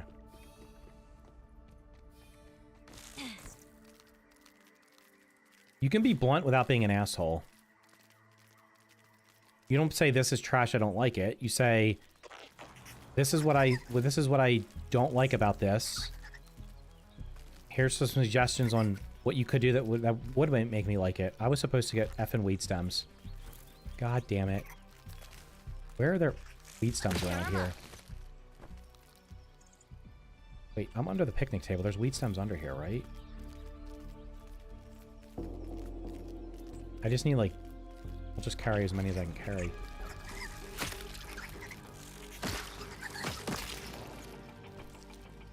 Gotta farm these guys so we can make bombs in the future. Can you pick up... Alright, yeah. Oh, this one drops like 20, I think. Am I a college football fan? I mean, I'll probably watch the playoffs. I used to watch college football like all the time. I don't really pay much attention to it right now. I'd rather just watch NFL. College is like... College sports have become... They're almost like pro sports now. You got people with all these NIL deals like switching... Literally switching, They're like switching schools every year. It's like they're all free agents and they're just trying to take the biggest paycheck. It's kind of... I don't know. I used to like college because I thought the kids were there to... They just wanted to play. They just wanted to play and and win for their school. Now it's like, which school's going to give me the biggest paycheck? Whatever. You want to make your money, make your money.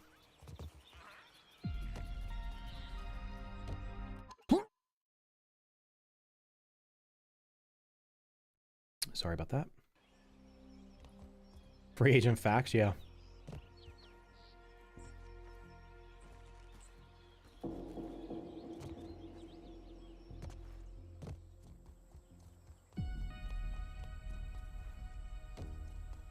Is that where I built? Yep.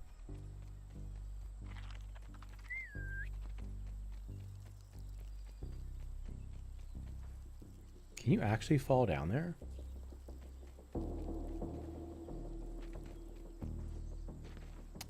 The code for this phone, by the way, if you didn't know the secret, it's 8675309. If you type that in, it unlocks a special thing for you. I get where you're coming from, and while a lot of things you say are valid, I just noticed a lot of complaining to the point it's getting ridiculous. Common stacks of 50. Come on, stacks of 50? Yeah, Terraria has stacks of 999. And you know what it does? It makes the game fun. If we're going for realism here, you wouldn't be shrunk down. If you want if you want to go down this road, you want to go down realism, nothing in the game is scaled properly. Except for hot dogs. Everything else in the game is either too big or too small. So if we want to go for realism, we can go down that path too. You just let me know.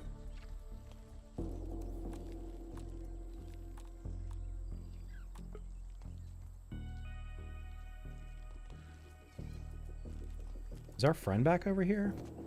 Don't see him yet. Alright, you can place somewhere, surely.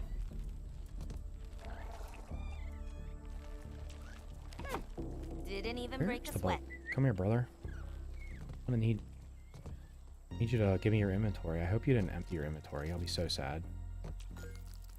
Not.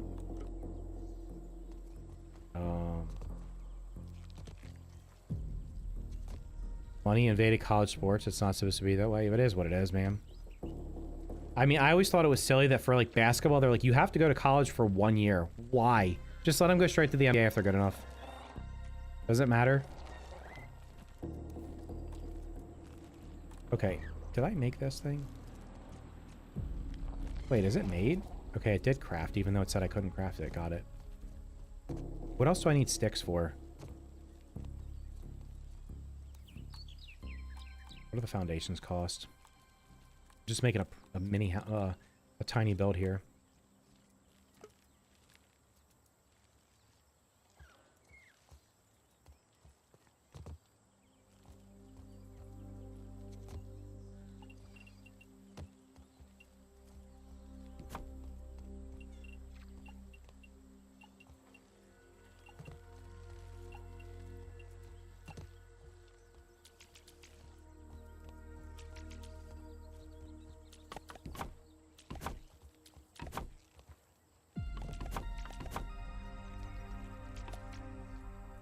One stick short.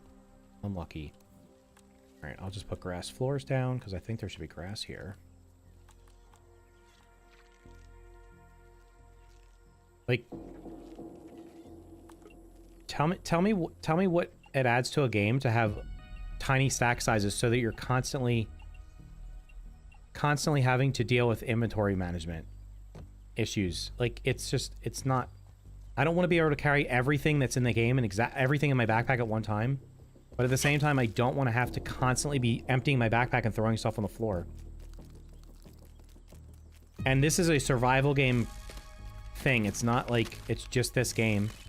I mean, when I played Abiotic Factory the other day, within 2 minutes, I was already running into inventory management problems. Until I was... And even after I upgrade the backpack, it doesn't even matter. Like, games give you, like, such small inventory spaces because it's... They just want to... They're trying... I guess they're trying to gate you from a... I don't know. It's like a progression blocker.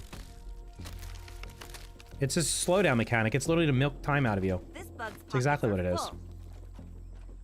It's, if we give you these big stack sizes, then you'll get through our content too fast. Well, if you give us enough content, we won't do that. We'll get through it at a normal pace.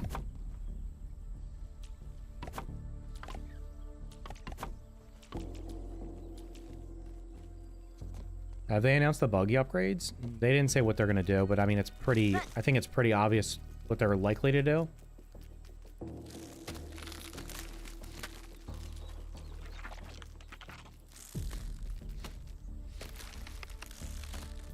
Bit over eager, are we? Because they can take what's good and add to it and take what's bad and change. Yeah, I've seen people building a hobbit village. That's cool. We could base a whole sport on this. Abiotic Factory has enough content where if you could hold everything, it's still going to be a ton of content. Yeah. I mean, like Terraria has a huge stack sizes because there's so many resources in it.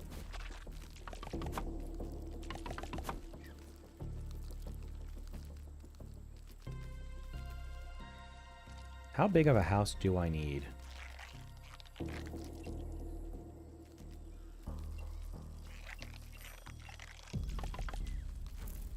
Like a 3x3 is probably big enough, right? I'm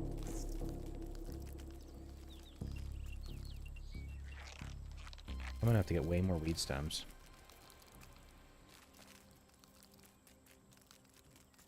I hate seeing grass and stem floors now. Why?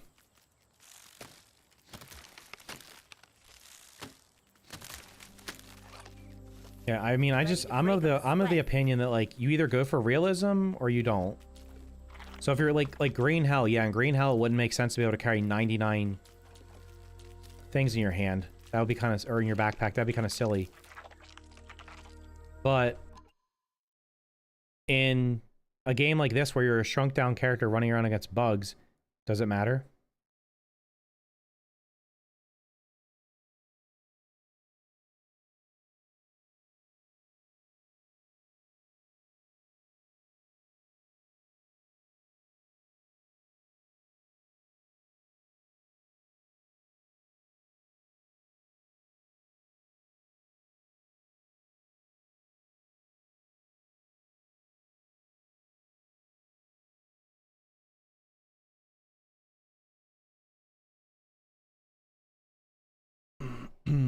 Terraria is well made. The stack sizes are like 999. Yeah, like I don't have to worry about making 50 chests, because guess what happens when you make a bunch of chests in this game? The game has to remember all the chests, everything that's inside of them, where they are in the chests, and then that ends up causing performance. It's a hit to performance. So having less chest is just better. It's every game, you have to think about everything that the game has to remember is eating up the memory.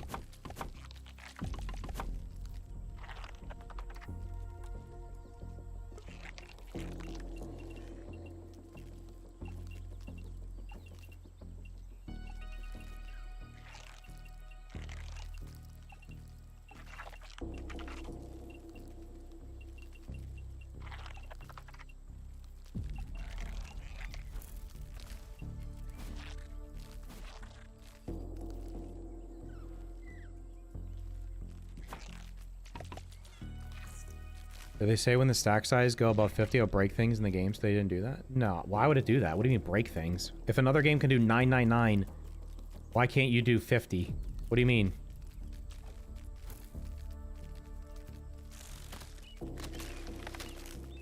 What do I want Grounded 2 added? I want them to fix a lot of the issues that I talked about today. I want them to be the gold standard for quality of life. Take all the good quality of life stuff you have and then give us everything else on top of it. Don't think we've got room for that. Bigger stack sizes. Default movement speed. Double my default movement speed. You want to hear, here's ones that some of you are going to hate. Get rid of the hunger and thirst meters. I am a fan of the new system. I'm a fan of the system that Enshrouded and Valheim and other games have started using, where eating and drinking only gives you buffs. It does not penalize you. It does not make you starve or get dehydrated, which I know some people want, but go play Green Hell if you want that. Gage, thanks for the 5 gifted memberships, dude. You have been an absolute champion this week.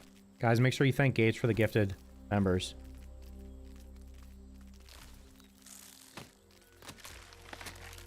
Stack size is not going to break the game. I'm not a developer. I don't know what it would do. I'm just saying things. Like, if there's a logical reason why they can't do the stack sizes bigger, then say we can't do it because XYZ. If it's literally just, it's our design choice, then that's your answer. We have decided to do this because this is what we want. Okay, great. That's fine. Yeah, I think the combat's way better in this game than the first game. The only tweaks I would make the combat are, I think the aggressive bugs should be more aggressive and less defensive. Because it feels like they get into the defensive stance very quickly. Alright, I'm going to get rid of this. We're going to do a half wall here because I'm not building out of windows. There's our window.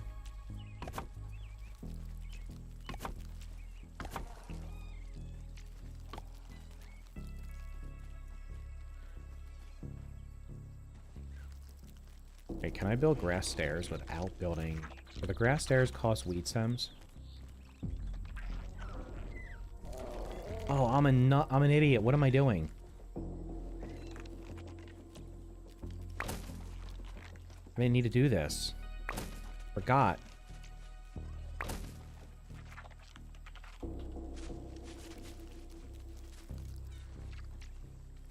Why can a mod do it without breaking the game? Oh, that's true. There's, yeah, like, that's actually true. There's a good point.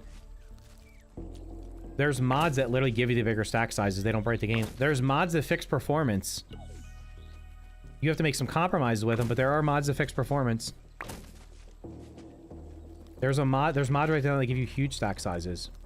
Okay, the pine needle walls. Where's the quarter pine needle? Yeah, these only cost...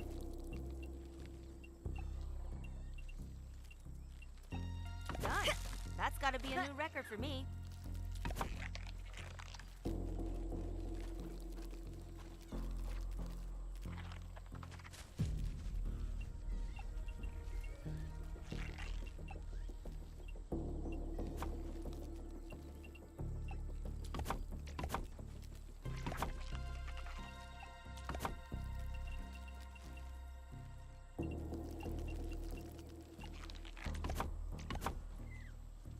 You can ask the question of the most moddable games. It's not that they can't, it's that they don't want to. That's actually 100% true. You think the gardener biome is going to be worth the wait? It looks like it's going to be really cool. I mean, if it's worth the wait, that's an individual choice. How, like, what is it actually worth? How long is it worth waiting for, I guess is the right thing to say. All suited up and ready to go. You are going to drive me crazy, brother. Please just get out of my way when I'm building. Okay. Get rid of these. They should despawn if I leave, right? Alright.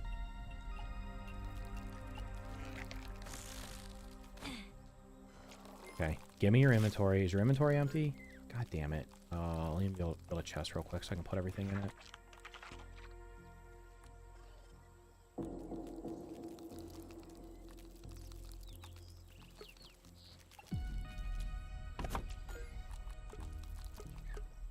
Brother, just how do I deposit all? I don't want to take all. I want to deposit. There's no deposit all option. Hold the deposit.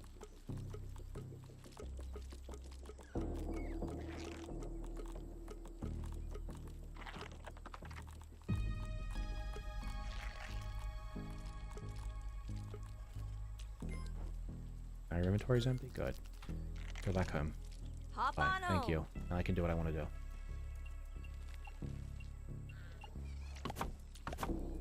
Microsoft is getting sued right now. Probably why? Because Minecraft. What are you getting sued for Minecraft? Valheim already made millions. They don't care if they update the game now. They're going to finish the game. I mean, they don't care.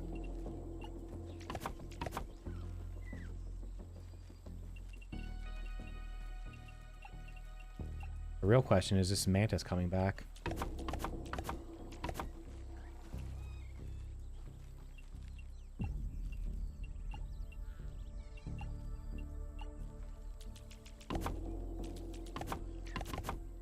Wait, can I build roofs without using sticks?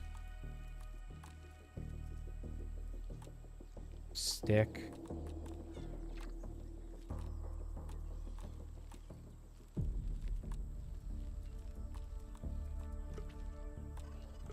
Oh man, every roof requires sticks. That's unlucky.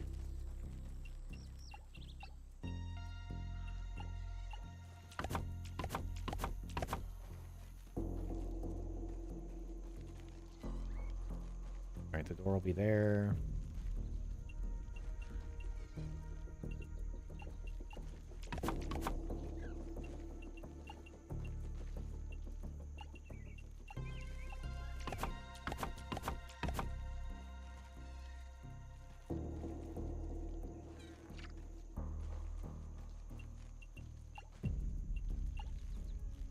This Mantis in particular does not respawn to my game either. Well, that's great if it doesn't respawn. I don't have to deal with it.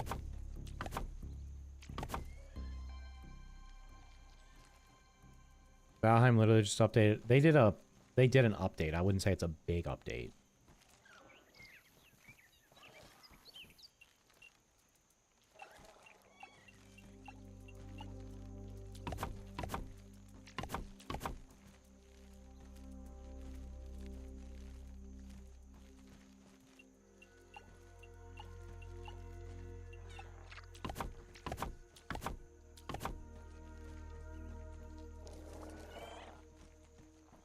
Alright, I need to build stairs, but I'm gonna guess the stairs probably cost...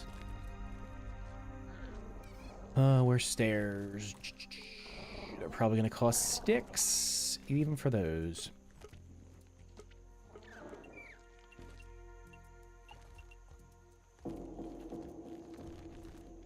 Okay, if this one doesn't respawn, then what I can do... Actually, I know what I can do.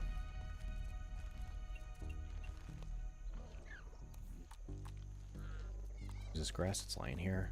I'll put this outside the window.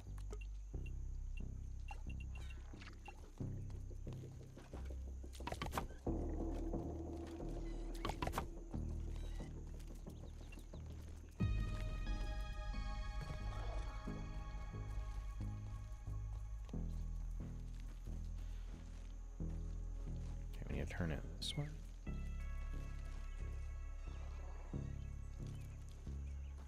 know you can get on there, brother. You can do it.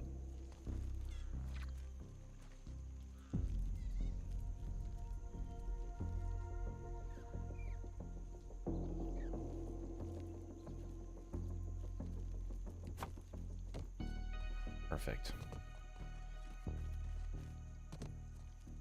All right.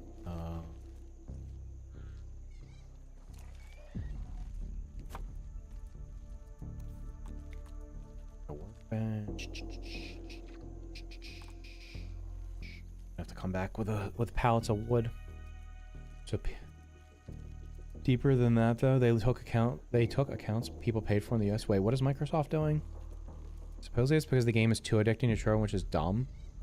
They're suing Microsoft because Minecraft's too addictive. Is Roblox being sued? Because I see more people playing that than I do playing Minecraft.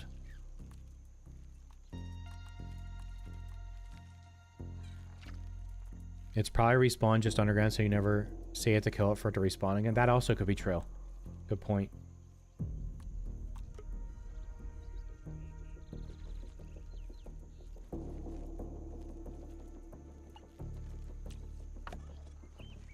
I see treasure? No.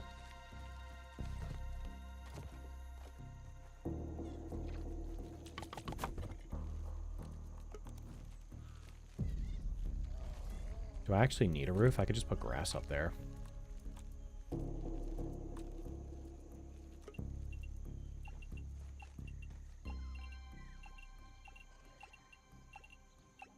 I don't really care what this thing looks like. It's because there's no resources over here. I'll just build it whatever I have. Where's my buggy? Come back.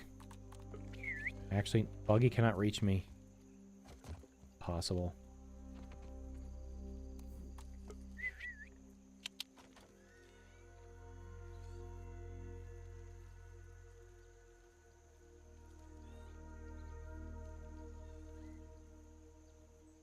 Yo, over here. Roblox got ripped for 12 billion this month.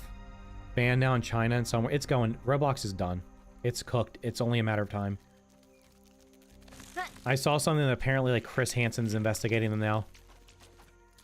I can't wait for the video where he walks up to the CEO and says, "I'm gonna need you to sit down." Whatever. What is that? What he says? I'm gonna need you to have a seat. Where do you think you're going?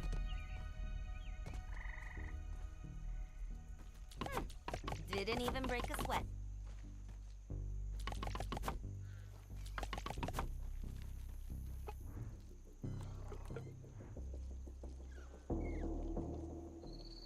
How is Minecraft addictive? It's literally a sandbox with little objectives. I don't know. I get bored of the new Minecraft update comes out. I play it for an hour. You literally see all the new stuff instantly, and I'm like, okay, when's the next update? I need like 12. This bug's a natural athlete.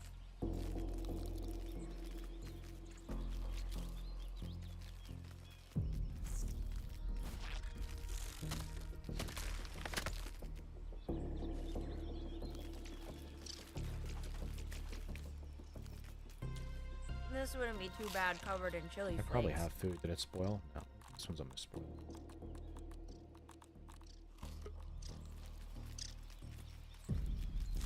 Rad. Microsoft prints money. Needs salt weapons? For what?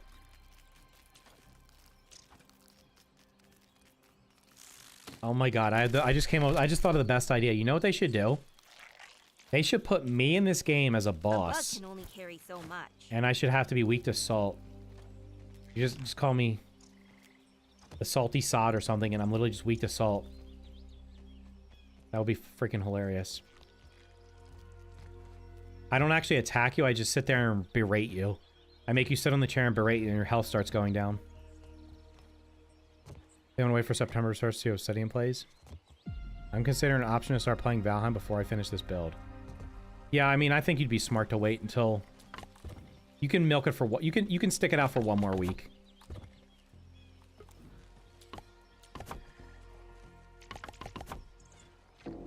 Do I need anything else for this grass?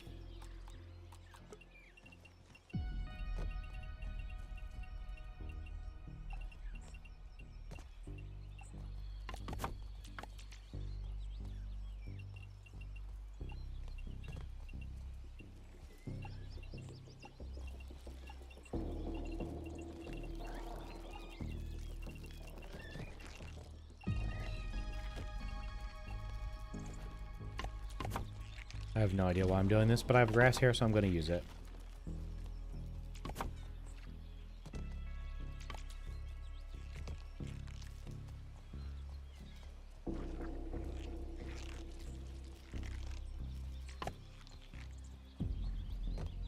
That's what I'm thinking. See what they say. If they say Axel releasing in more than 1 week, if not the day of the September 1st, then yeah, I'm pivot. I'm trying to decide what I'm going to do. I mean, I'm trying to get a copy of Voyager's Aneer early. I got to DM them and see if I can get it. I would like to get Voyager's Aneer build, like the current build that's going to release. I'd like to get it I feel invincible. at the beginning of September. So I have like 2 weeks to play through it and make a actual video on it. Because if I don't get it ahead of time, then I just play it at launch, and there's not going to be any review video or anything until after the fact.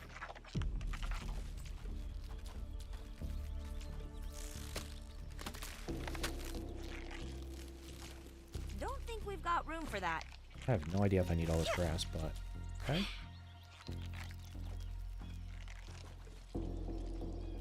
That comes out on September 16th, so that's like a week of streaming or playing it.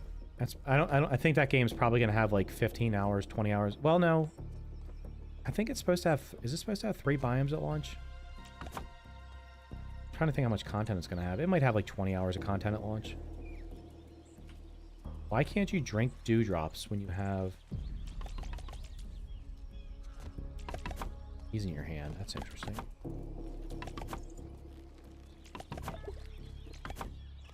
Get exactly the right amount. I gotta make one more staircase here.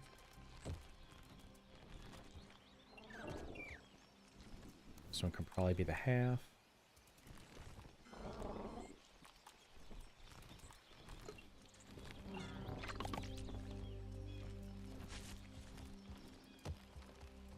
Gotta hydrate to dominate. Alright, I need some weed stems. Actually, I could just put that there.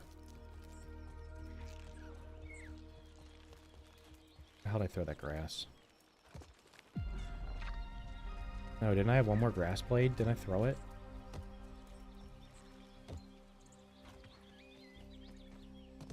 That's what I only eat mushrooms. I let my meat spoil for fertilizer. I have stacks of fertilizer already, or stacks of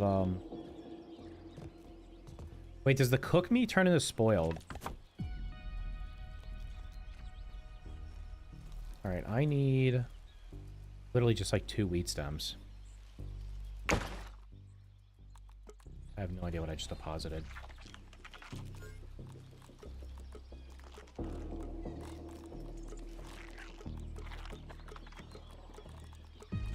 Oh, no, I need more than that. I need more wheat stems because I need the wheat stems to, Can I make a pallet?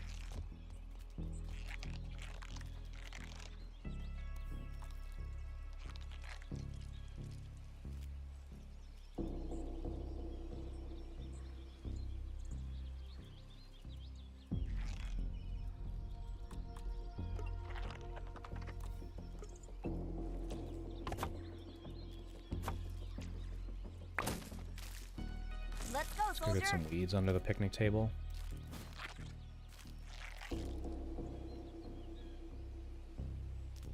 At the moment, spoiled meat is useless. Rotten food is what we want.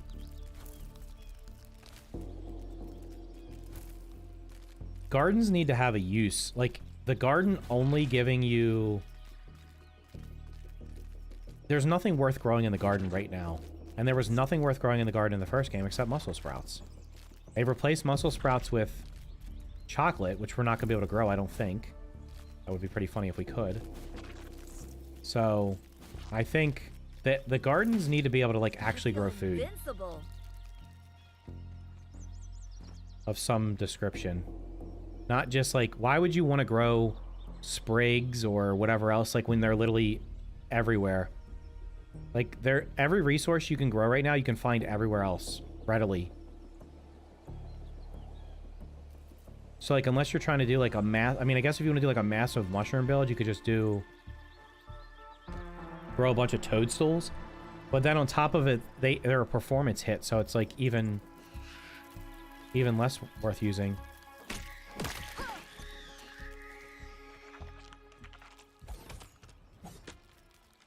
Chocolate's the beefy smoothies, yeah.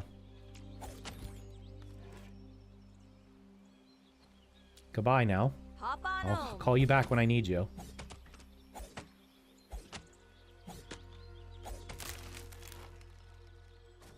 That was not the one I was wanting to cut. I want to cut this one. This one drops like 20.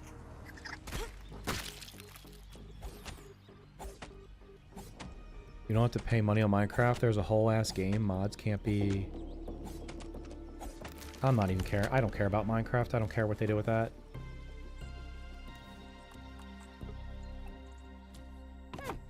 Didn't even break a sweat.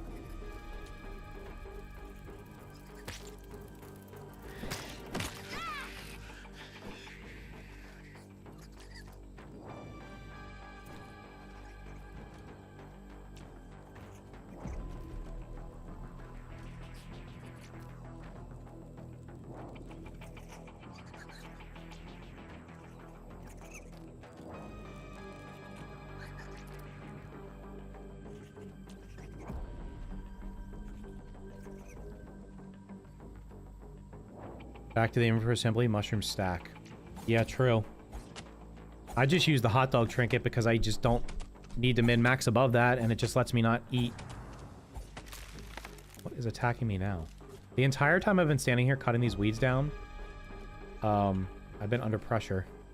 There's like there's something coming after me.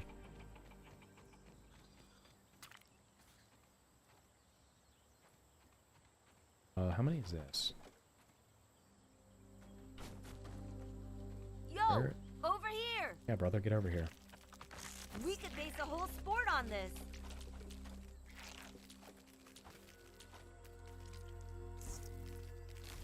There's got to be another one, right? There's no way there's like 11. They're always dropping evens. Steven, Jesus Christ, there's a lot of weeds over here. Just do this one. What am I doing? I'm building a small house over where the boss is going to be. All suited up and ready to go.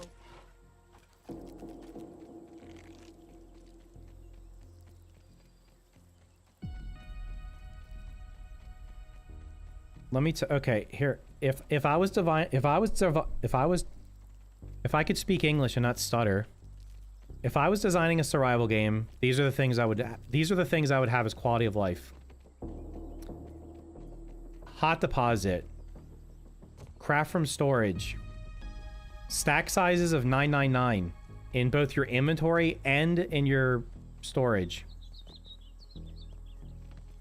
No hunger or thirst. You don't die from hunger or thirst. Eating and drinking gives you buffs and increases your HP, stamina, stuff like that. Food does not spoil. Take 5, Buggy Boy. There's no spoilage. No durability on weapons. Weapons are upgraded. Weapons and armor are upgraded by using them. If you want to have durability should literally be you go to a workbench and repair it at 0 cost. I want to eliminate all the tedious stuff that is just busy work, and I want you to just have fun in the game. And if that means you beat my game faster than whatever, like if you beat it in 20 hours, great. I don't want you to spend 50 hours playing my game because I've intentionally designed it to make it take 50 hours when it could take 10. I don't want to waste your time.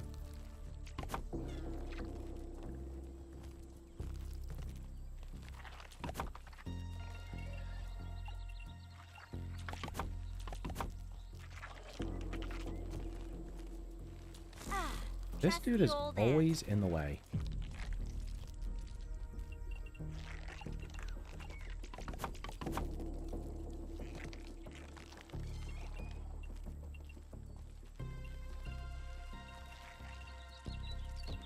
Can I really not build back there?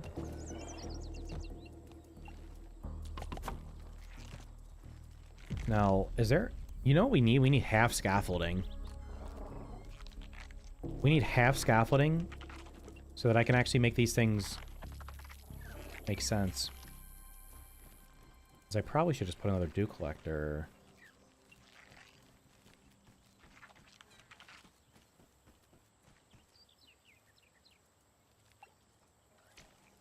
Okay, now I got double dew collectors. How many weed stems we got left? Oh, I still got plenty. I could build stairs up here, too.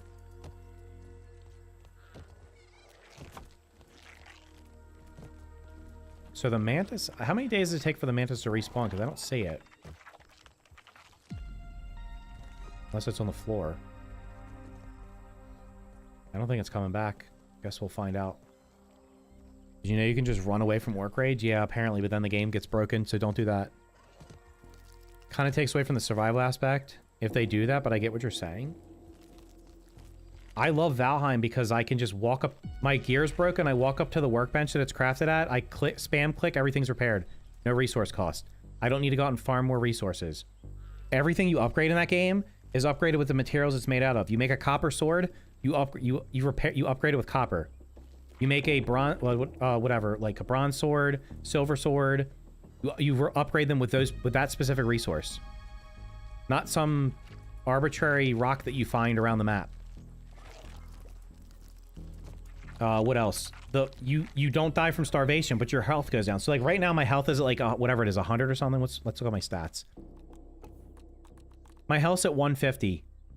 So if I was playing Valheim and I wasn't eating, my health and stamina, my max health and max stamina would slowly deteriorate. But these two things don't exist. So and there's also, you can actually buff your magic. So you can buff HP, stamina, and magic. And you get to choose what food you eat. And they buff those things in different combinations. Some give you more health, some give you more stamina, some give you more magic, some give you an equal balance. And you get to choose the 3 foods that you eat, because you can eat 3 foods. And that's how you get your buffs. I think that's a really good system. And Shrouded literally has the same system, and I like it. Do I need anything else in here? What else will be functional? I guess lights. And the lights are probably best with, like, torches.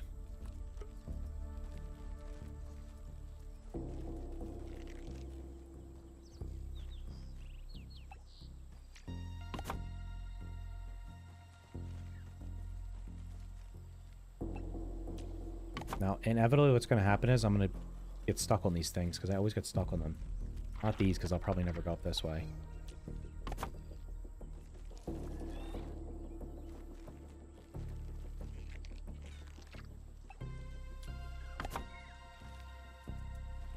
Oh, really? Or that's way easier or what? Yeah, eating. I'm special.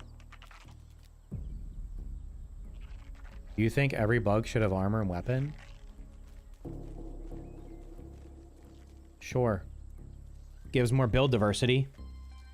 Why not? Every bug in the game should give you some piece of either armor or weapon. Maybe not both. Maybe some give armor, some give weapons. But again, that gets back to I think every bug should only have one one body part that it drops, because that would literally reduce the resources in the game by 50%. A minimum of 50%. Okay, this looks like it's pretty good. I got everything pretty much up here I need. Oh, I need to build a refrigerator. That was it.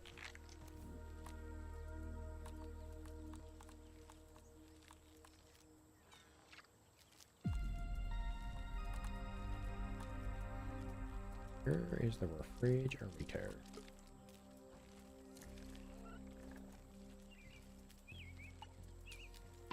I used all my pine needles. Damn, bro. Good thing there's like a million of them down here. How long before we get bug reskins? The scorpion and the mantis, or the scorpion is a reskin of the mantis with very slight variation. Watch the scorpion and mantis's attacks. They both do the claw attacks. They do like a left claw, right claw, then double claw, and then they'll do like a smash attack at you. The only difference is the scorpion also does the sting attack, and and then the mantis does the thing where it pounds the ground and shoots dart at you. That is literally the only difference. They have the exact same attack patterns.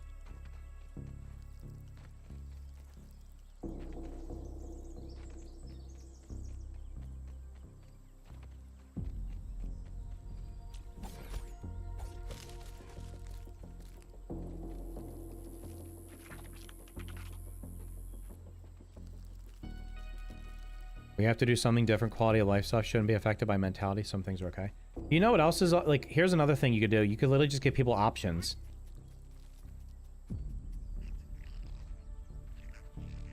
Is there a weevil here? He's camoed. So I have to kill him with the Coltana because otherwise it won't turn to a roast. Better than most protein shakes, actually.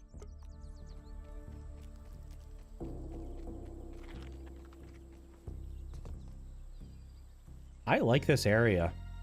There's no bugs here to fight. I wonder if that's on purpose or not. Why are there no bugs up here? Maybe if this wasn't in like the corner of the map as far away from all the new stuff as possible, this would be a really good spot to build. There are literally no bugs up here that are aggressive against you except for this one mantis. Like this whole area over here, there's like spiderlings way over there. Other than that, this is like a huge area that there's nothing in.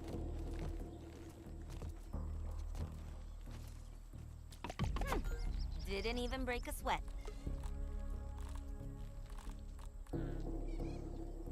That's gonna spoil. I'm just gonna eat it before it spoils.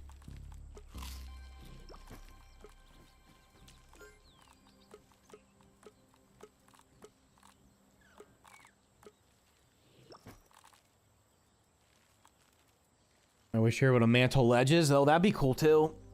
Oh, here's another one. Here's another quality of life feature. Stamina is only consumed when you're in combat. If I'm just running around, if I'm harvesting resources, I don't use stamina. That is literally just another mechanic to force you to slow down.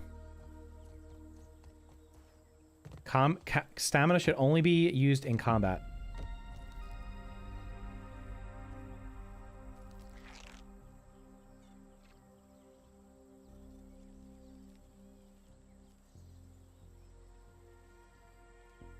It might change when the boss comes, maybe.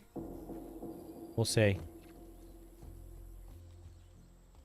I mean, I think I'm safe building here. I don't think there's going to be anything that's going to come up here and... Wait, I shouldn't have built this. I was supposed to build a feather bed. For the bonus.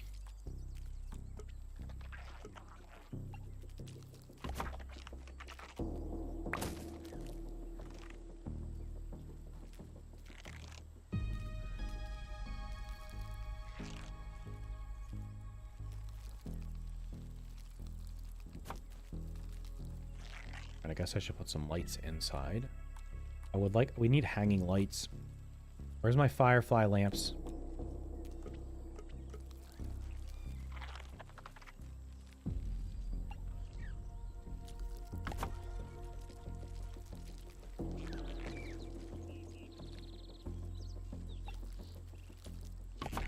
Goodbye. You're just gonna get in my way. I know what you're doing. I know what you're doing. You're raising my blood pressure.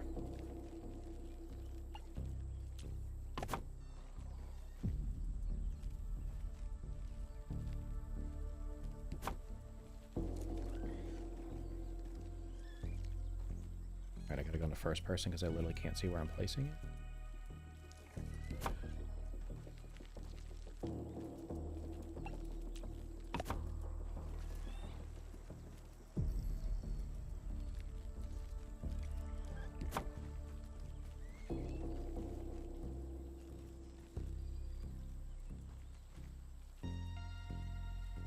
That's just weird. What's weird? Bring back the hanging lights, yeah. I'm not even reading the Twitch chat. Idiots over there are just arguing about some Minecraft nonsense. Do I build a cookery up here? Probably not, right? I'll just bring food up here and put it in the storage area. Just trying to think what else I might need.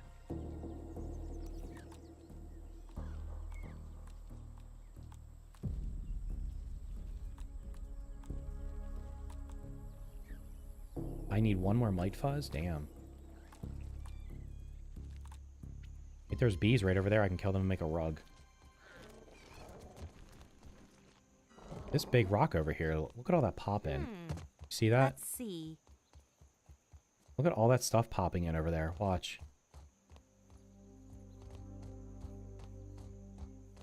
I'm not even that far away.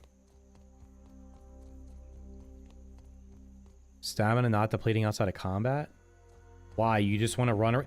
So you want to be in a game where you're running, doing absolutely nothing but running from point A to point B, and every so often you just have to stop and wait for that green bar to fill back up? That's wasting my time.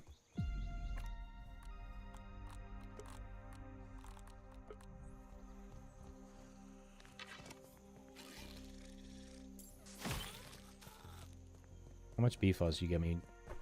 2. Alright, we need 2 more of these guys. A rug.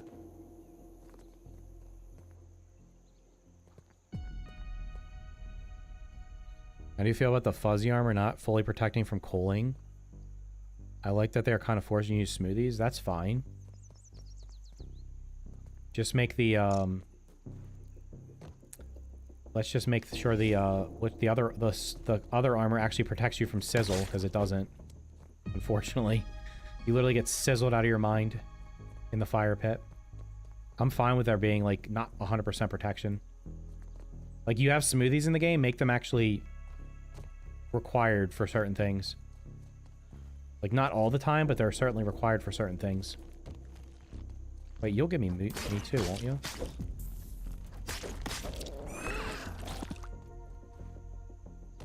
Alright, that gives me food in here.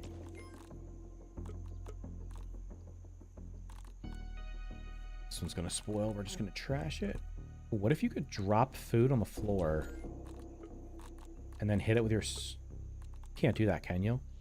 Can you drop food on the... Can I drop like a raw roast on the floor and whack it with my sword and turn it into the, turn it into the thing? Roast? I don't think you can. Alright, I think this house is pretty good. I have pretty much everything I need up here.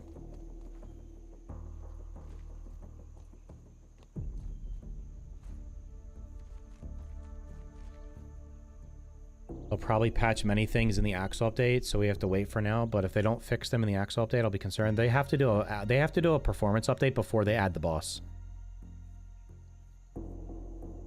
Imagine for quality of life, you could just copy that whole little base and place it in a different spot. They said they're doing something similar to that. Under a Rock is doing that. So I like that. You literally just build yourself like a base you want to have, so you can have an outpost. And you just copy and paste it, and then you just have to build it. You have all the blueprints, and you just build it. I think releasing game in early access as a double-edged sword allows them to get community feedback, but now they have the uphill battle of maintaining players to 1.0. They're not going to maintain... The player count peaked already. It'll be lucky if it ever gets back to that number even after 1.0.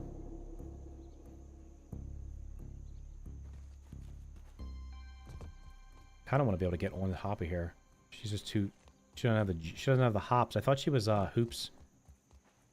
She should be able to jump higher. Can I build a ladder? Maybe I can build a ladder.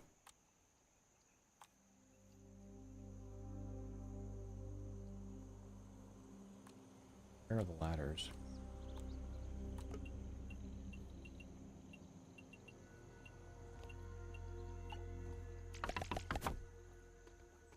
Okay. I could put like jerky racks up here if I needed to.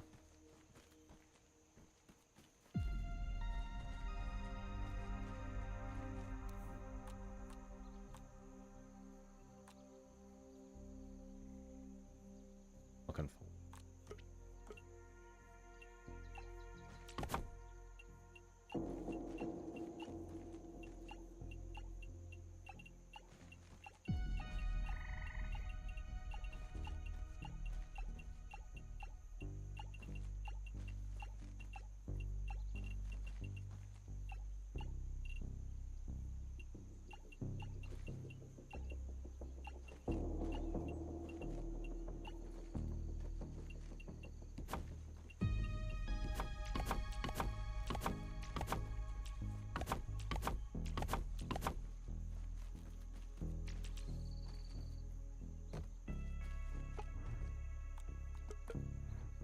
Base moving is something that's on the roadmap. Yeah, we have to see what that's going to be.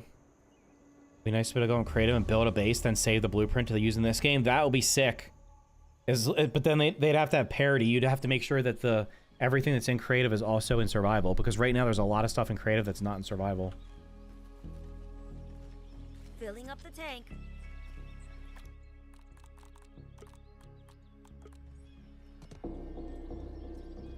It is dark. Very dark up here.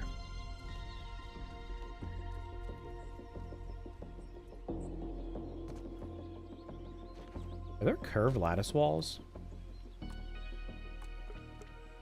Wait, we don't have the curved... They didn't give us curved pine walls. Damn. Right? Nope, no curved pine walls. Unlucky.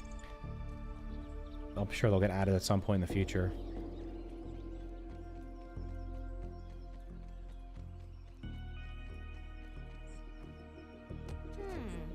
Let's see.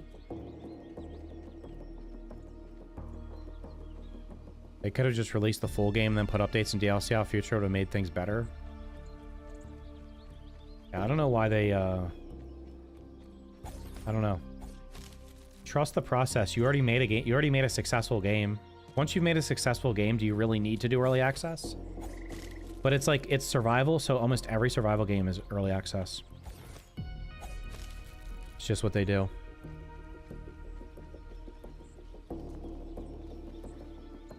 Alright, that's almost finished. I'll literally be pretty much ready for the boss. That comes. So, like, next week I can, next week I'll see if I can... We'll figure out what else I need.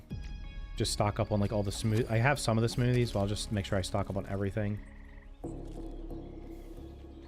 Make sure I have all the armor crafted and maxed out. All the... I need one more trinket. I just need the Mantis trinket. Not that I'm ever going to use it, but... You never know. You said, why didn't the game launch with creative instead of playground as one of your questions? I did not. Did I?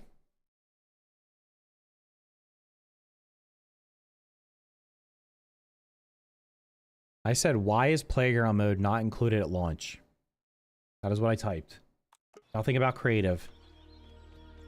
Why is playground mode not at launch? Since playground mode would have at least gave people something to do when they beat all the stuff. They could have built their own things.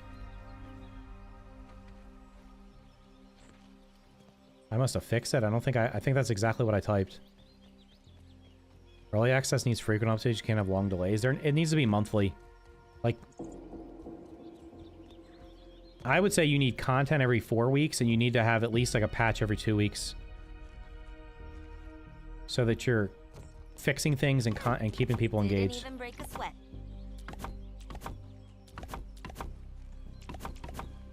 Well, I guess I could turn... Let me see something.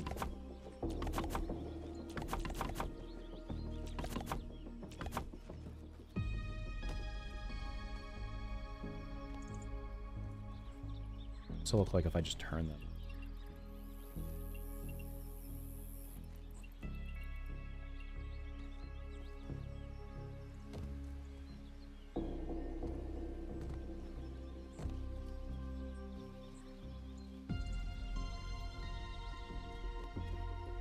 Idea. Not sure why these aren't the same on both sides, but it is what it is. Oh, it's not. Is it gonna let me turn this one? God damn it.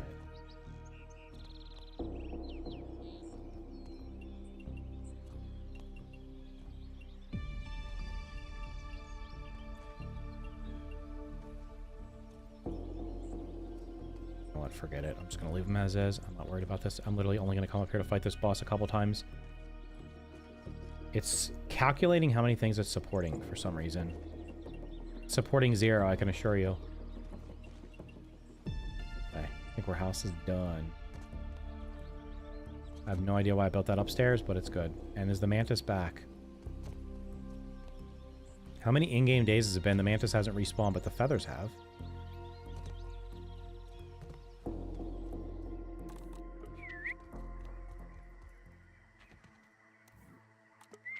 This might be the best feather spot. There's like 3 feathers over here. I don't think they would have enough content right now to update every 4 weeks. Then don't release the game. And that's just not true. No, you can drip feed the content. The map's got 9 zones, right? You're telling me every 4 weeks they couldn't add a new one of these blocks to the map?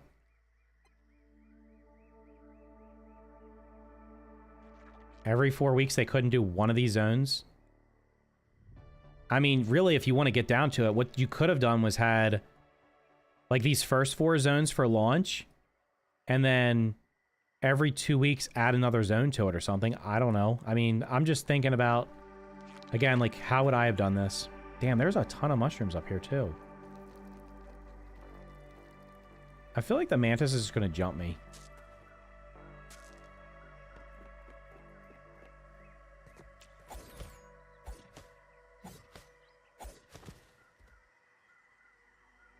I mean, I wouldn't want less content that's already in the game, I think. But I think what you normally do is, like, you...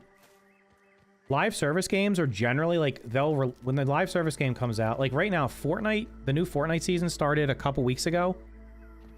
They have probably already almost finished the next season after that. Like, they already know what's coming in the next season.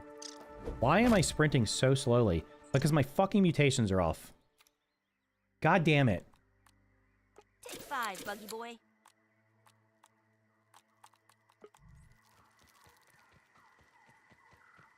Now the aphid got away. Is the goal of early access not to retain players? If it was, they wouldn't... Nobody would do it the way they do it, because no early access game ever retains players.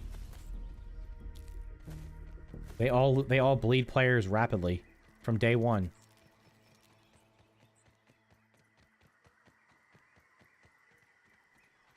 Yeah, the mutation turning off is a bug. And it's not even consistent. It's like some loadouts do it and some don't. I don't remember which one. I probably loaded in with this one. That's probably why it was like that. This one's supposed to be the boss one anyway. We're doing this. It was supposed to have that one, and probably... Maybe cardio fame? I'm normally running around with, I've been running around with this one because I was using this club. I had, the whole time I've been playing for like 2 hours, I did not realize I didn't have the Natural Explorer on.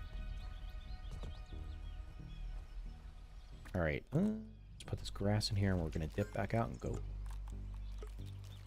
So they just pump and dump the game? That's what everybody does. Yeah, what do you mean? But back to the Fortnite. Fortnite, more likely than not, they already have the next season finished. Or very close to finished. Like, they're always one season ahead. So that they're not having to, like, crunch the last minute to get it done. They already know what's going to happen. They already know the next season. They already know who they're doing a collaboration with or a crossover with. That's already all planned out for at least one season, maybe more. So yeah, for a game like this, they should already have the first 6 months of content. All suited up and ready to go. The first 6 months of content should have basically been in the game. Or been ready to, like, drop out drip feed.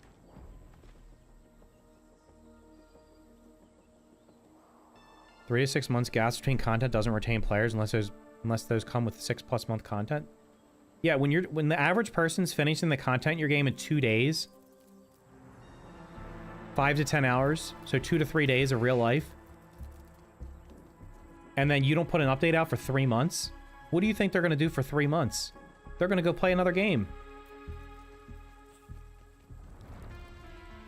I mean, Fortnite does a good job keeping people playing it because it's got not only its normal game modes, it's got a bunch of other ones. It's got all the player-made ones. I don't want to fight you. Please leave me alone.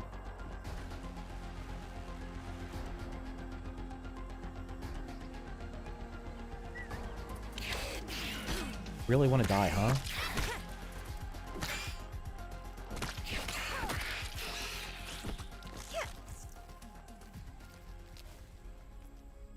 Yeah, Fortnite has at least 6 months. They have at least the next season finished. The next season is already finished right now, basically. That's what I'm saying. If not further ahead. Maybe in the next 2 or 3 seasons. You got to stay ahead of the curve. You can't be developing on the fly. So, like, for a game like this, it would have been better if they would have... Basically, the best thing they could do is build the entire game out. Build the entire game, release a certain portion of it at launch, and then address issues for the first few weeks, and then you add the next content update so it's already ready. And you're only having to tweak stuff far in advance, not like Okay, we did this. Now what? Oh, now we have to develop the entire next zone of the map. Like, that's, like, right now this map should be pretty much... I mean, I think they know what they want it to look like, but it should be pretty much, like, finished. And then you just add stuff in periodically over time, if you want to keep players. I mean, clearly that's what their stated goal is. That's the stated goal of every early access game, but every single one of them fails. There's no repeatable content. Like, look how fast I just got from here to here in like a minute. Less than a minute. Awesome. By running. That's how fast this map. The other thing with this map is it's super small compared to it's super small compared to other survival games which have like infinite procedural generation or which have massive in-game maps that take forever to get across or forever to explore. You can explore this entire map in minutes. I miss when games would come out and you got everything and that was instead. Yeah, and then like if they did a DLC, whatever they did a DLC, but beyond that, yeah, you're right. They should have beta release before every single update. That's like 2 weeks before. They're going to do that. Well, they're not going to do that with the boss fight, I don't think. Oh my god, imagine. Maybe they will. Now I'm just thinking about this. Maybe on September 1st, they announced that the public test branch is opening for the boss fight. So that it can be tested and balanced to see if it's too easy or too hard. Maybe that's what'll happen. And then the actual update will come out 2 weeks later. So basically everybody will finish the new content. Because what would happen in the past when they had public test branches for the first game, everybody would finish all the content in the public test branch before they even released it officially to the game. So then when the update actually came, you had nothing to do. I never noticed those things were on there. That's cool. Let's see. We got an axe, an aphid. I don't know what that's supposed to be. What is that supposed to be? Some 90-degree angle there. The axe isn't even in the game anymore, though. Public test kills the game. I mean, a public test is basically a test for, you're doing a quality assurance for an early access game, which is basically quality assurance. Is it a trampoline? I don't know. It's like a 90-degree angle there. I have no idea what it is.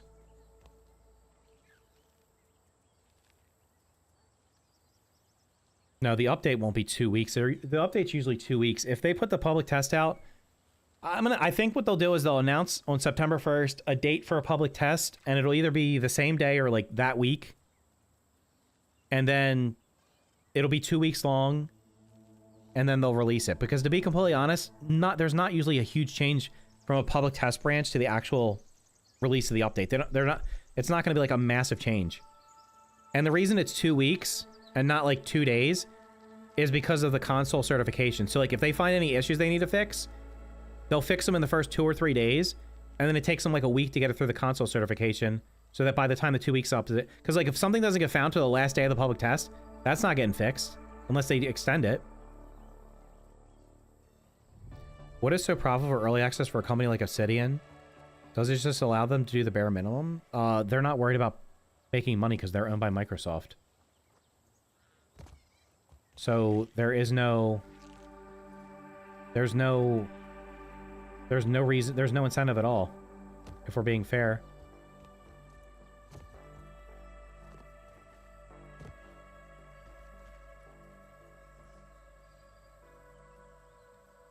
That's what I mean. Like, why do they do it? I mean, I don't know, because now every early access game has, almost every survival game must release an early access for reasons, because the purpose of early access is to test things that you're not sure of. What has any new survival game done that is so wildly different than the other 100 that have come before it that you'd have to test because you don't know how it's going to function? Literally nothing. It's literally, the only thing you need to be testing is balancing. Crafting system, cooking system, skill system. I mean, all that stuff is like, it's already exists. And when you have a sequel to a game, you literally have all that stuff has already been tested for multiple years. The first game went through 2.5 years of early access. Everything was tested. They fixed most of the problems. So what are they testing here? They're testing the buggy running around the map? I mean, I guess that's the brand new thing, but it's like, with that, I don't know how much time that needs. You better turn around and get in here, boy. That's what I thought. The reason they do it is because it just gives them more time to finish the game. But they could just release the game and then fix the problems after the fact. They could do a open beta a month before release and then fix the stuff that's found in it. They could do an open beta 3 months before release. Right? Like, those are the things you could do. I have early access fatigue syndrome right now. What is that? EAFS. I have EAFS. Early access fatigue syndrome. I am tired of playing games that are incomplete, that have lots of things wrong with them, that I then have to wait 3 to 6 months to get more content on, that take 2 to 3 to 4 to 5 years for me to actually get the finished product. It's why I haven't been playing a ton of them lately.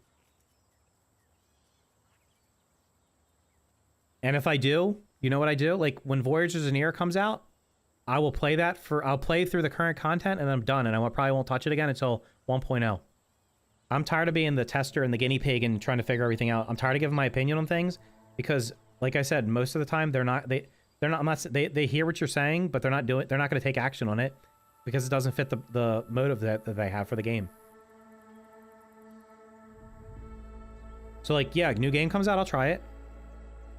When this game... Listen, I said this yesterday. The only reason I'm going to play this throughout early access is because I know you guys want to watch me make content on it. And as long as I'm having fun, I'll do that. So when an update drops for this, when the boss comes... I mean, I'm going to probably stick around till the boss comes, unless they say it's not coming for, like, a month. Assuming the boss comes September, we'll do that, and that's it. But then, between then and the next update... If there's like news that pops up, I'll cover it. There's nothing else to make content on. I'm not going to just sit here and farm resources until the winter update comes so that I have 5,000 of them. I could just save myself time and dupe everything. Right? I could literally just not spend any time doing anything and just dupe everything if I really wanted to. And not waste my time. I'm not going to do that, but my point is, like, I'm going to do that for this game just because I know people want to see me make content on it. And as long as I'm enjoying it, I'm not starting over every update. When that boss drops, I'm fighting the boss. When they add the garden, I'm going straight to the garden. I'm not starting over. I don't care what they change in the beginning. I'll experience that at 1.0. I'm not doing what I did with the first game. I'm not starting over every time. Pond when? Next summer. That's when it says next summer. So June, July, August next year. Early access isn't gamer friendly as much as they say it is.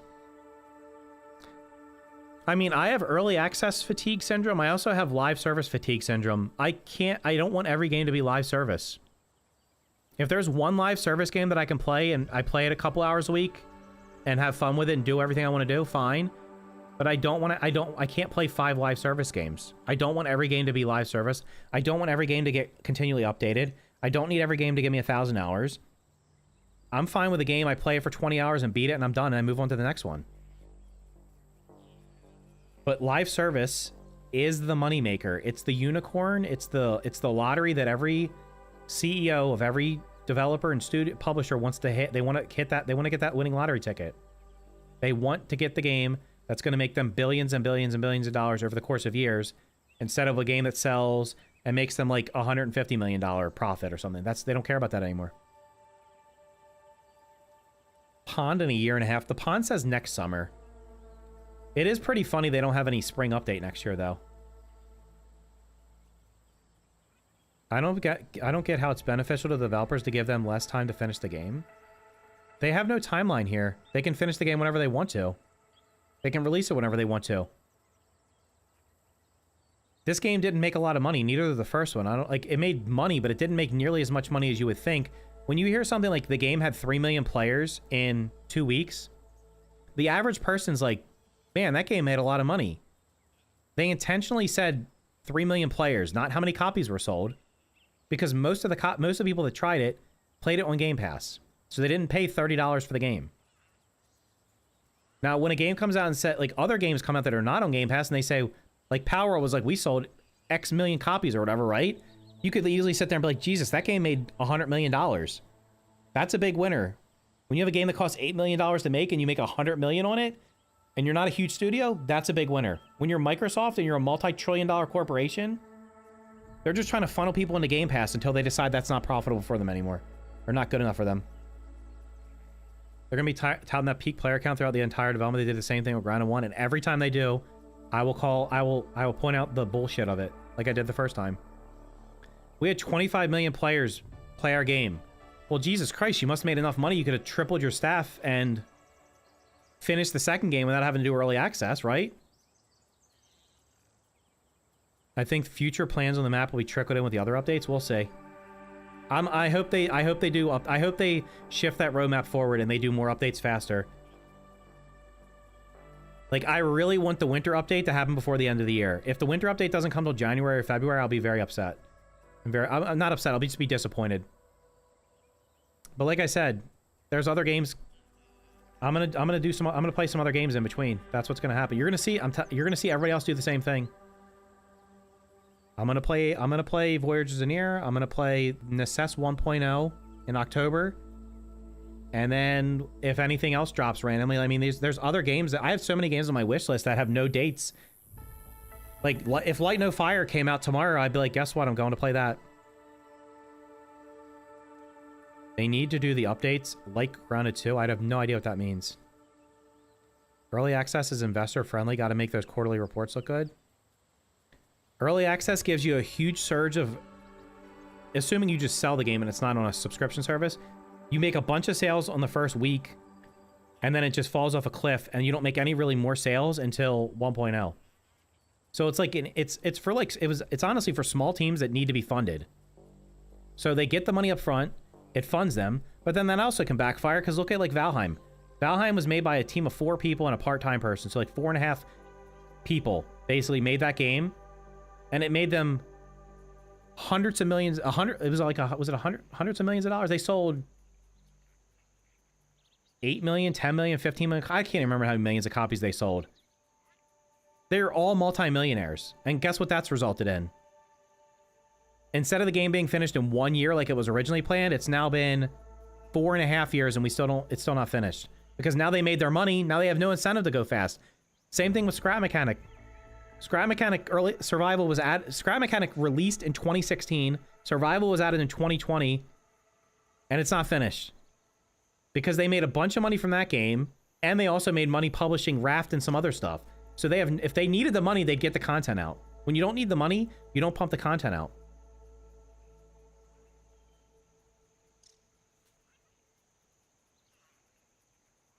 Game Pass was making $400 million a year in 2023.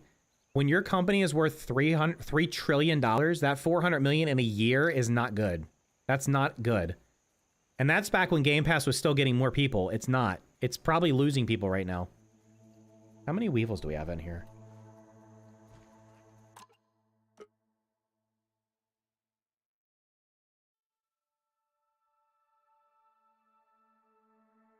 Two.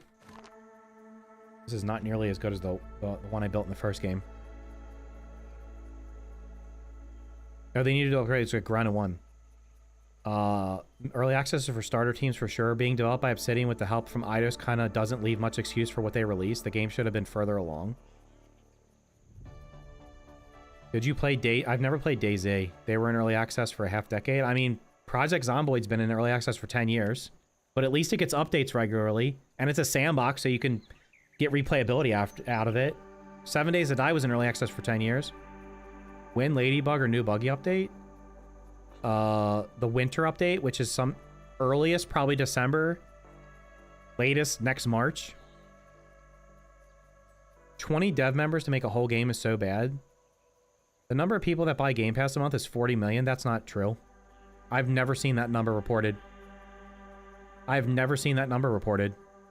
They stopped reporting when they were at like 25. Show me an article that says that they have 40 million Game Pass subscribers right now. Because I've not ever seen that published. They were in the 20 million range, and then at some point, they converted all the people that were paying for Xbox Live Gold. They just made them Game Pass members, and artificially increased the Game Pass subscribers. Because, by the way, if you're playing on console and you're being charged a monthly fee to play video games online, you're being scammed. I'm playing on PC. I don't pay any monthly fee to play any video games online. I play the same games you're playing online without being charged $10 or $20 a month. So stand up for yourself and stop paying for that garbage. And you also have to look at Game Pass has like 500 games on it now, of which they're paying some type of fee for most of them, or they're paying to develop them.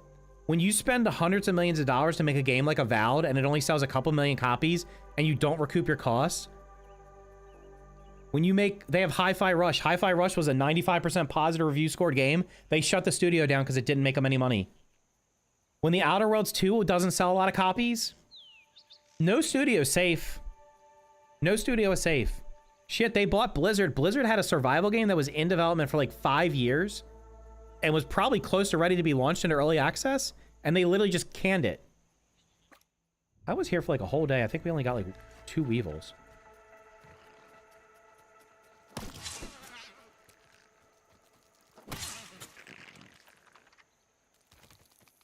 Unlucky.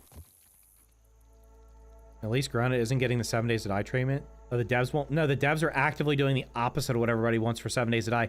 I've seen 7 Days to Die content creators literally have switched and are now making Grounded content. I'm like, weren't you like the 7 Days to Die guy? They literally quit the game because of the 2.0 update.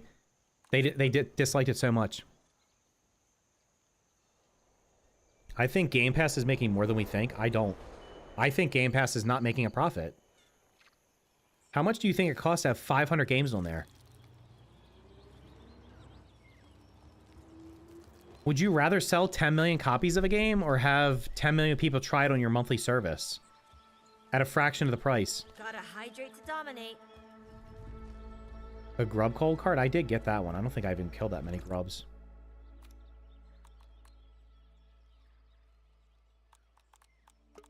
$61. 282 Weevils, 236 Gnats. Those are the ones that are crazy. Why are the graphics on Valheim so bad? Their graphics of Valheim are intentionally designed to be looked that way. Why if you want a game with good graphics, go play COD slop, Battlefield slop. What other games come out every year that have slop? That are just, they look really nice, but they're the same crap. What is my GPU of 4090? Trapper Peeper should at the very least give you 50% more crit damage. Look, I could spend all day talking about the percentages that things give you in this game and how they're for the amount of time it takes to unlock gold cards and how it's RNG. Yeah, Trapper Peeper should be giving you 100% crit bonus, 200% crit bonus, 300% crit bonus. You need Game Pass to play paid games online. You're right, and that's a scam. And people are still paying for it. I'm playing Grounded 2 because of 7 Days to Die 2.0. When I saw 7 Days to Die 2.0, I was like, oh, maybe I'll finally put a bunch of time into it. And then everybody who liked the game was like, it's worse now. I was like, okay, I guess not. We went free sandbox and devs for 7 Days to Die is trying to make a linear restricted game. I'm only getting 90 FPS, by the way, right now. I used to be getting way more. Weevil Trap's working, so I'll probably do a video on this. Maybe I'll do a video on this today and post the questions for tomorrow. That questions video is going to take a while. The only problem is this thing doesn't attract a million Weevils. It only attracts a couple at a time. Once they add the aphids, we'll be able to get aphids too. Once they add, if they add the stuff to get aphids. Grounded 2 feels hollow. Look, it's a fun experience for 15 to 20 hours for the average person. And then they're gonna uninstall it and come back in 2 or 3 years when 1.0 happens.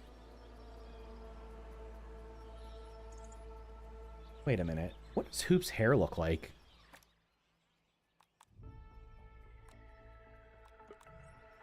That's what her hair looks like now. If I take the helmet off, does it look different? Why is the helmet making my hair... Her hair... It looks like she has her head... Now it's fixed, huh?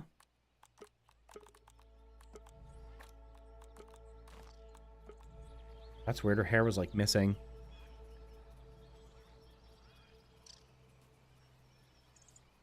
Seven Days to Die looks...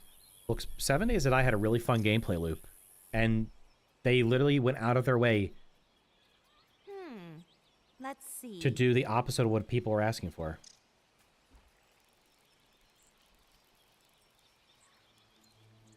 Did you see that thing? What was that thing doing?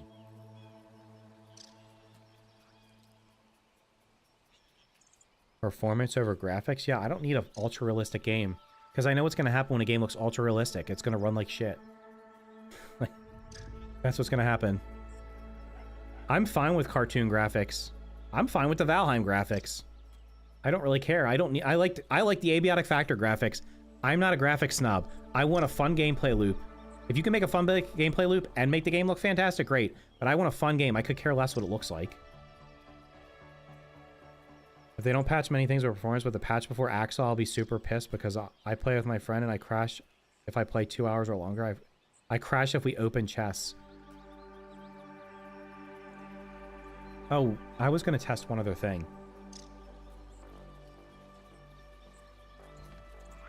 Well, we all know there's two of them in here now. When I walk over to my house and come back, they're probably going to be gone. I wanted to test something real quick to see what actually happens. Didn't even break a sweat.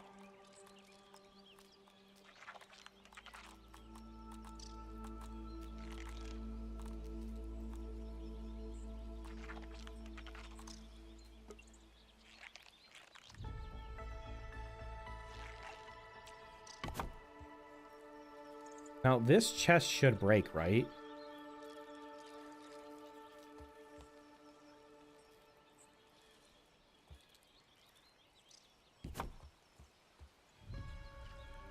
Does this chest break if I break this?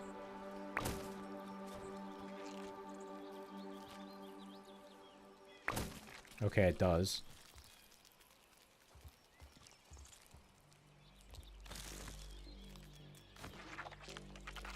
See ya. His name is about to be changed to Nuisance. Maybe I'll go on creative and test it. See-Through sent me a picture of this. I can actually probably just show. Let me see if these things are if these things got out.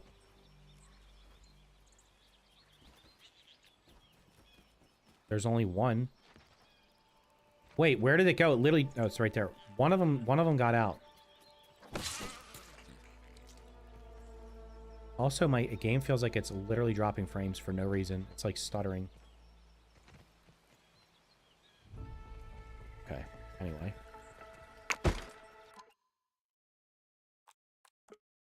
See if that picture might just illustrate what I was looking for.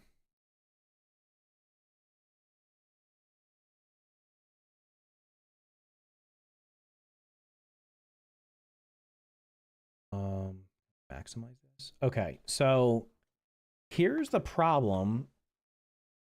What do you have your render scale on 85? Because I have it on 8. I have a 4090, render scale 85, graphics at medium, FOV at 90. I would like to have it at render scale 100, graphics epic, FOV 105. If I do that, I literally lose like 20 frames, 20 FPS. All right, so See-Through took this picture and sent it to me.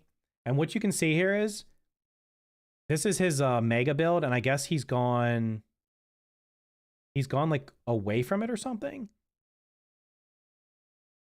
And what it's doing is it's like, you can see back here, these chests are floating, the stuff bugs are floating, the spinning wheels and grinders are floating, the gardens are floating, the bounce webs are floating. So what happens is when you get out of render distance, the game unloads walls, floors, shelves, everything like that to save memory. But what it doesn't do is it doesn't unload the chests, and it doesn't unload all the crafting stations. And the reason it can't unload them is because they have stuff inside of them, or they have stuff being made inside of them. So like every one of these, if these spinning wheels are all going, if these grinders are all going, if you have things growing in a garden, they all have timers on them where things are going.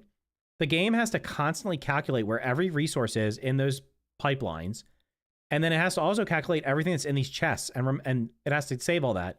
So literally giving us 999 stack storage and bigger chests with more slots in it from the rip would mean you could have 2 chests instead of 1, 2, 3, 4, 5, 6, 7, 8, 9, 10, 11. He's got like 30 something chests right here. Plus, there's probably like 40 chests right here in this one area.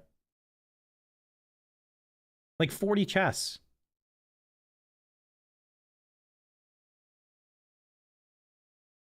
The game has to remember all this. If instead we had 999 stack size and each one of these chests had double the storage, you could have like 2 or 3 chests and the game would only have to remember that.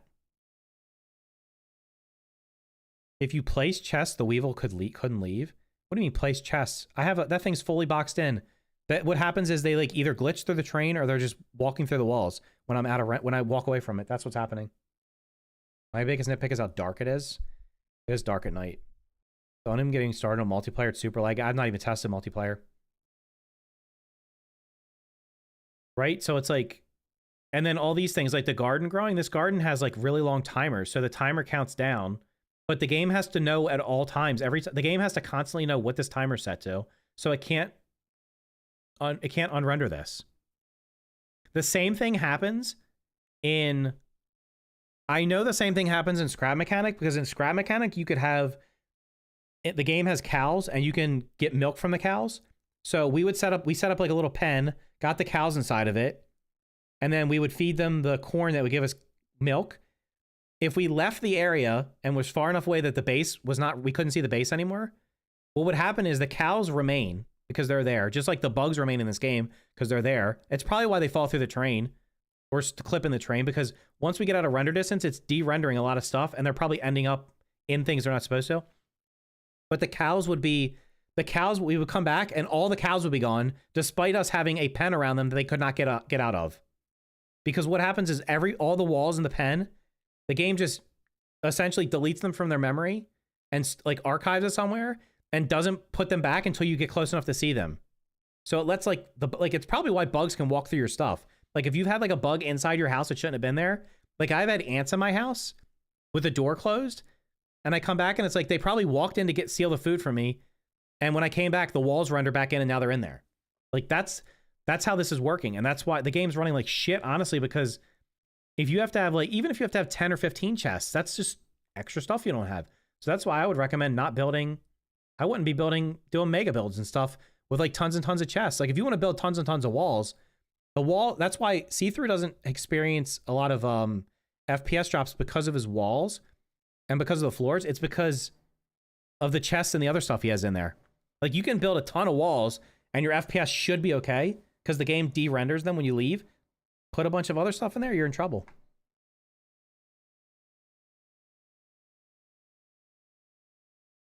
Why is there not a bigger chest to use? The boss is supposed to have a bigger chest. That's what they said. So.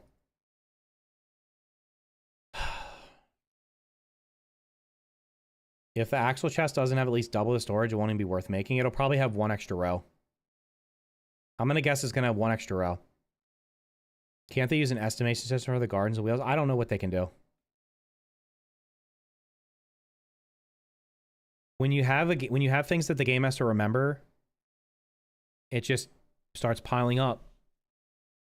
When people only have one thing to do right now in the game, which is build, it starts piling up. So people are building crazy stuff. We have to kill 50 axles because I have no idea what that word is. We'll probably make 2 chests. We have to kill them 50 times to get the parts to make the chest. Yeah. Look, just beat it the first time and then be like, okay, if I'm going to farm this thing and it's just not even that hard, just drop it to mild and just slaughter it a bunch of times to get the parts. Bigger chests only help so much. It's still tons of stacks within the small stack size. There's too many. Delete half the resources and increase the stack sizes. Problem solved. Not problem solved. Problem helped. Performance helped. So, anyway, I'm like starving right now because I have not eaten hardly anything. I ate 1 snack when I walked away earlier. I need to eat something. And I've been streaming way longer than I planned to today. I do appreciate everybody being here. Can we get to 100 likes on YouTube? I'll do the 50 questions video. Probably either post it tomorrow or Monday, because it's probably going to take me a while to make it. I'll probably do the Weevil Farm video today. and I have one other video. I have 3 videos, so I got at least 3 to... I have a video for today, tomorrow, and the next day, probably. Or tomorrow, the next day, and the next day. Assuming there's no news that pops up, which I don't think there will be. Maybe they do an update on Monday. Next stream will probably be next Wednesday. That's probably... What am I eating? I have no idea. Something in my house. But yeah, make sure you guys hit the like button. Is anybody actually streaming that I watch? Let's find out. Jesus Christ, dude. No way.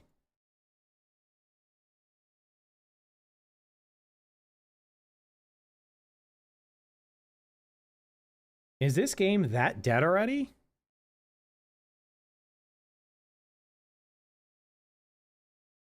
He's only got 40 viewers. He had like 80 or 90 viewers last week. Not even less, like maybe earlier this week. How many people are playing Grounded? There's only 1,000 viewers.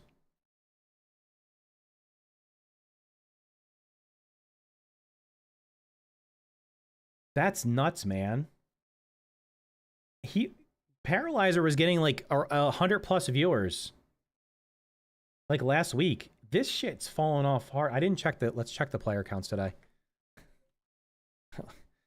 Let's get a good chuckle. I didn't check it this afternoon because we're now past the peak time. I think it did hit 10K today.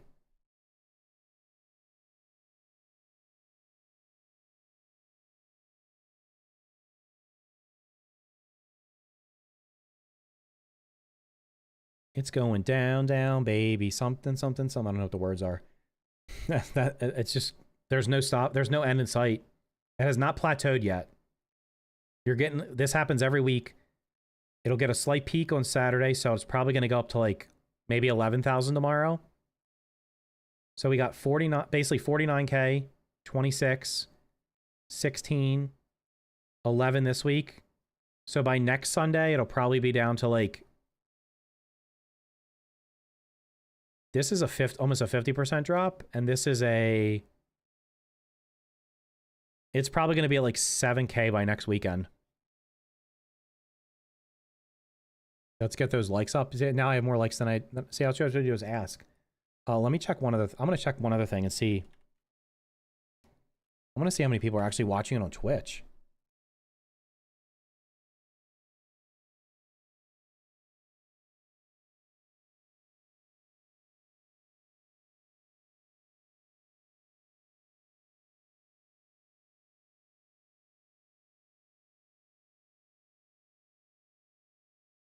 Look at the viewers, man. So in 30 days, the average viewers was 7,600.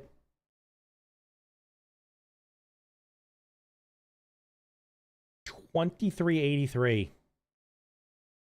1,600. So for the first month, because of the first couple days and a couple big people playing it, 7,600 average viewers. 300 people streaming it on average. Max viewers 170, 25.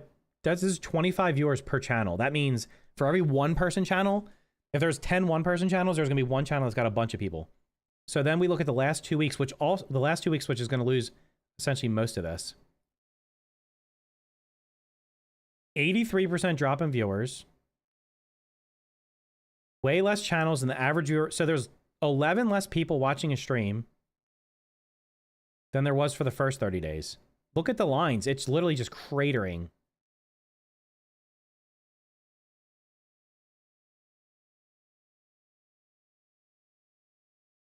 What the hell's their name? That's not it, is it? What is their name on Twitch? This is not their channel, is it? Oh yeah, it is.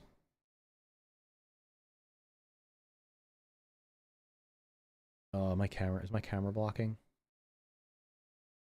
No, it's not. Okay. Peak viewers on the first stream, 437. 269. 288. 152.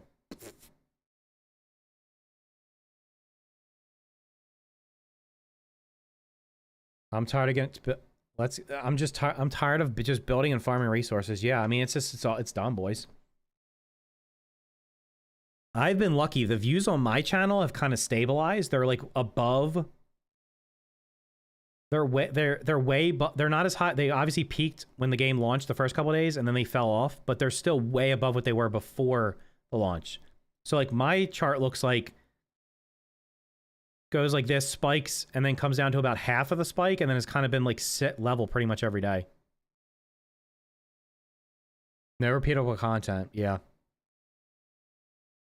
There was repeatable content. It was called the orc raids that happen every 3 days, but then they stopped happening because you do the mixer. So, yeah, man, I don't know. This is early access for you guys. It's just crazy that how fast it's fallen off. Now, mind you, wait, can I like, oh, I can't. This 7,600 average is including the bad days. So like back here, it was like, there were 2,900 people streaming the game.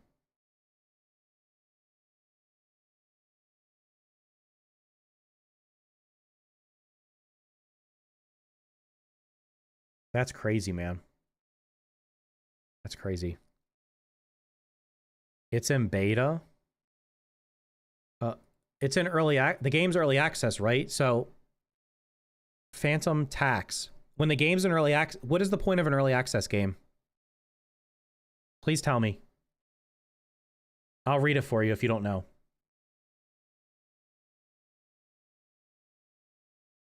We love building a game with our community, and early access is the best way to do that. We're continuing the same spirit that helped shape the first game. It gives us a chance to hear your feedback early, make improvements together, and grow the park into something special. If nobody's streaming it and nobody's playing it, who's giving the feedback for early access? I'll wait for your answer. You? Okay, so you. But the other 2.999 million players that quit the game already, they're not. So basically, they're getting feedback from you, who probably glazes the developers and never provides any critical feedback. I'm just making a logical assumption based off of what I know. They're only going to hear feedback from the people that are still playing the game, or people like me who are making videos on it, who is very soon going to stop doing that, and people that are only going to play the game and only say positive things. So, it's a fall. Grounded 2 is the best player of the decade. Is the best game of the decade.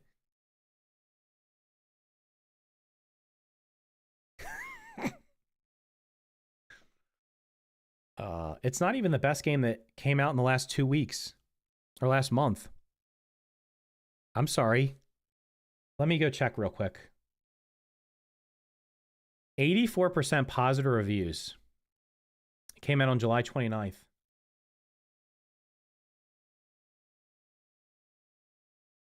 This game came out 7 days before it. It has 96% positive reviews. So, this game's better. The average person, more people think this game's better, and it came out 7 days before. They're rage baiting. I know, they're retards. They're probably coming from the retard. Some retard probably sent them over. Oh, I can just ban. Oh, there we go. I can just ban this retard. Okay. Ban you. I don't need children in my chat anyway. There we go. Twitch just got on the board for two bans. Going to be a real grounded one. Fully Yoked is probably one of my favorite. Yeah, great. Fully Yoked. Compare Fully Yoked to the game that released in July of 2020. Compare that. It's a totally different game. They could have instanced the ant caves and made the actual farmable content. Yeah.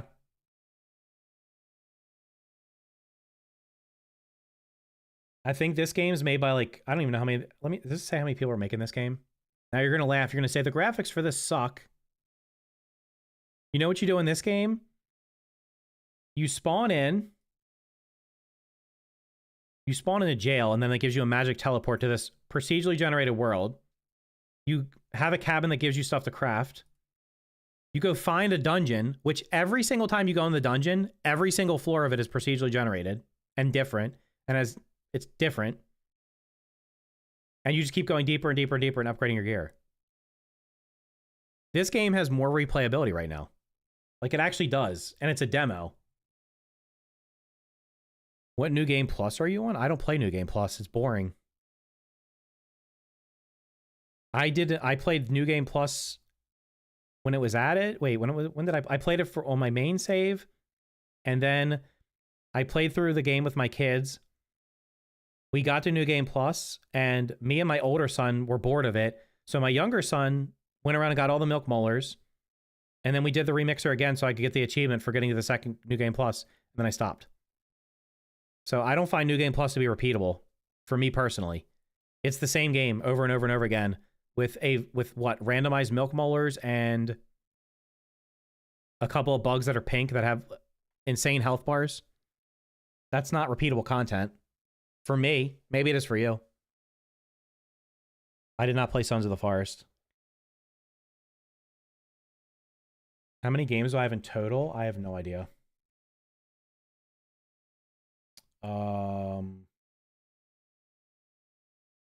A couple hundred on here.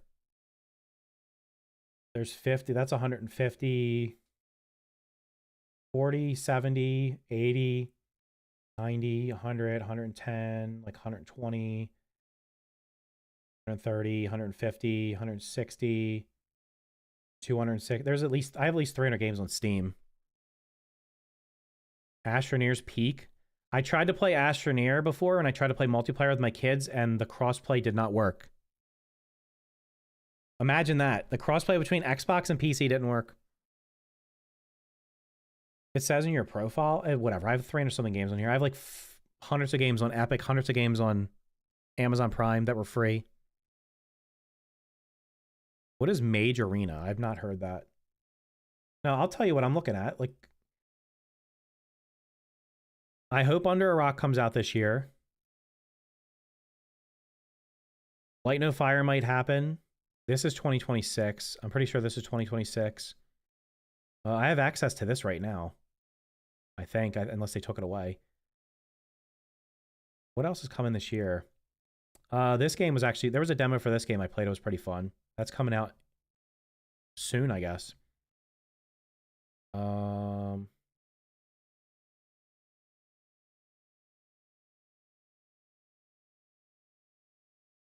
Yeah, A Voyager's Near is coming in, like, I don't know why. I guess I took it off here. Well, this is a survival game too. Lost Rift, that comes out in a month. Upcoming game. It's a bunch of people in VoIP yelling spells at each other. Oh, okay. I'm not interested in that. I'm not doing voice chat with people. Me and my best friend pre-ordered Helldivers. Did you get a bonus for pre-ordering it? Why didn't you just play it when it came out? I highly recommend. I'm not going to play Sons of the Forest. If someone bought me the Sons of the Forest, I still wouldn't play it. I've seen enough of it to know I'm not going to like it. Castle Miner Z, yeah, I put that on there because I have the first one, which I've also never played. You have no idea how many I have so many survival games that I've never played. Most of these games I've never installed. I just bought Far Cry Primal. Far Cry Primal was like $5 the other day. It's still on sale. This was like, the Apex edition was $5, so I bought it. I'll probably never play it. Oh yeah, Necess is coming. Necess 1.0 is happening. Is this the 1.0 trailer? Yeah, Necess 1.0 is happening in October. So basically think if you played Core Keeper, it's Core Keeper on steroids. So it's like Core Keeper, but like on steroids. I'm not gonna be live much longer. I was saying if you were live. Yeah, I built my base for the boss. I literally have nothing left to do at this point except for make sure I have enough smoothies and stuff for the boss. Have I played Subnautica? Yeah, but I didn't finish it. Hawthorne? Or I take games off my wish list and put them back on all the time. I also have, like, games are on my wish list that I already have. I already have Outbound. They gave me a copy of it, so I don't know what the hell's going on that. You're recording? Yeah, I got, like, 3 video ideas for the next couple of days, so... we'll have stuff to put out. Everwin. This game just is going to be... This is going to have really cool boss fights and everything. This game's really fun. I played it for like a couple hours. October 9th. How many hours have I played this? I played it for 5 hours. I started the save a little while ago and played it and got through, like, went to the... Basically, it's... You're on the overworld. You go down into the dungeons. get better loot, fight bosses. You build yourself like a little town that has NPCs that do stuff for you in it. It's got pretty cool boss fights. Like, look at these boss fights. That thing's huge. It's like a giant ice salamander or something. Got different temperature biomes. So it's pretty fun. It's gonna be, I think it's gonna be pretty good when it releases. So ideally, Axel comes out the first week of September. Oh, see-through, I don't know if you were here. We now think possibly they're gonna open a public test branch for the boss. That's what we're now thinking. That comes out the first week of September. We beat that, make some videos on it, and then it might time out that Voyagers in the Air comes out right after, and I play that for a week, and then I don't know. That's just my plan for the rest of the year. Is I'm just gonna, in between grounded updates, I'm gonna play other games, and if I make videos on them, if people watch them, great. If they don't, I just won't make videos on them. Public test for the boss, probably. Why not? Public test will be lame. They might not do it. I mean, maybe they just release it. They're gonna do a public test for the big updates. What was the other game you said? Somebody said Everwind? I'm looking at this thumbnail and I'm going to tell you what I think this game is. It's a game where you make an island into a pirate ship and fly around on it.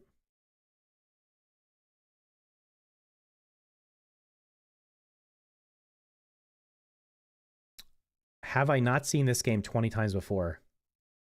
It's basically Minecraft Aloft. It doesn't look bad. It doesn't look terrible. It looks okay.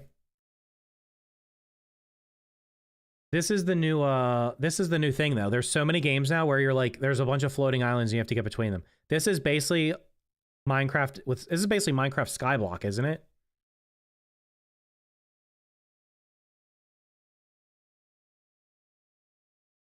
Except I guess there's like huge.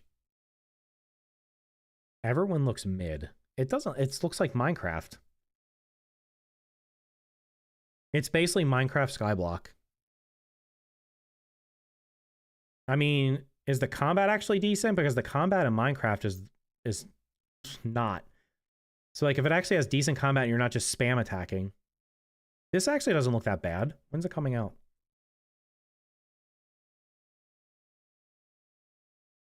Pretty long trailer. Bohemia Interactive. Everyone is a novel take on RPG and sandbox survival in first-person perspective. Of fucking course it's going to be early access.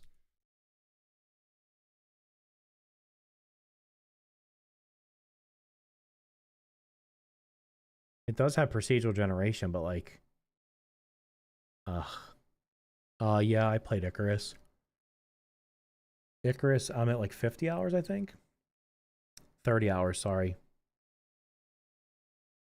Icarus was fun. I just got I can't remember why I stopped playing it. When did I played it? I must have started playing something else right when I got at this point.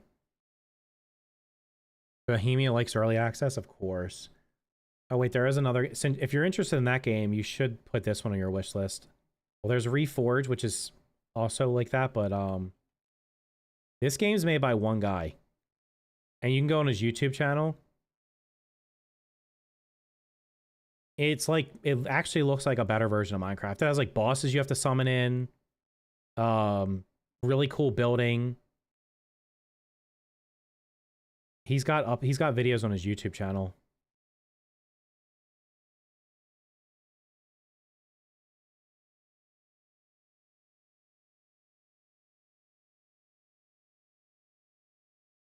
Seamless.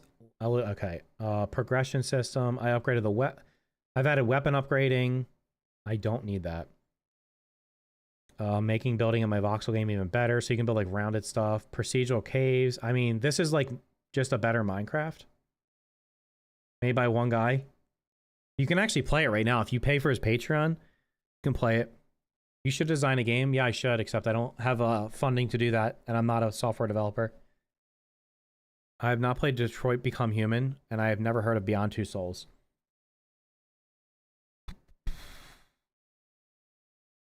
All right, well, I'm going to stop talking because now we're just keep going and going and going. I need to eat something. Again, I should have some videos out in the next couple of days. I'm sure See-Through will be streaming later tonight. Go check him out if you want to see his mega build. I'm pretty much ready for the boss, so hopefully they announce it a week from Monday. That'd be great. and then we'll see what happens. Yeah. So anyway, have a good rest of your weekend. Next stream will probably be Wednesday next week. That's the plan.